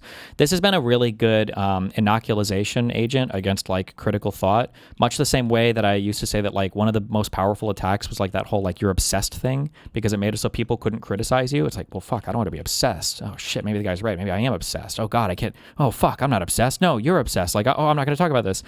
This whole thing of like, oh, it's just drama. Like, well, I'm above drama, right? So I'm probably not even going to talk about that or think about that. It's so good to inoculate somebody against any kind of like critical thought related to these people. It's just like the drama defense. It's drama. It's not even real. It's drama.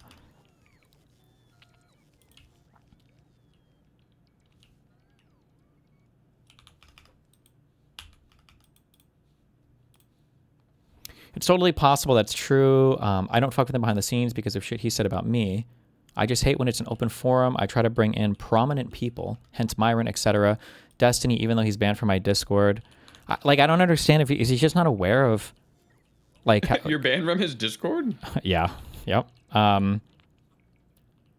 Like do they just not understand like the sane washing concepts and everything? Like, even Myron, for all of his red pill problems, like doesn't engage in the level of like harassment and shit. I'm so curious what his private combos are like with fucking with Hutch. If he just like doesn't believe any of it. I don't know. The fact that you think this is the same is crazy. Yes. I don't like that guy. I'm out with friends at the moment. Happy to chat with you at a later date if you're open to it off stream. I don't know how to explain it to you. Truly, I don't. If you can't understand it, then there's nothing I can do to make you understand. I definitely don't like Gisticle, but can't talk at the moment. Just let me know how I'm open to it.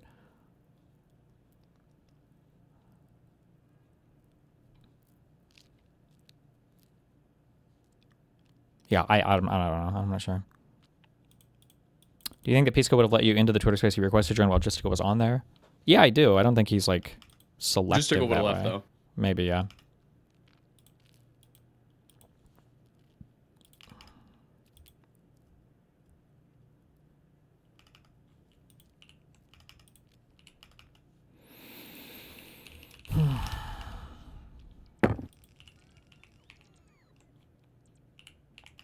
Jesus.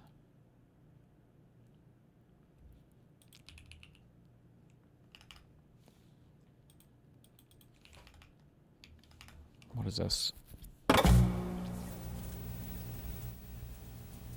We got any donos? 12 of them. Hold on. So I'll leave you alone. Hey, Precious, it seems like you don't want me anywhere near you, so I'll leave you alone. Just know our common enemy is still alive. I'll do my best to bait him out. I probably won't make it, so I'll seize you when I seize you. Rinlux. Headshot. Bing. Right? To bear arms, LOL. Headshot. Mr. Mooten. Headshot. No! Wow. Rinlux again. Headshot. Damn, Renlux. LL. Can you please explain the What? difference that between was- a democratic socialist took me versus back. a socialist? Hey, rip off my shirt if you love me. Spit in my face when you fuck me. Which while you suck me. Is this a Eat the song dick or like a he meme was or what? ugly. Slut me out. Slut me out. I don't know. Slut me out. Oh. He says it every morning. He calls me No. He calls the other kids No. He calls himself No. No this, no that, no please. Bitch, no, have you lost your mind? No, check that wench. No, you bullshittin'. Break yourself, no. He says it so much I don't even notice it anymore. Last week in the mead hall, Naravar said, "Can a no borrow a sweet roll?" My first thought wasn't by the 9. He said the word T, the N word. It was now, how is a no gonna give it back?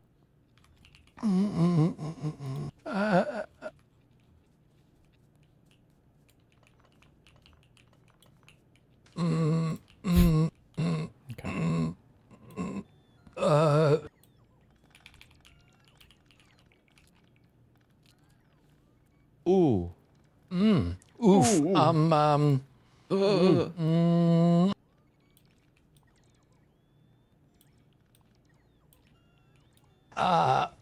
Ooh, we out.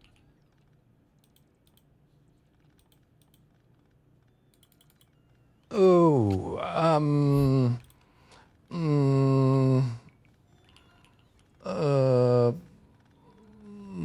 Good one. Good dono. That was a really good one. Okay, still going. We how? Add so many ADs. OMG. Why so many ADs? I got 14 ADs, 20 TF each, 30 seconds. What is going on? I can't see AD. Sparse S14 FKing ADs. How is this allowed? 14 seconds each. What? Pay for YouTube Premium. Oh, I can't even run ads. I'm not even making money on these. What is going on? What is poggers? Why what? I don't. Never mind. Just play your ad. I can't see. I have 11 more ADs to Obama new. Yo, Dest. I'm not down bad, I'm up good, because I've got so much up dog. What is up dog, you ask? My cock is up, because I'm rock hard, I'm down bad.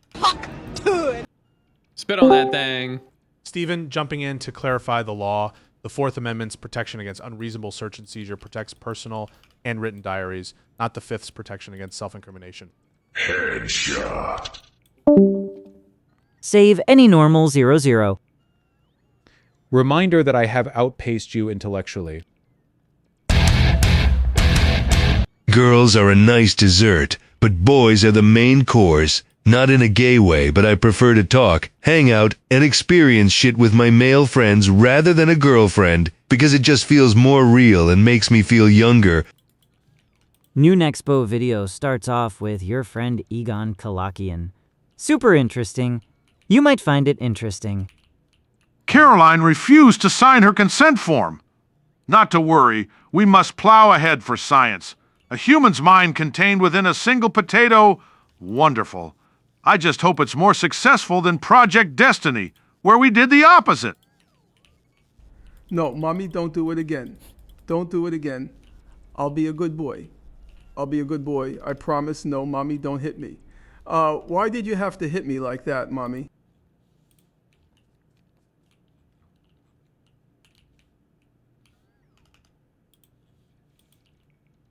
Oh, thank God.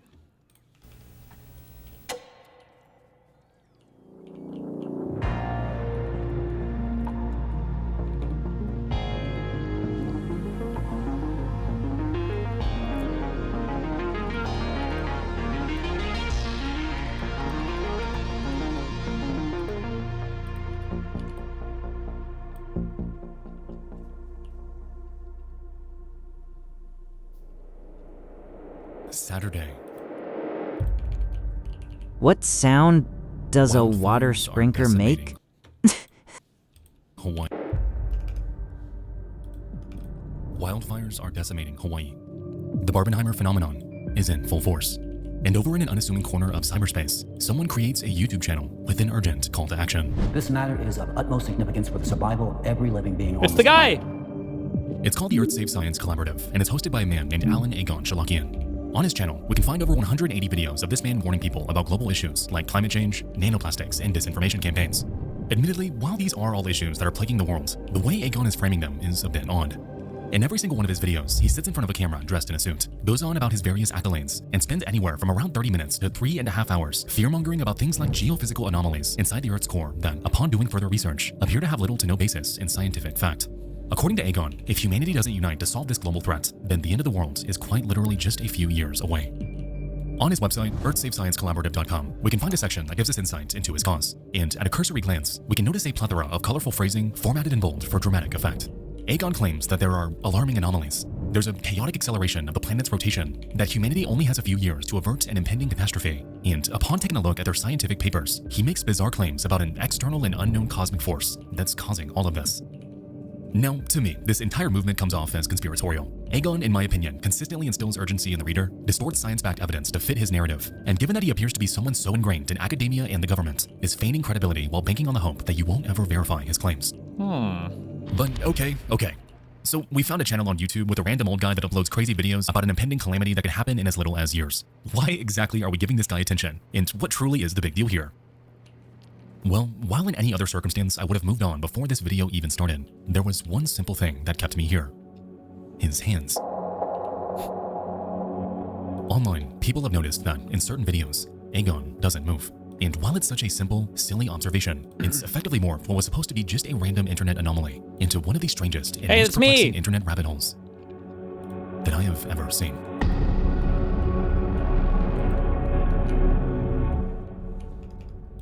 We'll return after these messages.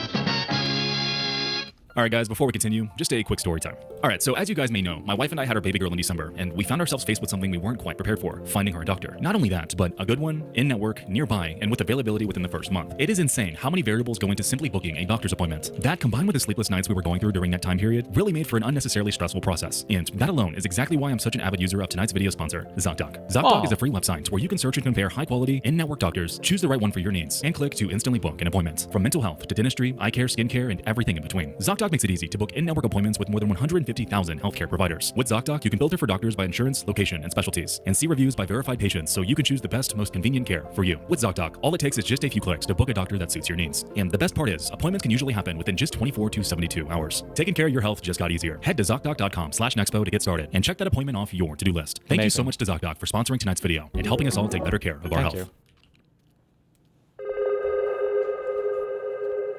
Government AI-generated fake YouTubers are now a thing, and they're super scary. Hi guys, recently I found a video on YouTube about Destiny doing some research and some weird things, and one thing caught my attention. This dude named his community's blowing him up for that reference. With a lot of influence in the US government, but he never existed, and everything about him is just odd or weird in some way. He has a YouTube channel in which he only speaks directly to a camera, speaks a bunch of nonsense about geopolitical stuff, and does not move. I'm being serious, this guy sits for 3 hours without moving his hands.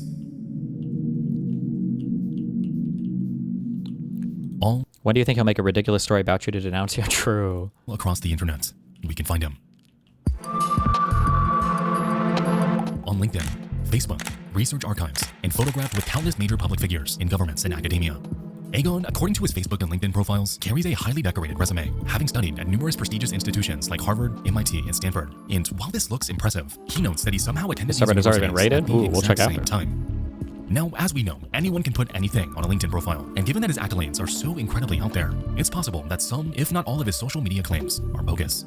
On top of this, if we perform a search for Egon Shalakian on the internet, we'll find that hardly any of his actual research comes up.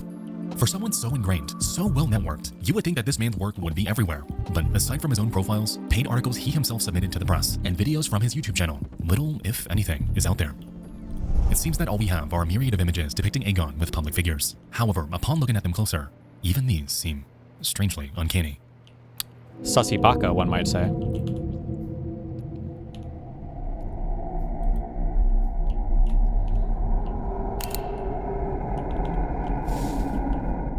He can be seen photographed with former CIA Director Stansfield Turner, but it looks... This one's with a Harvard colleague named Robert Merton, but what's going on here? Okay, what about this one? This one looks normal, but no. Hold on. Oh, was this one where the woman was the exact same in between two different photos?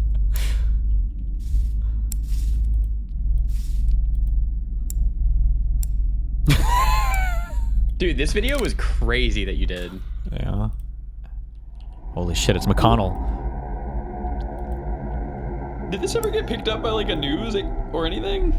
Nobody cares, bro. We're just libs. True. We're just libs living out, man. Holy, look at that. Egon Shalakian has fabricated a massive network of images depicting endless aspects of his life that never happened. This is why he's garnered such an infamous reputation. The bizarre, nonsensical LinkedIn timeline, the unnatural ability to sit still for over 3 hours at a time while professing absolute nonsense, and the photos. His entire online presence rests in the uncanny valley, and given how proficient AI has become at spoofing entire personalities online, this left many across the internet wondering if this could be what's going on here. Is Egon Shalakian, proficient researcher, world-renowned scientist, and highly decorated alumnus of numerous prestigious universities, even a real person? Or is this one of the most involved examples of the dead internet theory that we've ever seen?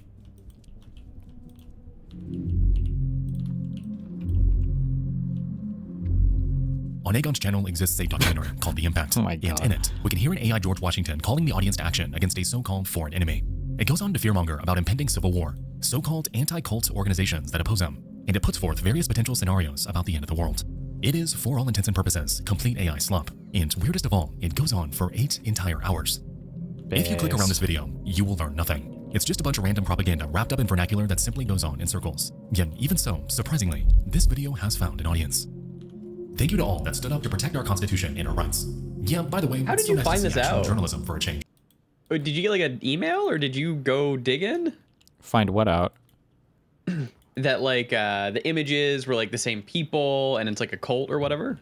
I feel like we were just going through channels and then somebody linked a thing or whatever, and then we watched the video and it was just like one of those ones where he's like, his hands are just like stationary for so long, and we were like looking for AI videos, and then he had like, it was like the whole channel was some fucking 8 hours of random slop videos, and I was like, I feel like this whole thing is AI, and then we just started looking at pictures and shit, and then it got way too weird, I think. Way too weird. Oh, it was also around the time too that I was becoming a little bit more aware of like how globalized and connected everything was, that like a lot of the accounts that were attacking me online were like, they were bot farms and shit that were picking up, and like decently nuanced, like will make fun of me for like being a cuck and like my ex-wife and stuff like that. Well, now I guess this wouldn't be too sophisticated. Now we obviously understand the technology to do this was pretty easy, but yeah, I feel like a lot of these attacks are coming from just like bot farms and shit, yeah. Well, didn't have the complete story. The rabbit hole goes much deeper. This is 8 hours long, and you're saying we don't have the complete story? What? So I'll just go forward and say it. I refuse to believe that anyone on planet Earth has had the willpower to sit down and attentively watch all 8 hours of this, much less consider it journalism. As we can see, these comments all come from those with randomized usernames, empty YouTube channels, not a single profile picture. It appears that the only ones here are bots, a revelation that does not help Egon's case.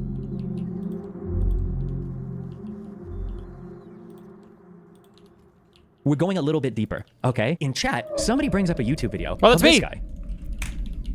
Hello, my name is Egon Shalakian. I am an intelligence educator. I prepare intelligence personnel for clandestine service. The focus of my career has been centered on the intelligence. As this mystery made its way across the internet thanks to a live stream by Destiny, it led many to scour for traces of him online. It quickly became clear that nearly all media involving Egon Shalakian involved him speaking in front of a camera.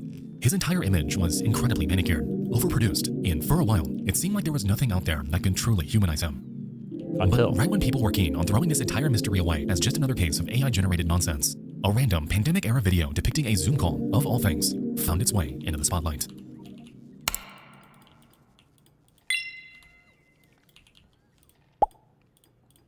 Hey there again. The guy! How you doing? Oh my god, wait. A little bit like John Kramer from Saw? I think something Bell is the actor's name, but... About yourself? Just peachy. I figured I'd step in early and just hang my hat. Or Tobin Awesome. something. I don't Fabulous. know. We have some people that are just kind of hanging out here. The judges are deliberating. The pitches took a little bit less time than we had planned for, since we had... And so, there we have it. Egon is just peachy. Oh my And god. he's a real person. Turns out that this guy pulled a Stephen McDaniel and somehow sat still for 3.5 hours, which is weird, but okay. So that's all this is then, right? A conspiracy theory YouTube channel run by an... Oh, okay. I don't feel like Rubio did one too, so I guess I must just be wrong, but I don't feel like these are real videos. Did what? Like these speeches where they're sitting at their desk. I feel like these are being generated with AI. Like and then maybe they do another run through to make sure it looks ordinary or whatever. But Tulsi Gabbard used to do a lot of these. Tulsi Gabbard, speech, desk. She did a lot of them too. I really don't think that anybody in government should be using like AI to do speeches or any campaign ad videos or anything like that. It's insane. It should be illegal. This. Yeah, I mean, I don't know if they are. Maybe they're not, but... Before the COVID pandemic, Dr. Fauci, as head of the I'm just vibing it out. Like, it really just... diseases, But I could be the thing where I'm like analyzing the Monet and I'm like, oh, the colors aren't right. Like it feels like her body is like very stiff and is moving like AI is moving chunks of things, not like a whole body. But I don't know, maybe that is really just how she normally moves, and I've just like mind fucked myself into believing it. And then I say this too because I think Rubio did one of these speeches too that looks really similar. So I don't know, they are really just doing like AI. for example, a contract terminated just... I don't know. I don't know. These are just weird as fuck to me, but... An old man doctoring photos of himself and over-embellishing his achievements to make him seem more legitimate than he is. Someone who, admittedly, seems pretty nice according to this call. And someone who found himself ensnared in an online conspiracy about his very existence. Completely out of nowhere.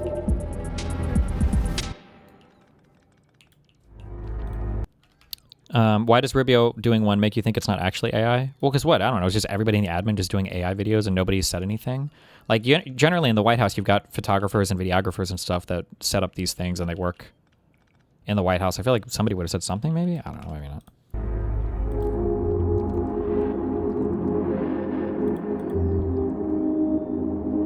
You know, the reason I do what I do is because of mysteries just like this. Creepy internet anomalies that we can investigate and solve with a logical conclusion. Egon has fabricated an entire online persona, and admittedly, it was an engaging investigation. So thank you guys so much for watching. That's the guy? I would not have matched the face with the voice at all. Okay. Something is wrong. All throughout Egon's comment section, we'll notice the same commenters spread out across his uploads. And upon taking a look... Great friend of Creative Society. Interesting. Oh my god. What's going on with this? Representatives of the Creative Society delivered a substantive presentation addressing one of the most pressing issues that has long been the subject of my research and concern for many years. Weird, but okay. What the hell's the Creative Society?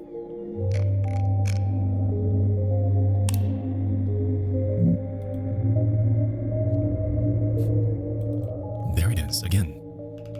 Okay, I'm not trying to be tinfoil hatty, but there are way too many oddities taking place with this channel. Every single comment supports Egon. They seem to heavily lean Russian. They all connect in some way to something called Creative Society. And upon closer inspection, why is Egon on their website? From what it seems, Egon Shalakian isn't just a one-man show. It's a group. So who in the world are these people?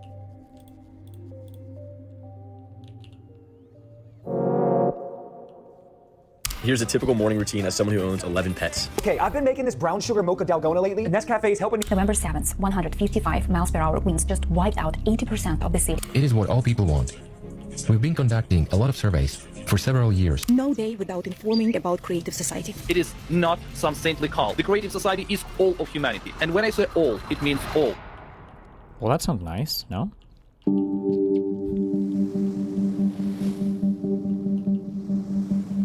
Making its way onto every social media algorithm across the vast ocean of the internet is an idea. An idea that, on the surface, sounds idyllic, the sort of thing you'd hear in, let's say, a dream. The long-awaited arrival of a future we were promised, yet never came, and one that'll radically transform the lives of everyone that chooses to follow it. It goes by the Creative Society, and it's spilling out on a TikTok, Instagram, Facebook, really anywhere with an audience online. Take a look around, and chances are you'll find it. Front and center on their website, we're greeted with oddly familiar dialogue. Today, as the global community faces an increasing threat of natural disasters, the pursuit of security and sustainability has become fundamental for everyone. This situation requires immediate and decisive collective action. Just like the Earth Saves Science Collaborative, we're confronted with a conveyor belt of ideas, videos, and scientific reports that scaremonger about many of the same problems that Egon told us about earlier. Nanoplastics, catastrophic earthquakes, and increase in turbulence in the Earth's atmosphere. It honestly sounds like a complete rehash of the exact same information, so much so that when I was digging through this, I found myself wondering why they even bothered creating another site at all. Upon heading over to their About page, we're given somewhat of an answer, as the site goes from a retread of familiar information to something completely out of left field. According to the wall of information before us, the Creative Society is more than just a bunch of scientists peddling dramatic theories about climate change. It's an international project uniting volunteers from over 180 countries, aka most of the world, with the goal of transitioning in a legal and peaceful way within the shortest possible time to a new creative format of society. Okay, sorry, fuck. Just counterfactual world. Can you imagine a world where we didn't have the fucking president of the fucking United States of America trying to rig the elections by digging up dirt on his political adversary via Russia? Could you imagine Russia invading Ukraine and now we're not all mind-fucked about the about like anything having to do with Russia because Trump obviously was trying to get them to dig up dirt on Hunter? Like, not only could we have taken a strong militarily supportive stance of Ukraine, we also probably could have put a huge dent in their disinformation shit as well. Like, all of this weirdo shit that Russia's up to, we would have been able to have so many good conversations about how out of line all of it was, because everybody would have been so motivated in stopping it. But now all of that conversation is fucking paralyzed. It's so annoying. Society worldwide. Further down, they go on to reveal that their aims include eradicating climate change, which they believe is caused not by humans, but cosmic forces, as well as miraculously putting an end to all wars. They guarantee that under this new system, all adults will receive a universal basic income every month and an extra $100,000 upon the birth of their first child. Free healthcare will exist across the world, travel without restrictions, the eradication of all debts, mortgages, and taxes, and all of this can be achieved if we simply follow their lead and unite. Oh my god. Under the Creative Society. DSA adjacent. Just kidding.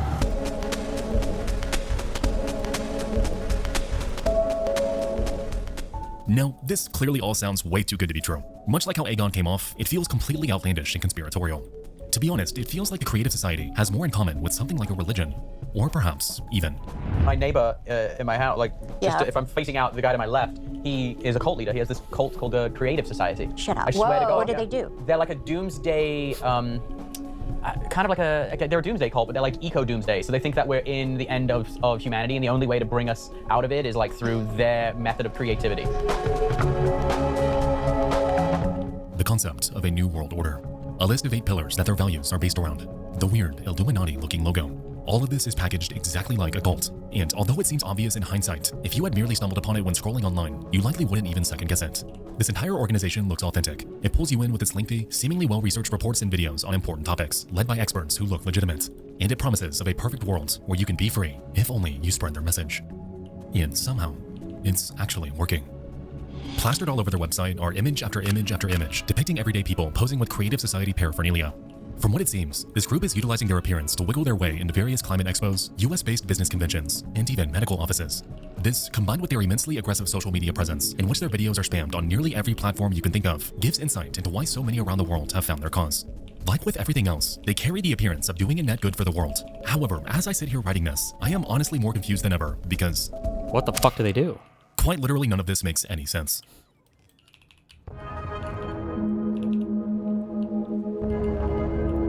So far, we've seen 2 interconnected climate activist groups that are very clearly peddling more than they've let on. Doing any sort of surface level research into any of them reveals that their claims are extraordinary. They distort science, fabricate their credibility, and even on the Creative Society's website, they go on about a utopian new world order. Either none of these people are doing any research into the organizations they're so outwardly supporting, or they are, and I'm just the crazy one that doesn't see their vision. To me, the entire existence and support of the Creative Society is one massive paradox. People should be writing them off. So what really is going on here? Upon scouring the net for any information about this group, I happened upon an article written in 2022 on BBC.com. Penned by 2 climate disinformation reporters named Marco Silva and Marilyn Thomas, they dive into, of all things, how the Creative Society is fraudulent. They explain how several high-profile scientists were, at one point, invited to speak at their online events, mistakenly believing that they'd be educating the public, only to have their words entirely twisted. They claimed that video footage was edited to remove any mention of the human causes of climate change, instead framing them as if they agreed with the Creative Society's outlandish views. Since then, these fraudulent videos have been blasted across their socials, fueling something that could have been like a warning to this, but we viewed it like humorously, but it kind of, in a way, was like a darker, more foreboding thing of the future. Actually, oh my god, multiple things could be seen that way. Are you, wait, is Moot here? Yep. Have you ever heard of like ghost restaurants? Yeah, ghost kitchens. Yeah, so it's kind of annoying now because if you are on DoorDash or Uber Eats, you have to start like Googling around to see if there are pictures of the restaurant, because it might just be like some mass fucking store where they just make a million things and it's not actually a real restaurant at all, but it just presents that way on DoorDash, right? Yep. That's why I just trust McDonald's. True. Unironically, he was like the one who kind of like, I feel like he popularized it. I don't know. Yeah, I don't know if he popularized it, but I think he started to utilize it, and that's when it got yeah, that's when people started to realize that it was a thing. Yeah. There was a guy who used to do comedy videos for Vox, and he showed how you could create fake things on the internet. The videos are super funny, and it's just a really good example of like how you can fake things. But in a way, I guess it was kind of like a foreboding warning in the future. Guy fakes, is it Michelin star or 5-star restaurant?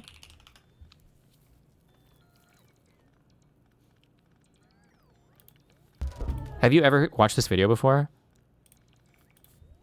I don't know if I've watched it, but I know what the video is. Yeah. I don't think I've ever watched the video in its entirety. It's super fascinating. He basically, he creates a fake restaurant and he's able to drive hype around it using a combination of like media interviews and online shit and like fake pictures and stuff. And then, but not only does he manage to create the whole fake restaurant, he managed to get it verified on TripAdvisor. He had like a grand opening where there were people that had like booked tickets like well in advance for this place as well. And then they had their grand opening night. I think all the food was like just fast food or just random shit, that like microwavable stuff that they brought in. But obviously everybody felt like they were having a super authentic, cozy time. Yeah. Yeah.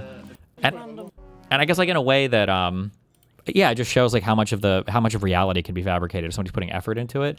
He also had a few other videos, I think, where one of these was a lot of people wanted to do interviews with him afterwards, and he had like 20 people that he hired that looked similar to him, and he just sent them out into the world to pretend to be him doing interviews, and nobody I didn't see that either. Yeah.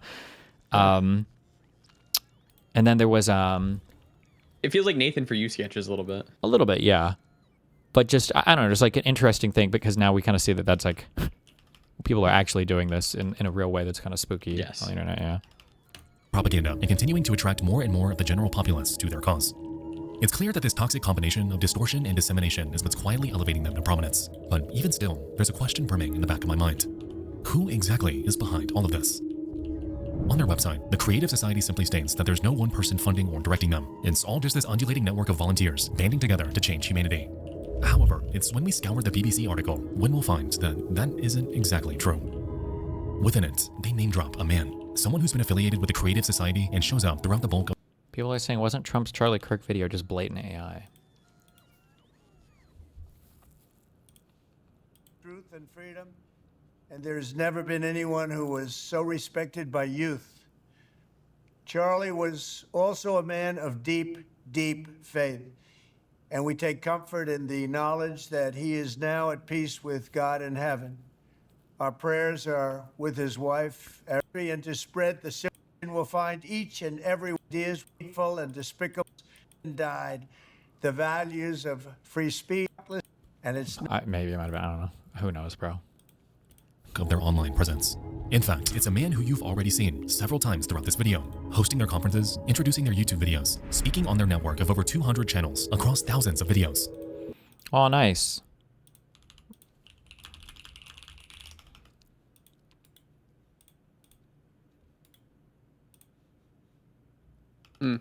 Wait, hold on. I gotta... Waiting. He doesn't exactly... Justical messaged Hobbit follower. Mind showing me what I do to brigade you guys? Destiny has explicitly said he wants to dox everyone in my community and has repeatedly expressed joy that these threats have chilled my community on all fronts. So, why haven't I doxed every single person? I don't know why he keeps repeating this claim. If we wanted to. Yeah, I've never said I want to dox every single person in his community. I've never done that. Like it's been, I don't understand how people can lie about things when like we can just look at what's happened and it hasn't happened. Like there are more people in his community I could dox, but I just don't.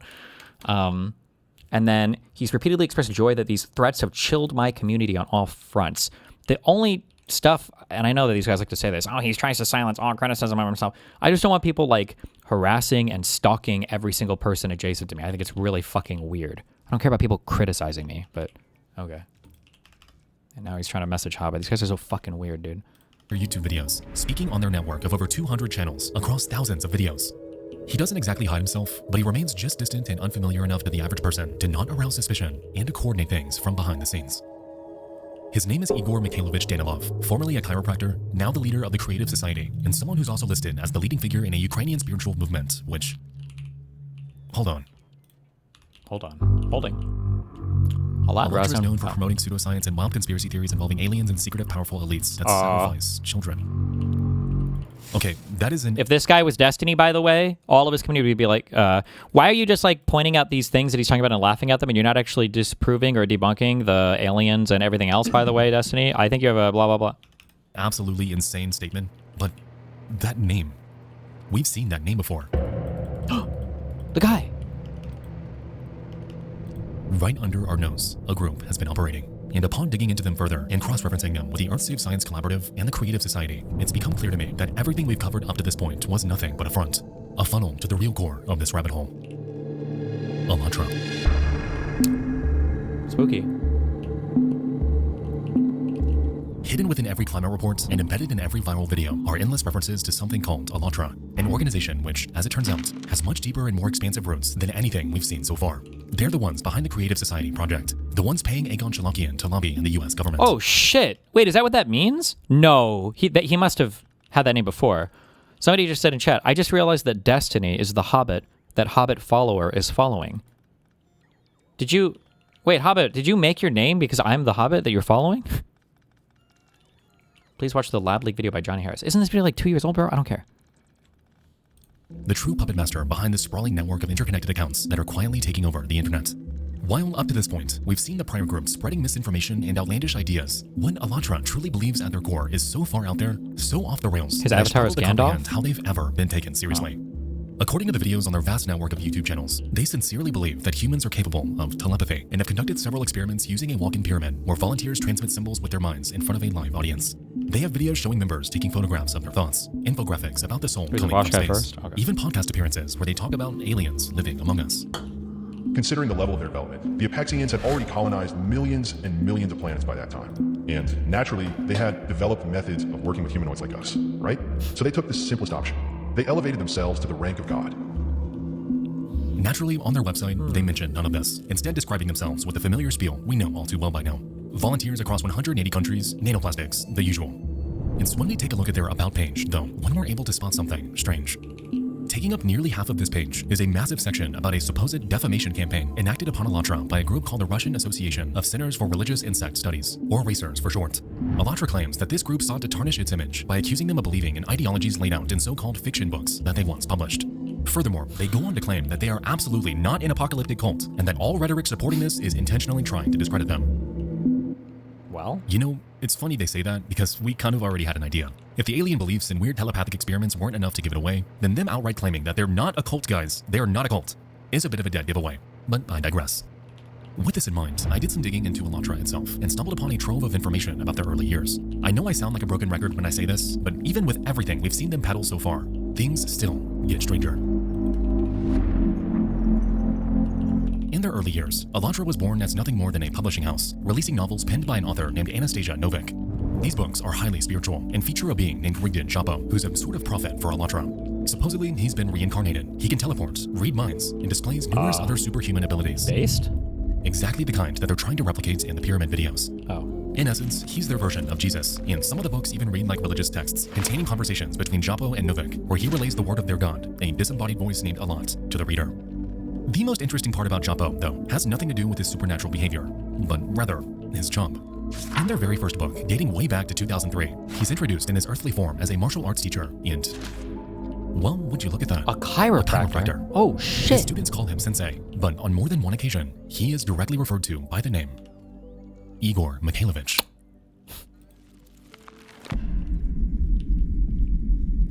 While Alatra may have passed these books off as mere works of fiction, the inclusion of Igor Danilov is very real. This man, to this day, is convincing thousands to follow him. He professes the ideas baked into these novels in his troves of YouTube videos and on every Alatra website, and he convinces humans that they're capable of doing things that are physically impossible. At this point, we've transcended the realm of pseudoscience and societal manipulation, because this man, Igor Danilov, is trying to be a prophet. A warped, twisted, and disturbed prophet, leveraging his power behind the scenes to not only control people, but to enact some of the most disgusting acts imaginable. What?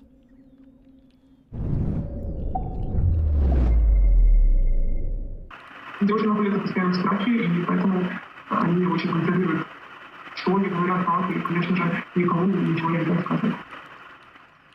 Добрый вечер. Я очень благодарна, что вы вышли со мной на связь. Я понимаю, что время у нас довольно ограничено, поэтому давайте пройдемся по тем вопросам, которые бы хотелось, ответы на которые хотелось бы общественности показать. The video you're currently watching is an interview between a Russian journalist named Elena Namlieva and one of Igor Danilov's former so-called heavenly birds. In fear of retaliation, her identity has been concealed. However, the information she provides gives us an eerie look into his other ventures. In this interview, the woman explains that Igor, joined by other cult members, would regularly partake in group intercourse with upwards of 13 women at a time. These women, as far as she knew, ranged anywhere from 20 to 40 years in age, and these acts were supposedly meant to cleanse their spirit. Igor Danilov, being the group's prophet, would utilize his power to coerce them into participating, and if they refused, resisted, or told anyone about what was happening behind closed doors, then he would convince them that their soul is all but damned to hell. You're either with us and remain silent, or are against us and are siding with Satan. Darius. Just an unthinkable form of psychological manipulation that has kept women silent, obedient, and entangled in Danilov's web for years. Конечно, это постоянно девушка держит в страхе. То есть это не в открытую происходит, но это постоянно вот форум, да, проходит сквозь все беседы, сквозь все встречи, что или ты с нами, или ты попадаешь в ад и будешь вечно расплачиваться и спасаться.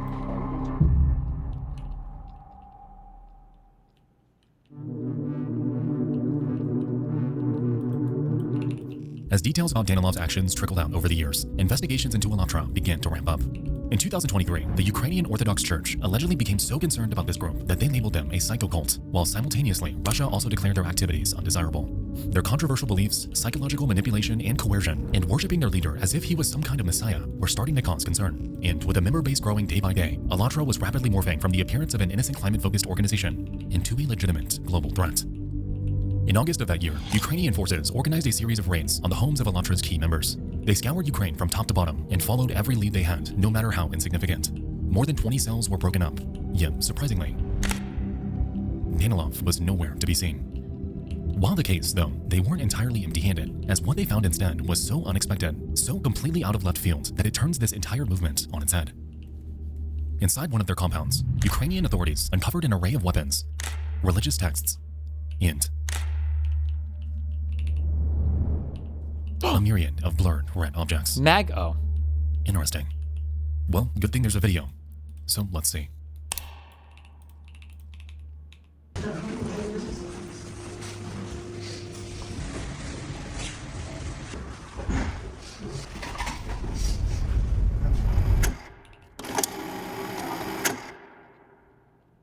Holy.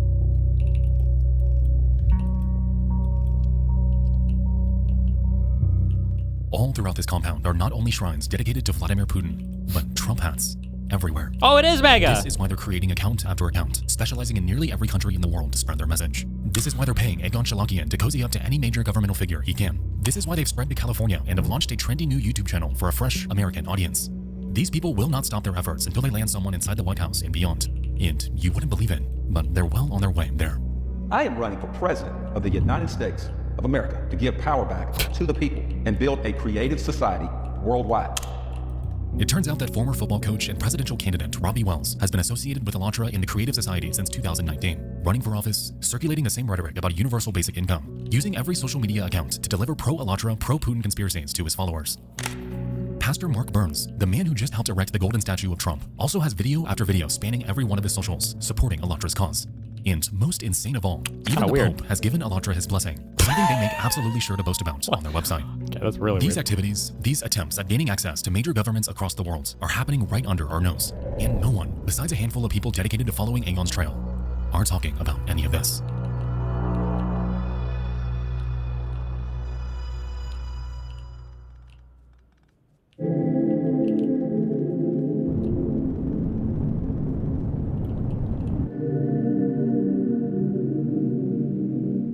Oh, that was our subreddit, was it? Yes. Oh my god. Vítám vás. Good job, guys.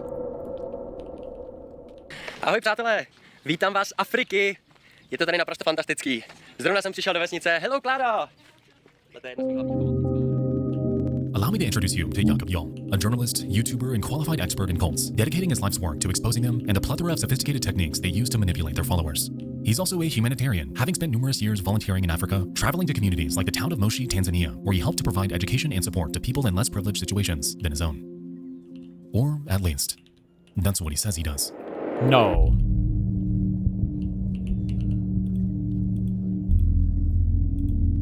Scattered across YouTube are numerous near-identical documentaries that provide a much more sinister look into Jakob's supposed activities in Tanzania.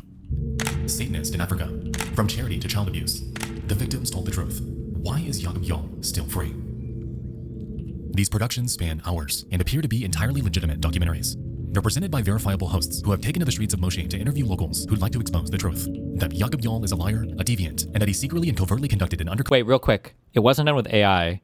But just to show you that like people have been doing like weird shit like this for a long time. Does anybody have a link to that? Remember that fake BBC thing that the Saint and Sinner guy did? operation to abuse and brainwash children in Africa. This case is so disturbing, so repulsive, that all over TikTok to this day are hundreds upon hundreds of videos spreading the word about this monster that has seemingly been hiding under the radar for years. This horrible human being who abused kids in Tanzania. His name is Jakob Yal. He is from Czech Republic. He came to Tanzania.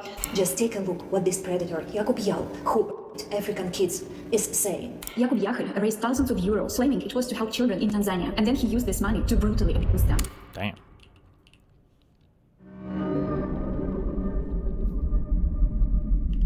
The original got deleted? Oh, this fuck. account, Okay. Ollie Climate Girl, is one of hundreds Maybe I'll watch spreading the my video Jakob on Yal story.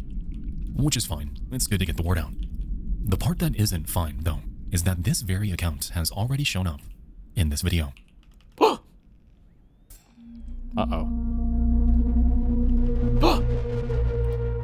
Uh-oh.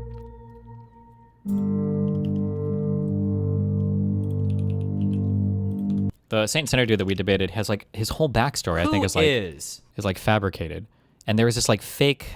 Do I play the whole thing or do I talk? On his channel. Are you ready? The name of this thing was Emerging World Leaders Profile. Marquette Devon Burton.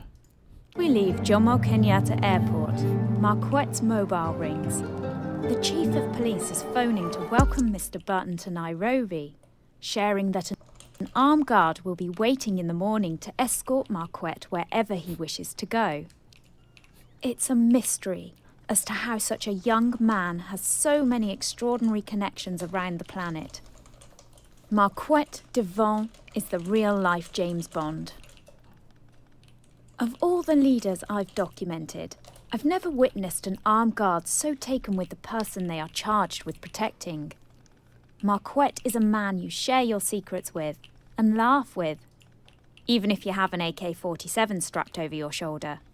It's just that Marquette Devon Burton is enchanting and bold and kind. A Kenyan public school teacher reached out asking if he would be willing to surprise her students on their field trip to Nairobi. Despite other plans, with a smile, he agreed. The Kenyans literally rolled out the red carpet for Mr. Burton's arrival. He is an enigmatic figure, a businessman and a boxer, an author, a stoic, and a poet, and above all, a philosopher. A leader in reforming global human culture. He's written a 3-sentence Bible. Be yourself. Be good to yourself. Be good to good people. This is the guy that says, I'm exploiting black people, by the way. Shut the fuck up. And here he is living that.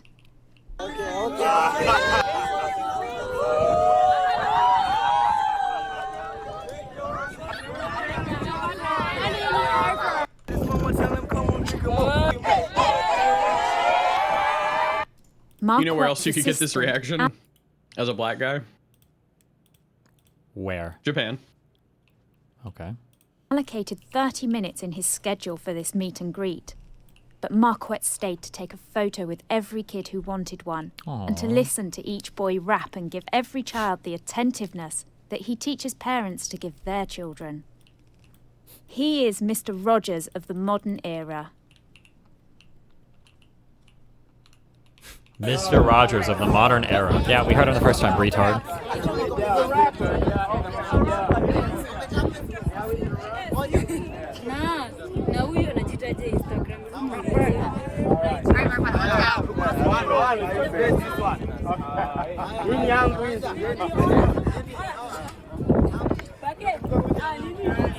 There are many who say there is much that is wrong in the world today, but there is only one who is doing something to make change around the world, to ensure that boys grow into strong men and leaders, and that girls grow into ladies, great mothers, excellent wives, and productive citizens. Oh. Marquette Devon Burton. Yes, yes. This obviously this is like not a real BBC fucking doc. It's just funny. He had this whole glazed thing made of himself, which is fucking hilarious. Or is the video of him pretending that he takes a helicopter to go shopping? Oh fuck! I don't know that's thing. Okay, anyway. Jesus. Jakob Jarl never did any of this. The documentaries, completely fabricated. The endless support of them, entirely manufactured. Every bit of information we've learned about Jakob up to this point has been nothing but what Alatra wants us to know about him. Because just a few years ago, Jakob did something to absolutely enrage them. He quit. Oh, never mind. In 2023, Jakob Jarl was one of a number of Czech journalists working to expose Alatra's activities. Turns out that he was instrumental in locating one of Igor Danilov's hideouts. And because of his meddling, he's now facing a coordinated smear campaign, essentially painting him as the devil. Unfortunately, it's difficult to parse who exactly is connected to Ellatra and who isn't when it comes to their comment sections. They've amassed hundreds of them across their various uploads, and the overall sentiment ranges from unapologetic support to cautious skepticism. From what it seems, this massive psyop they're pushing is working in some capacity, as it's even caused the Czech government themselves to step in and investigate Jakub for these claims. It took years before he was exonerated, and while today he's thankful for it, the mental toll it took on him, combined with the internet's collective outrage about him doing things he never would have even imagined doing, all of it had unfortunately put him in an extremely dark place.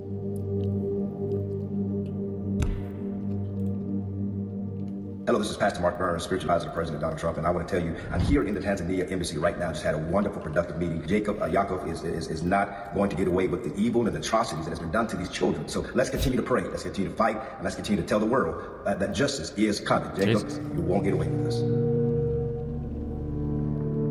To this day, if you look up Jakub Jol on any search engine or social media platform, you'll find video after video painting him out to be a monster. It is. Wait, was he a monster? I just got back. No, I think he just tried to like expose the cult. And then they smeared him. Yep. That's what they do be doing some smearing. Did they smear you after? I don't think so. Maybe J-Stock's in the cult. True! What are the Ellatra links to? We're gonna have to look into that. True. How Ellatra once said. It's interesting. I don't know if you know, but this summer holidays, Ellatra is again visiting Tanzania. They're going there with like 20 volunteers for 2 weeks. And you know why they do it? Because the children we were helping, they discovered all their orphanages. And now they're getting into that orphanages. Of course, when they give those people money, you know, of course they will take it and they will be happy. So now they're going there and visiting those children we cared for years. And they're visiting them, and they will try turning them into this Ellatra member in the future. You know, they have like this whole campaign, and that's the real torture thing. Right. You know, because they can't hurt me with lies when I know it's a lie. You know, but they can hurt me with those children. We helped them medically, we put them in school, and now they go there. You know, now they made all those people crazy. You know, they're spreading those things. So I can't visit Tanzania anymore. So I can never visit them again, the children, nor any of the volunteers. We like traveled there with a bunch of people for years. We cared for all of them. No one can visit them anymore, and all of those children are getting indoctrinated into Ellatra cult.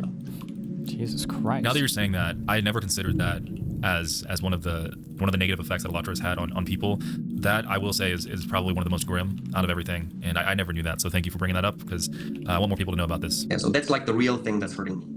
That's the only thing I can't like be laughing about. But the other things that so they will kill me somewhere. You know, that's like something I can laugh about, because I don't care so much anymore when I know that it's much more important to fight against them. But this is something that hurts me, and I also feel guilty, because if I would not visit those children and would not investigate cults, they would not be indoctrinated by this crazy cult that's now targeting them.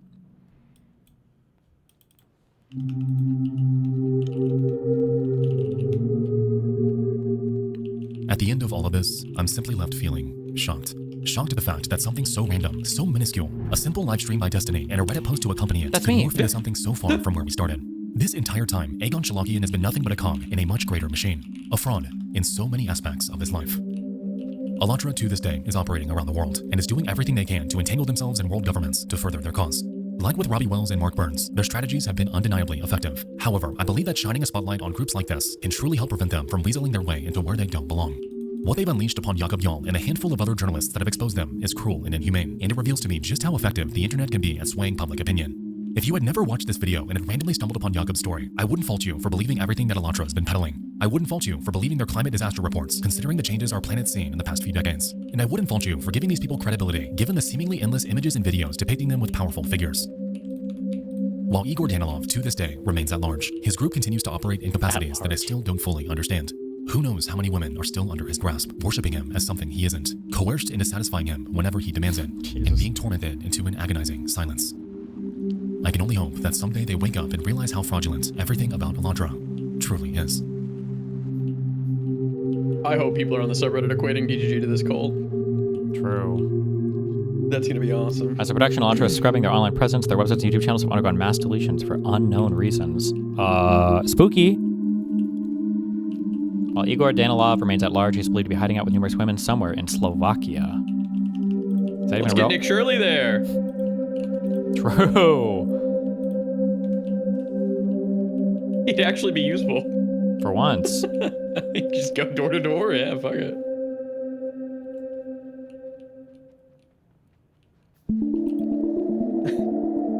Darius, we got a job. Well. Subreddit time. Which subreddit? What about the subreddit? You were saying that they're on his subreddit already talking shit about you. Or whatever? Oh yeah, somebody link a subreddit in chat. I'll go check.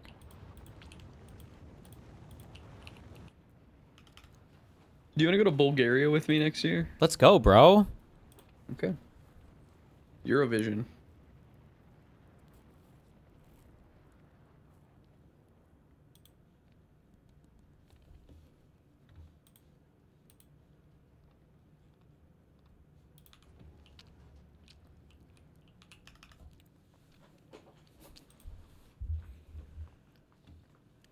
The new video. Fucking hell.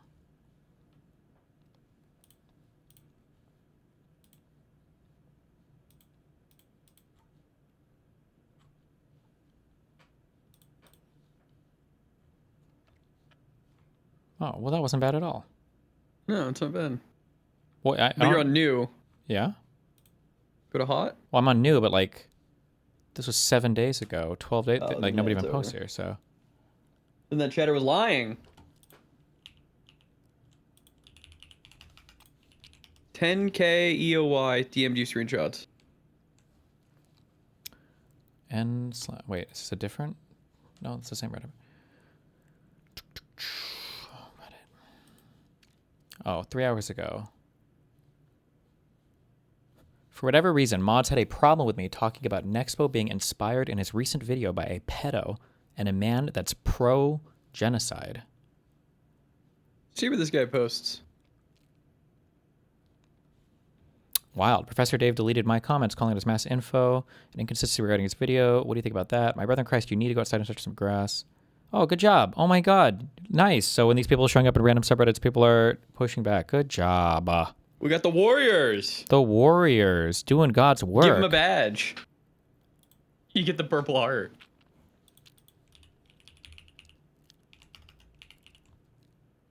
We're colonizing.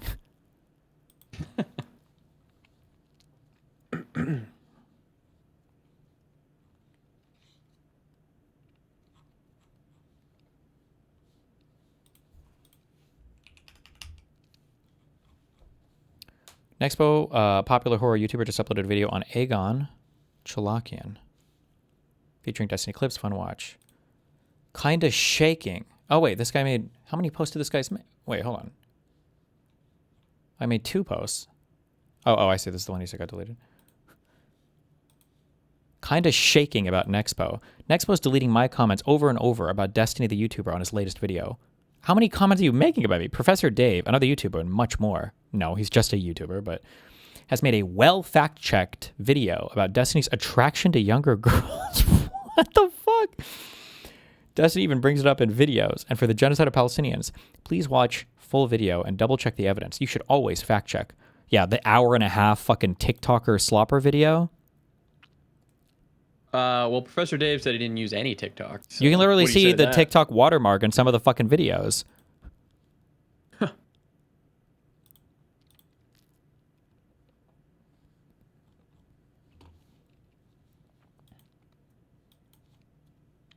Even if he, the recent video by Nexpo was inspired by Destiny's research on the topic. Even if he disagreed with me to delete my comments when I was polite and given the benefit of the doubt, shocked me.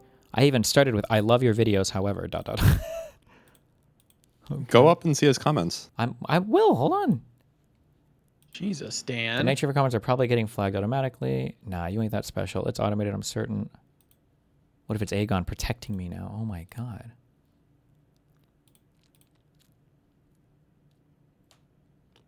FYI, I adored Nexpo.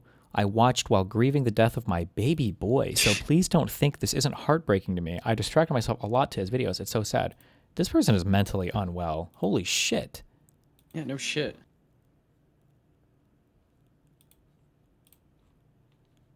There's no way he didn't know about Destiny's views on Israel if he knew about Destiny. So many, if not most of his videos are pro-Israeli. Most of my videos are pro-Israeli? Now, here's a real question. Is it a Hassan fan or an Alatra supporter? Almost certainly it's a Thank You or Hassan fan. Go to the top, click comment. Oh, there you go. Then click search. Well, now we're going to wait. Hold on. Now ads is going to show us, because now we're going to wait. Hold on. Oh, ads deleted the video you wanted me to watch. Good one.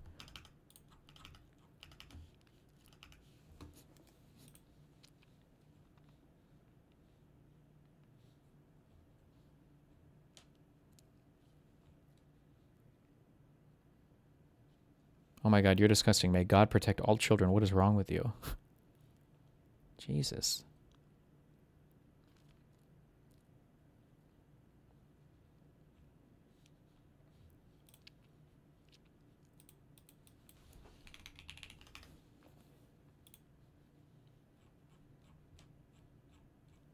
Try removing the subreddit. I'm curious if he goes outside. Top left, yeah. Oh, Jesus. Oh, yeah. There we go. Let's see. We're in Ask Reddit. Non-murder stories. Non-murder mysteries. Jesus. Am I overreacting? You do realize any race can be racist. I'm a person of color saying this. Please, like being an ally for black people doesn't mean you excuse blatantly wrong behavior from every black person. They're a black St. Louis, Missouri living person who had lost a baby boy while watching Nexpo videos. Okay.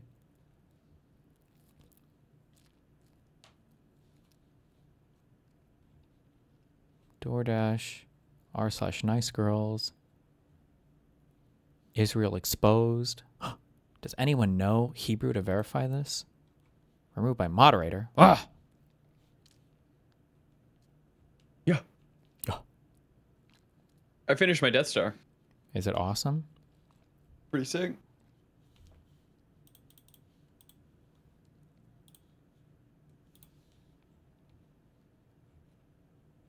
ChatGPT said, you seem like you have made thoughtful choices in picking the supplements, but also overkill in the sense that taking all these supplements might do more damage than good by their actions.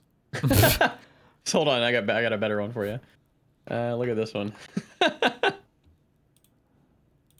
Yeah, hold on, I'm getting there. Oh, sorry. They stick poles at Palestinian men all the time in prison and have dogs rape them.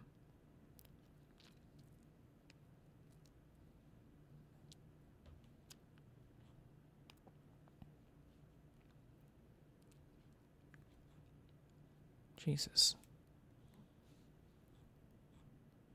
They posted male grooming as well, okay. Starseeds, is that a video game?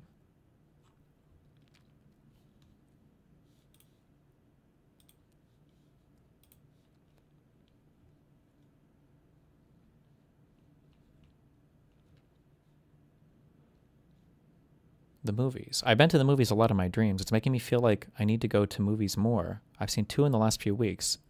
Strangest thing happened when I left the theater. I went to the Palisades Mall in New York, very big, and the AMC movie theater is in the mall.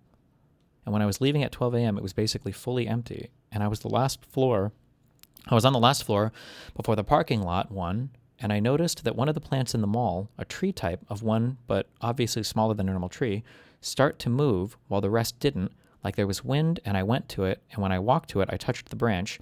As soon as I turned around, I heard children laughing, like it filled the floor above.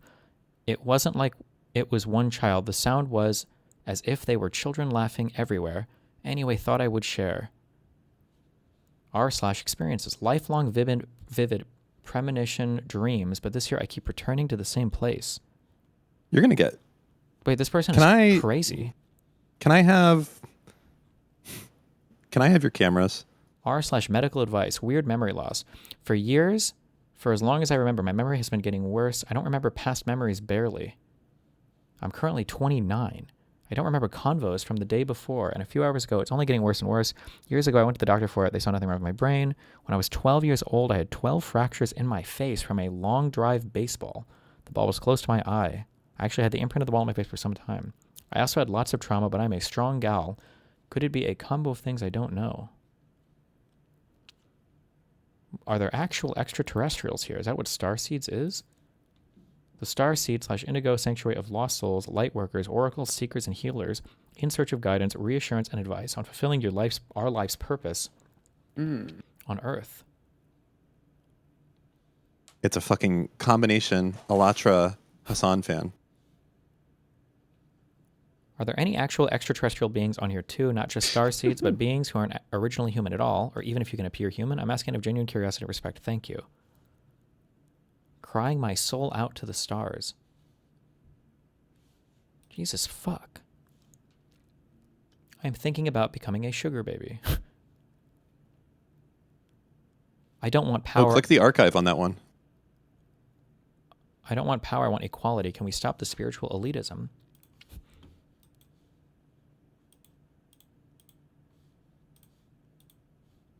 Nothing comes up in the archive. Fuck. Okay. Why are we looking at my wife's Reddit? Good one. I feel a lot. I feel so much. I absorb so much pain from others. How the fuck can this person take the time to do anything political when they're a fucking... Schizo? Yeah. They're probably lying. About what thing? Doing political stuff? Dude, if you go back far enough, they're going to be a Destiny poster. Hold on. Hold on. I'm pregnant. And it's oh, all, wait, it's I'm true. telling you, every snarker starts with an IP ban. They're going to be your most powerful warrior, and then you're going to fucking piss them off by banning them, and this is going to be the path that they got set on. Check their chat logs. There's a fucking Destiny IP. Ban. Yeah, literally a league ban created this whole thing. How do you navigate complex relationships as a starseed? Wait, what the fuck is a starseed? I think you think your soul was like planted from like another like extraterrestrial place or something. Okay, so it's to be special, and you're like not exactly from here or whatever. Hold on, Moot. This one's about you. Go ahead, Steve. Read that. Rejection? No, the one below that. Oh. I have an amazing fuckboy. He's very sensual in bed and finds me so beautiful. Is this the guy who got her pregnant? A few posts up. Well, 2024? Maybe, who knows? Sex with my new BF is making me make crazy decisions during sex. He lied to me. R/sex. Oh no. Advice on a man's virginity. Slutty confessions. I'm about to have sex with a virgin in less than 10 hours. R/sex. How to tell if a guy would hook up with you right away or prefer to wait. Oh my god, even further back. My poor husband. Oh no. What's happening in this person's life? My father died last week. Yesterday was his funeral. Today is another memorial. At the funeral yesterday, a few of his father's friends. Blah, blah, blah. Mind you, he was a horrible father in so many ways. If you ask my husband to tell you one memory that was good, he can't. He has to sit and listen to people go on and on about how good of a father he was to them and a mentor, while his own children suffered. Breaks my heart. P.S. His father never apologized for a single thing and stated it is what it is, basically. Oh, his father died. What? Okay. We need to talk about Grimes.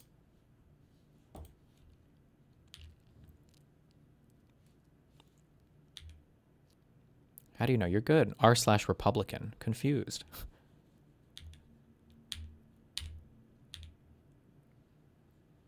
R/roast me. My husband doesn't get why I'm doing this. Oh no. These are always deleted. You can probably look in archive.org. Copy that link and then put it in the Wayback Machine. I'm too lazy for all that bullshit. Damn it. You didn't even see if they posted in Destiny yet. He's working on it, man. He's digging He's through slow. it. Oh, Russian! Oh, I'm telling you, we're getting there. Russian? Why don't characters in A Gentleman in Moscow have authentic Russian accents? Oh. Holy shit. I told you. Warm water board. Hold on.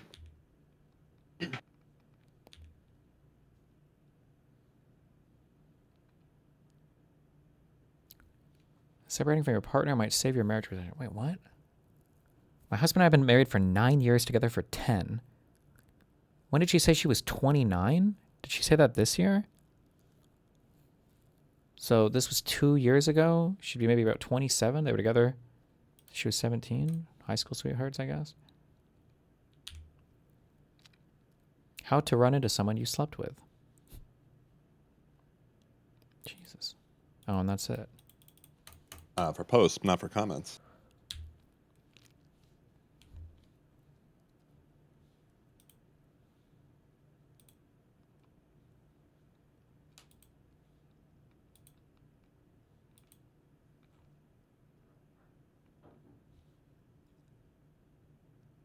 Does this mean they're... No, you fucked up. Go back to the top and click Why the fuck? search. And then... The date got... I don't know why the date did this. Do I have to pick a starting date, or can I just...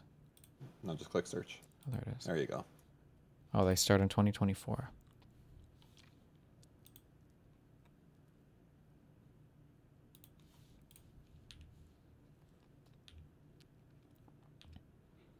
Star seeds. Man, they started early in there. Damn. Awakened. This person is crazy. Mm-hmm. And they want to kill you. Thanks. I'm just... So you can prepare yourself. Get in fucking line, man. Yeah. Pick a fucking number. Yeah, but this person's going to do it, and then they're going to fucking wear your skin as a suit and then do a live stream.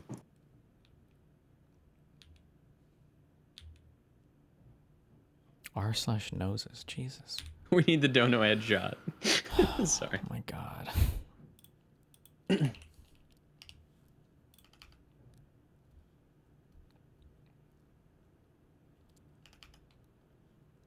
Well.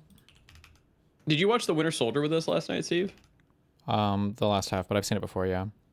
That was awesome. Duh. I'm pissed off because these fucking morons played Infinity War at a stupid time, and I didn't get to see it. Well. I might make them play it again. Bro, decoding the gurus. Any place where my community has like a semi-strong presence, the tankies show up and do fucking... They go to war in these comment sections. It's crazy. Are people going to war too, though? In the decoding the gurus subreddit, yes. I'm telling you, I told J Doctor, we're gonna get a thing where when you right-click somebody's name, it'll also have like flares that like we can put. It'd be cool if we could get like some Dalaban badges for like combatants. Oh my god. Well, no, do you remember? You can't be too open about like brigading. They get real mad. Sorry, go ahead. For a brief period of time, we had the Chapo poster detected. Oh god, Yes. that was a glorious People fucking got so month. fucking mad about that. They were losing That their was awesome. marbles. It was so good because every time they posted, they were immediately discredited and then they lost their fucking mind.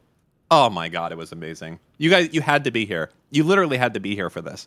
And they were enraged. Is Pay Money I Wubby... think Steve is that like a... I forget. Is he the lefty dude or is he not a lefty dude? I forget. He's just like a memer, I think, no? Okay. I mixed him up with the other banana guy. He's a banana guy, right? Yeah, he's a fat guy who gets in a banana every once in a while. Okay. But the other guy, I'm thinking of his actual Jake. That's the... Yeah, oh, no, not that's banana. it. Corn. I'm thinking corn guy. Fuck me. Whatever. Whatever, I'm colorblind. Israel can't commit a genocide with the U.S. government. If you don't care about Palestine, you don't actually care to stop American fascism. Damn. The lefties. There he is. Is 50501, is that a left-leaning subreddit? Or no? I feel like I don't know. we What looked the at fuck this is at one this? point.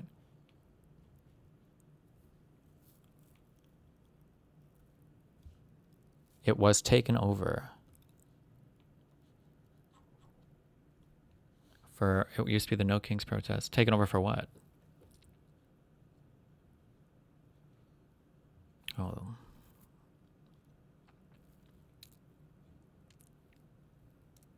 If you live in Michigan, please vote for Abdul El Sayed. His background says he used to be a scientist.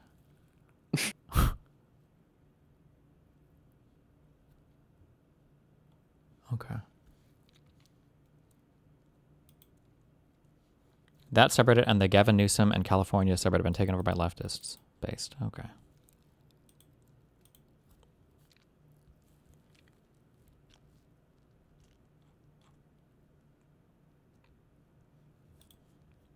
They post updates on your court case here. The YouTube drama subreddit is a hard tanky, like a FOMOI or whatever. There's like a hard lefty. It used to be super They're woke gonna progressive. lose it when you win. Well, if, who knows? Maybe it'll get delayed until one of us dies. And it'll be a default judgment. I said before, Elatra's probably who's funding the case. True. I mean, you expose them. You see what they'll do to that other guy. They'll never stop.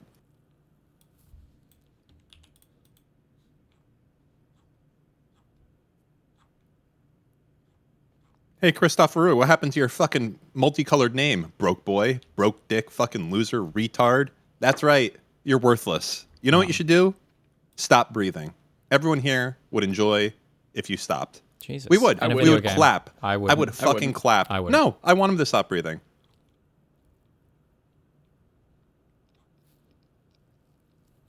Do the joke again, Dan. Go ahead.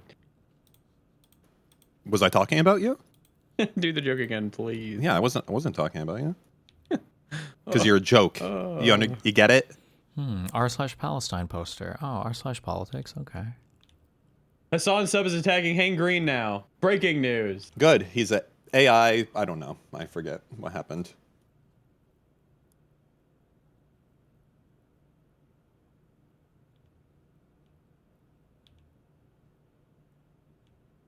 Do you guys see Trump stopped attacking Iran? Classic. Again?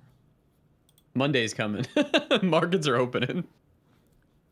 Thank you for See you taking Friday our for the bombs. quick member survey. Welcome to DSA. Done. Oh, he joined the DSA. What a cool guy. This sub is all Destiny freaks now. Why does the Democratic Party make members do dues? True. Good business.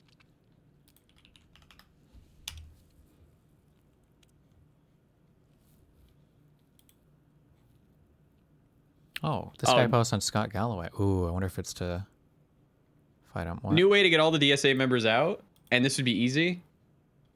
You have to give $1 as dues, but that $1 is going directly to Israel.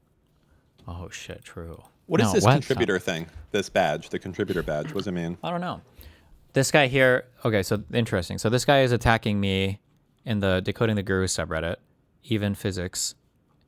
But he's also in the Scott Galloway subreddit shitting on Scott, probably because Scott just gave that take about Mamdani. What a good little warrior. Contributor doesn't it just mean you like did some kind of work for the community, like art or something, or you did I have no fucking idea. There's a bunch of those motherfuckers that have it though. I'll ask them why they got it. If you hover over the contributor icon, does it tell you what they've done? No, it doesn't. No. No. No. Ooh. Scott Galloway's a dishonest hack. What? Prying mind. What are you back now? Didn't this guy fucking lose his marbles and leave, and now you're back? What have you? Did you get your refill of fucking anti-anxiety beds? The fuck? Bro disappeared and now he's back. I can snark too. Let's snark. Let's snark. I'll throw my life away. Based. I think the bigger problem is the show covering so many political commentators that cannot remotely be characterized as gurus. It's just people with political takes that the hosts don't agree with. Stick to the IDW and wellness/anti-aging freaks like Howard, Dave Rubin, or Hassan, gurus. Damn, He-Man. What the fuck is Bill Simmons? The Bill Simmons podcast. Sports writer, television. Okay, don't care. Sports, don't care. He's a moron.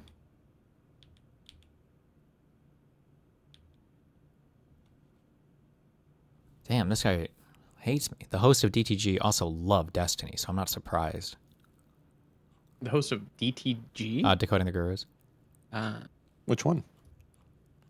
All of them love me. I have never heard of Gary outside of this podcast. They sure talk about him a lot, though. I've never heard of the Gary, the economics guy. Didn't this guy have like over 1 million subs on his YouTube channel? He blew up. He had a moment for sure.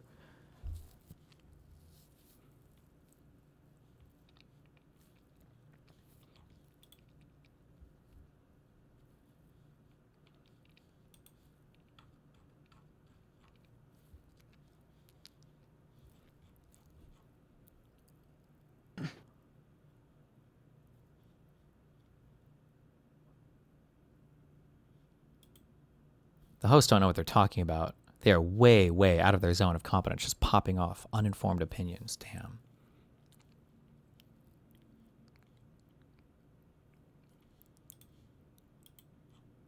Okay. Jesus. Last one.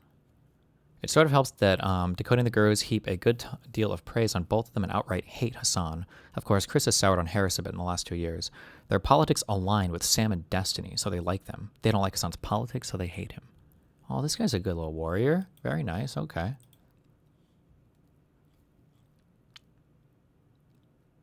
Even if Destiny's proven innocent, I think his action, this is in the YouTuber drama subreddit, I think his action surrounding the court case and in large part how he weaponized his fan base, okay, have put me off him and all of his associates. But he's a political streamer, so even if he is found guilty, people will still defend him till their dying breath. Do you think this is a random apolitical person, or do you think this person is a... Oh, we're in the ex-Muslim subreddit.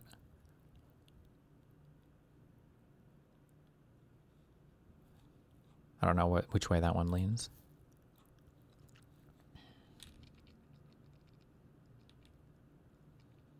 YouTube drama poster, religious fruitcakes.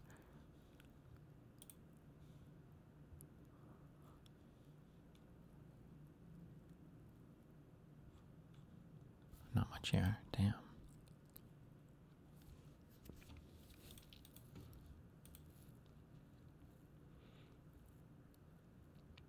I see the right-wing shitlib talking points have finally made their way onto this sub now. Excellent. They call it shitlibs? Yeah, that's a really old... I used to see that a lot on shit Reddit says. I feel like I heard that like 10 years ago, yeah. That's a thing that only lefties would say, though. Like hard lefties would call you a shitlib. I am a shitlib. Well...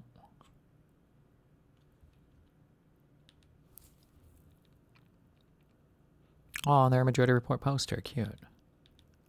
They're a fan. You played TF2, right? Yeah, buddy my age has played TF2 if they had a computer, of course. Did you ever get lemon partied?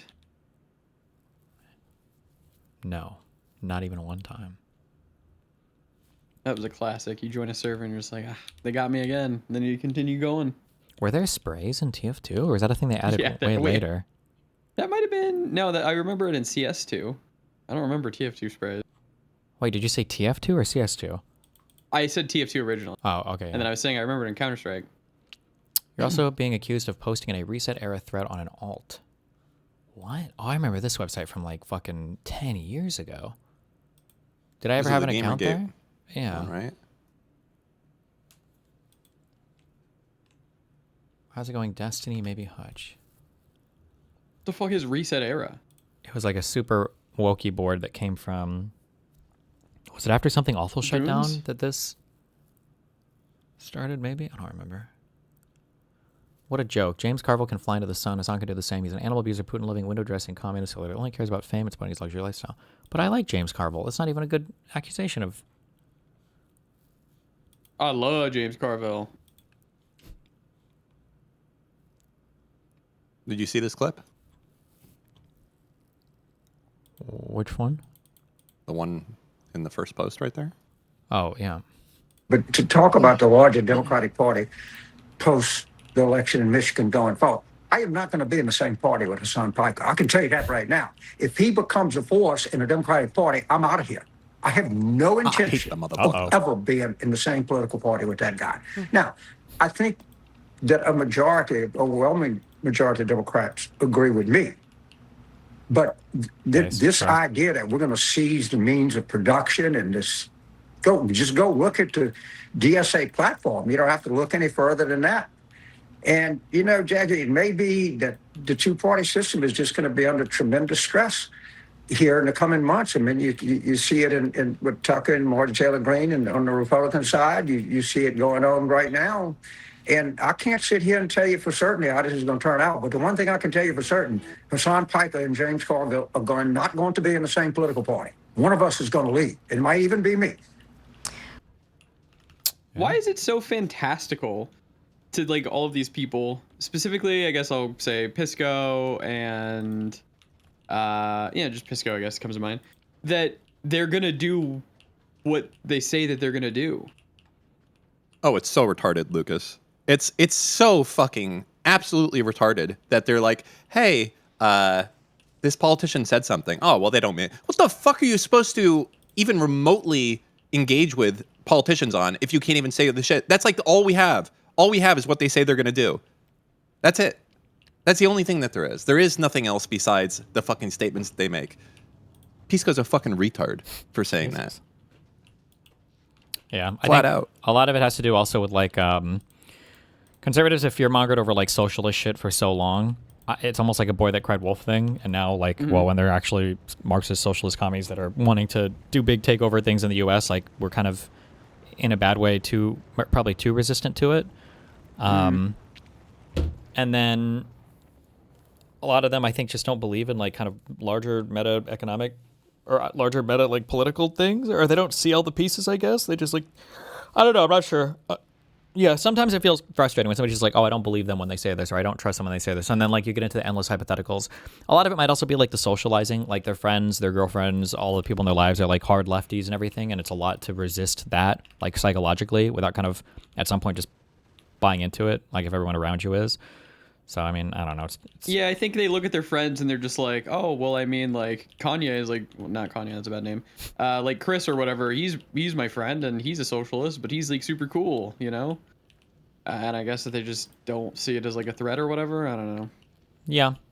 And not necessarily even that they're super cool, but just like you hear the talking points all the time. You're kind of like inundated. Like if you hang around with a bunch of like racist people all the time, eventually, even if you pick up the humor, you might start picking up like the talking points and then the beliefs. Yeah.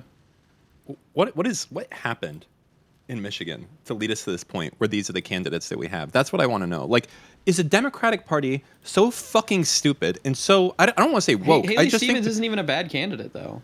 Yeah, but if in a competitive market, the answer there is let's run someone who's like 50 and a white guy. That's it. You got a W there. Someone without a crazy scandal. This is not the answer for everything. I know that the 50 and the white guy talking point is the thing you love to talk about for the president, but that's not true for the Democratic Party. Like black people and women can win in races in the Democratic Party. Like, he's already a House of Representative member. You misspoke. And the governor of Michigan is a white lady. Yeah, so I'm like, yeah. I understand that, but when it's competitive, do you think that women have prejudices against other women? Let me answer for you. Yes, no. They do. No, they do. Okay. You're wrong. All right. I don't think it's going to affect the Michigan race when women can already be elected easily. It's currently like a ceiling as a president because we've never had it before. But in like Michigan, I don't think that's an issue. I think the other person who's a senator in Michigan is a woman. Dan's just a hater. I'm not saying that women can't get elected. I'm saying when it's competitive, you're just giving yourself handicaps. That's it. So then we can not have any women or did I say that? Well, hold on. You're not letting me finish my sentence. We can't have any women in swing states anymore because it's like competitive.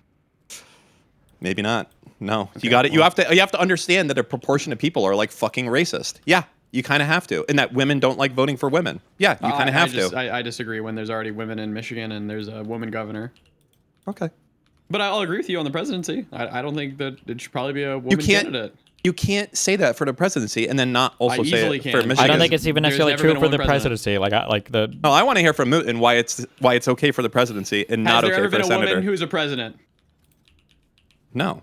Okay, that's the ceiling. There has been women in Michigan who have been senators. So we shouldn't have elected Barack Obama then? He shouldn't have ran? No, he won the primary. Again, whoever wins the primary is who I'll go for. Okay. But then we had Kamala running, right? Sure. Did she win? No. But now you're saying that women shouldn't go. But she won the primary just like Obama won the primary, and he won. Okay, and she lost. Well, Harris never. So if a woman I understand these points go against you, not the other way around. You're saying like, yeah, they lost, they won. Did you vote for Kamala? No. Oh, okay. Are you falling back to that because your point made no sense, sir? You saying that a woman can't win in Michigan is retarded because there's already a female. Yes, you just did. Yes, you just did. Yes, you just did. Yes, you just did. Never said that. Because a lady, is already a senator in Michigan, and there's a governor who's a lady in Michigan. So you saying that they should just run a white man is literally retarded. No, you're falling back to something because you know that you're taking an L here. You're falling back. It's competitive, and by having anyone that's not a 55-year-old white male is handicapping yourself. Shrimple fucking as. There's nothing else to it besides that. That's a fucking fact. There is nothing else to that. I'm not saying you can't elect a woman. I'm saying that. Can you elect a woman in a swing state? You can. Would you run a woman in a swing state ever? When it was competitive? It's a swing state that's always going to be competitive. Probably not. No. Okay, then I just disagree. Okay. I mean, I care more. Like, how do you say that when you say that, like, you would vote for anyone that has a D by their name to have the Senate seat because it's that important? But then I'm like, well, maybe we shouldn't have this person that a lot of people are going to be very discriminated towards. And you're like, no. There's a primary right now. Yeah, I understand. Right? Sure. I think Stevens is a good candidate to run in the primary. Do you think that there's Republicans that fucking like are maybe considering possibly voting for the other side in the upcoming election, I'm genuinely not going to entertain this conversation. If you don't think a woman can run in any fucking swing state, then your brain is broken. I didn't say that they can't. I just said that you put yourself at a disadvantage when you do that. When the opponent is a fucking white male, you are, because people are fucking racist. Sure, you put yourself at a disadvantage as long as like Obama isn't the candidate. Sure. I don't think that's true. I think that's a very naive view on things. I don't think racism is a thing powering any part of the electorate right now. Okay. Well, I mean, but then again, you think that women are like the most sexist that there is. Okay, if I were to go look up like the demographics for like Marjorie Taylor Greene or Lowen Boebert or Nancy Mace, did women not vote for these conservative women? I'm sure some women did, but you think it was measurably less? You think there was like a disparate impact on the elections for these people? I think that in general, women prefer to vote for a male candidate. Yes. Sources cited crack pipe or prove me wrong. You have to prove You're it. the one making the assertion. It's because I fucking read an article and now I have to like go find the fucking thing. And it was like years ago and it was about fucking what's her face? The article is that every minority is at a strict disadvantage. Why would anybody run any minority ever then? Why wouldn't the entire Republican legislature just be all white men? True. It's exactly what I'm saying. Well, Nothing no, I'm just but saying. white I'm just saying 55-year-old that men. why not? Like, if it was known that this was a disadvantage, I can understand the Democrats not doing it maybe because they're woke or retarded or whatever. But like, why wouldn't Republicans just exclusively run white men then? Do you think there's districts maybe where it's not as much of an issue, where they can as much of an issue? Why would you liberties? Why would you take more liberties? Why not just have the biggest win possible? Why would you ever run a suboptimal candidate? I don't know. Maybe it's good to have not everyone be a fucking white man in your party. You think a Republican feels that way? Yes. I see.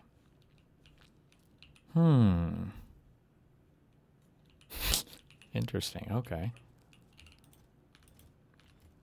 How are we doing, guys? I mean, I feel like I'm being gaslit a little bit here. So not good. How are you being gaslit? Don't try to fucking PISSCO me. That tactic doesn't work with me. I know. Okay, then I have ascended past that. He's being gaslit. He got gaslit. That's what it is. I believe that women can run in Senate seats, House seats. I think even a woman could technically run and win the presidency. I don't know if we should leave that up to chance this year. But if they win the primary, I'll campaign and vote. You for motherfucker! How do you say? I don't know if we should leave that up to chance this year. But then for something as important as a Senate seat, you're like, has oh, ever won the presidency. There are Senate seats. The Senate seat in Michigan currently has a lady in there, and the governor is a lady, which means that it doesn't seem to me like Michigan really gives a fuck. It's just like it's a very nuanced thing. Okay, no woman has ever won the presidency, so we shouldn't risk it by doing that. Sure it is. I mean, there's always like, oh, well, no Catholic has done this in 40 years. No person from Maine has won this year. Like, I don't know. Like, what are we talking about here? Where do you draw the line on this shit?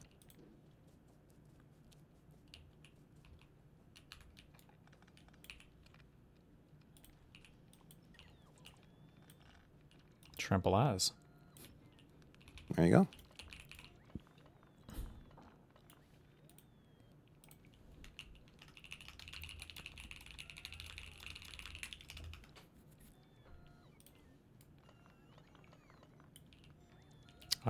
Well, any final thoughts or? feelings or? No.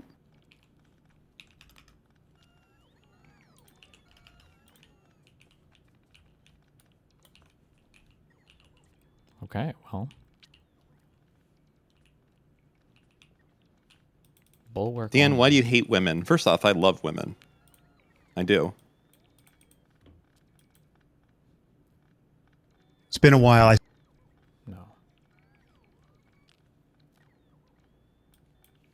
Okay.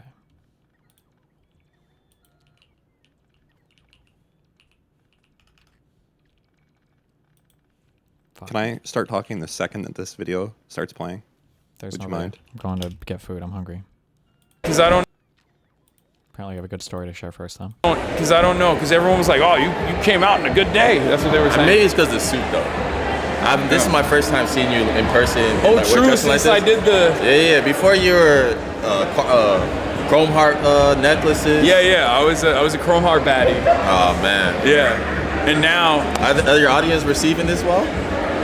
They didn't like it. Or are you LARPing? They didn't like it at first. They don't like the LARP, but I like it. It looks. People respect me differently. People I see you cutting your facial hair a little bit too. Bro, oh, that was just because I was on vacation. Okay. Last night, for the first time ever, I was walking by a cop car, and the guy went. Like the cop went. That's never happened to me before, and I'm like pretty white, but even then, like, I don't know. I'm pretty white. My king. Which one does he say he never is? I got fucking. I made the Michael Jackson video and I had to take it down because I forget what it was. It was something like, "Oh, that one doesn't count." He was role playing his mom Donnie. I was like, okay, but it was him flipping between I'm white, I'm Muslim, I'm white, and then he said I'm brown. This counts saying I'm pretty white. Because if you're not pretty white, what's the other? Are you? If you're not white, are you off white? He's Middle Eastern. What? It's just. Oh, so you don't think he's experienced anti-Arab racism in the United States? Islamophobic racism? He's whiter than I am. Like that's a on God fucking fact. He is whiter than I am. He is. You don't think so? I've met both of you. I don't think so. I think you're like, we're talking skin color, right? Yes. I do think that he is darker than you. No shot. Look how white he is in that fucking photo. Or Well, in the maybe still. I just saw him at a dark time in his life. What does that mean? Maybe he was Muslim that day. I don't know. He was. Oh my time. God. He was shapeshifting. Okay. Oh man. Interesting way to phrase that, Moot. A dark time. I feel, dude. You got to pull up old photos. He's whiter than I am. He is. All three of us are fucking white, man. Yeah, but he's white. He's in a fraternity, not date that raping shit. White, you know. I don't know. I have not. I mean, I don't know about that. I mean, I saw. Anybody. You know, no, I'm not saying he did. I'm just apparently the fraternity had some allegations against clue. it. Nah, I don't know. You know, but I'm just saying he would be that color of white. I mean, he is pretty white. He's white. This is why we don't want a white man. They're more likely to rape from Plaz. Jesus.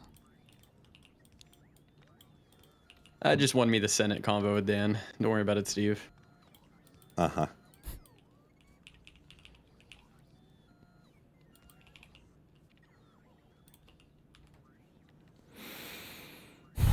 He's not pretty white. He's fucking insanely white. He's fucking blind your eyes. He's the same color as the fucking background there.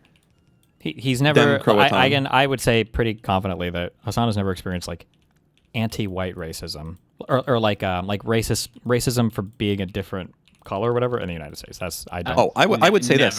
No. That motherfucker. No one has ever looked at Hassan ever that didn't know who he was and be like, "What is this fucking brown motherfucker doing here?" Yeah. Never. Not once in his life. He just looks like a normal white guy.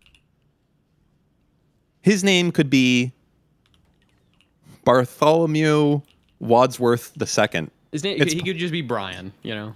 He could. And if you can be that, then you're white as fuck. True. He does look like a Trevor. Oh my God. He's got big Trevor vibes. I cannot believe Rokana being like, "This is the Oh first my time God. I've ever experienced Israel was racism." the first time I felt my brownness. That's wild, bro. That is wild to say. I can't even believe it. This motherfucker, there's no way he hasn't been to a store and had like the experience of like the fucking security like following him an aisle away. There is no shot. It's ugh. Well, I mean, depending on where he grew up, I guess. Well, maybe that's true, I guess. These guys all come from like mega fucking wealthy areas and shit. Maybe he wasn't lying. Maybe he only shops at Erewhon. The fuck Did is we Erewhon? did we It's find like a place for the Jews, Moot? Yeah, Israel. No, Yeah. I mean another place. Like I think we were looking for land that was not populated that the Jews could just buy and be like, all right, Just fuck it. send these motherfuckers to like North Dakota. No, you can't be in America. They got to be someplace No, where they can't come Yeah, here. they can't. It's too dangerous. They need their own fucking island, bro. I'm telling. They need to buy like an uninhabited Indonesian island. That's it. Problem fucking solved. There's got to be some wildlife preserve. Go in there. Dare I say, get rid of all the wildlife and then set yourself up. That's it. Just fucking move. They should. They should. I'm gonna say it. I am an anti-Zionist for Israel. I I've think that they already should solved the they should fucking colonize fucking Indonesia. There's got to be an island there, or in Brazil or something. I have solved Israel-Palestine. It is simple. Hey team, I had a quick question. What's up, babe? Okay, so do you know who Sean Kelly is? Yeah. Okay, he invited me to one of these 1v10s and he gave me a list of names of people. I don't know which one I'm on the skill level to have a conversation with, and I was wondering if I could just kind of name them off and you can kind of say one that's like probably Is there someone any, I could... like 10-year-olds there? For you? No, for you to debate. Oh, for me to debate? No, I don't think so. I think it's 10 people, not 10-year-olds. Name them off. Okay, so Maverick Approach, Chad O. Jackson, Marquette Burton, Marquette James Marquette Burton. Sexton. Marquette. Marquette? Yep. Okay, wait, it's Marquette Burton versus 10 feminists. He's the guy. That's So, the guy we just watched the I video think I on. can still be- The technologist, Bob on the bottom. Fuck, I don't know anything. I was just fucking This in the gym, guy's so I a didn't see. UC Berkeley alumni. He will absolutely just. Wait, do you know who that is?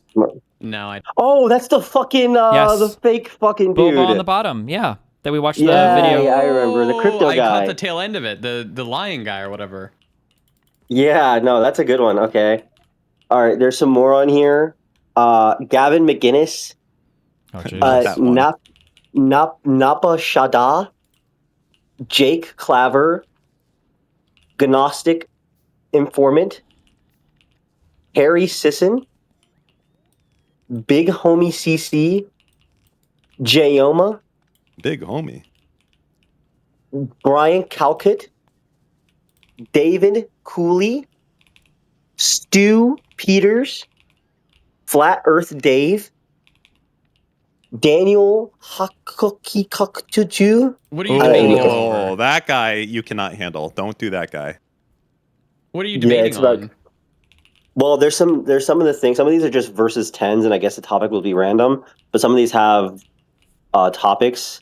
Like the Marquette one is about feminism, which I can do that. That's easy. That's something easy I can look into and research before the time. And some of these, like the Daniel Hakikakatuju guy, that's 10 Christian. That's for Christianity. But there's one here. Am I fucking retarded? Oh, yes. I'm fucking retarded. I thought this was Ben. Brian Shapiro. Is he related to Ben? No. You should do Brian Shapiro, yeah. Okay. Stay away from the Jewish names. Okay. Well, this is great. Because next one What's the Brian You're at a Shapiro disadvantage topic? there. Yeah, the next one is Rabbi Shmuley. Oh, definitely not. Versus 10 anti-Israel. Darius, that is a lose-lose for you no matter what happens, okay? Don't do Rabbi Shmuley, okay? The Rabbi Shmuley would be the big memes one, because that guy's a big memer. But then again, so is Gavin McInnes. Oh, he does memes? He's like a joke? Like, is he like actually like pro-Israel or what? He's like the mega pro-Israel rabbi guy that they bring on to Piers, right? Rabbi Shmuley? Is he like take over Gaza, Rabbi? He's Or- like, think of the Jew that could make you think I'm going to become racist towards Jews, and it would be this Jew. That would be every who morning. it is. Whoa. Okay. Okay. Like got the super Zionist guy. Gotcha. Yeah, but I like think he's probably also like a guy who wants to go into Gaza and like actually fucking genocide the Palestinians. like every stereotype that there is for a Jewish person. And yeah, it's Okay. just it's not good. Like the thing everybody hates. Okay, gotcha. All right, so that should be. I'm not really that Palestine, like pro Are you a Palestine. so I don't really debater? know. Well, I'm going to start researching this month. You know, this is my work month. So I'm gonna spend some time, sit down, watch some videos with chat, and we're just gonna get tapped in. I got Destiny's notes on the other monitor right now. I had someone, Zugami. She sent me her presentation about the Israel-Palestine conflict, and she sent me what is this? Let me pull this up here. It is a website called parallelhistories.org. She wants me to go through that and read. She also wants me to read a book called Side by Side, which she's giving me like next week. What are you debating again? Well, these are all random. So it's different things. So like the next one is only Javis, and there's no topic. It's just random. Dan Penna is random. Brian Shapiro is random. I don't know Michael what does Jones, random mean. You can debate like on number Like, it's just theory or random what? topics. It's like multiple, like random topics. It's like random topics, like probably whatever is topical in the United States right now. Okay. It's not like to the person. Some of these are like specific. Like the Harry Sisson is versus 10 Republicans. Are you going to be a And so you have to be Republican a on that, Republican. or? Yeah, you have to be a Republican. Are you a Republican? No, he just gave me a list of things and said which one did I fit the best. And then they have like what it's going to be mainly about next to some of them. And some of them they don't have anything. So what there's not topic do you vibe with? I think the Marquette one is good. I saw this guy Trax NYC, but I think that he talks about jewelry, so I don't really know much. But he's like an angry Jewish guy. I don't really know what his like conversation is. I just don't know a lot of these people, so I don't really know like what they would mainly want to talk about. Like if you see like the Marquette guy, you kind of have an idea. Or like the Flat Earth Dave. Imagine that's gonna be about Flat Earth. So I don't really. I'm just trying to figure out who I'm going to be talking to, so that way I kind of figure out what the topics are going to surround around. Wow. Yeah, that's why I'm kind of naming people. A guy named God Logic. I feel like I've heard that name before. Bell U. Sean McDowell. How many motherfuckers are at this thing? I don't know. He's just No. This is it's a choice. He's all the debates, and he wants me to pick one that I want to do, and he's going to put me in. Fearless Truth Apologetics, Hayden Carroll, Vocab Malone, Jesse on Fire, and Eli Apologetics. There's more here, but these are kind of like they're looking like they're full. It's like Alex Stein, Pearl Davis, but that's like Pearl. Pearl. I can bother about Pearl. Yes. But she like kind of washed now. Like she doesn't really like. No. Oh, as We'll opposed love you if you to do Pearl. Darius, who's in tip-top debate form right now. Yeah. I will be by the time if I get there. I'm gonna be actually like at peak because I'm gonna be newly informed. Darius, the problem with your debate strategy is that your debate strategy is to let them like stomp on your balls for a few hours until someone else comes in, and then you're like, yeah, what's up? Okay, yeah, that's kind of true. But like, if that's I not going to understand, work here. well, I have to like actually understand what I'm. If I actually understand like genuinely, I can do it. Like, if you see me in a conversation with like people that I'm like having topics about my life on, I'm like, okay, like I understand what happened here. I know everything. I'm very heated. But if I don't, I'm not like fully aware, and sometimes I think someone knows more than me, then I usually let them stop All my right, nuts. Darius, let's test this hypothesis. That's why I'm going to research. Okay, Darius, let's test this hypothesis. What is something that you know a lot about and I don't know fuck all about? Fucking League of Legends. Sure. Okay.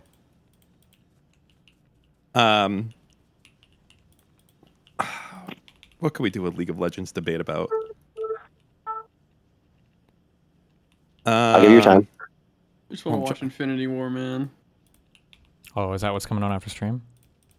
Hell yeah. Didn't you guys already watch Infinity War like 3 days ago? Yeah, and I'm making them Dude, they rewatch watch because I Marvel missed it. every day, man. Oh, I was gonna go live. If you guys are watching Infinity War, then fuck it. You want to watch it with us, Dan?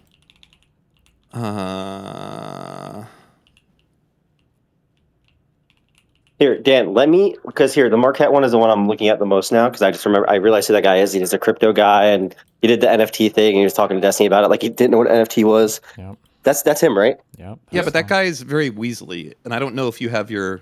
But he's like retarded. Yeah, but he's like You know an what I mean? oiled... he's a retarded oiled pig, and you're there like, come here, little piggy, and he's going to be not wanting to go inside the pig bag, you know? I'll pin him down. You won't. So I'm gonna research a topic that he, like I said, his thing is feminism, and then I think we should come back to here, same place, same time, in a week and talk about feminism. Okay, sounds good. Okay. I feel like this is a really bad idea. That guy, all of his content is shitting on women. And all you do is get shit on by women. There's no fucking League of Legends I'm the debates perfect, for him, Dan. I'm the perfect one. Yeah, that means you're just gonna end up agreeing with the guy. Like that's what's gonna happen. Are you gonna go on there and be pro feminism? I am pro feminism. See? Well, I'm telling you right now, this guy's gonna convince Darius. This guy's gonna be like, Darius, have you ever had a woman in your life abuse you? And you'd be like, I'm gonna send Marquette the video of you fucking kicking Xena. He's gonna be like, how can you be a feminist when you're beating the ladies? yeah, you're gonna come out of that being the next fucking red pill guy, Darius. This is dangerous He's for gonna you. be like, hold on, this guy's spitting. I really feel like you should stick to Pearl. It doesn't matter what I it is, dated you'll Xena, win. and Xena was a product of Fresh and Fit, and she never indoctrinated me. There you go. So I think I got this. Shrimp lies. I think Xena's a queen, and I have nothing bad to say about her. Okay. I bet. I'm hungry. Come back to us with your debate prep. I love you. See you later. Bye, Darius. Bye. Bye bye. Bye. Oh, let me play my 4 minutes. Maybe this for an hour. Does. If you had a shock collar for Hassan, would you use it? AI will bring in a cyberpunk-flavored dead internet. Learn to use local AI to build intranets, own the infrastructure, store the important data locally, and treat the global internet as an optional connection, not a dependency. Wow. Until Who was then, that? I have a suggestion to keep you all occupied. Learn to swim. I'll see you down in Arizona Bay. Who's that? I have no idea. Okay. We will be Generic in lady, I big think. trouble if we don't find a rebuttal to the Democrats' started I know slavery who this talking is. point Who? before Who is Hassan this? Piker and his campaign strategist. Federal Gerpic JSTLK. Deploy it in 2032. Good one. I don't know who that was. Me neither. All right, I went live. Host my stream if you're getting off. Say okay. Okay, have fun. Be careful. Oh, Wait, what'd you say? okay. I said I went live. Host my stream. Okay, have fun. Be careful. Bye.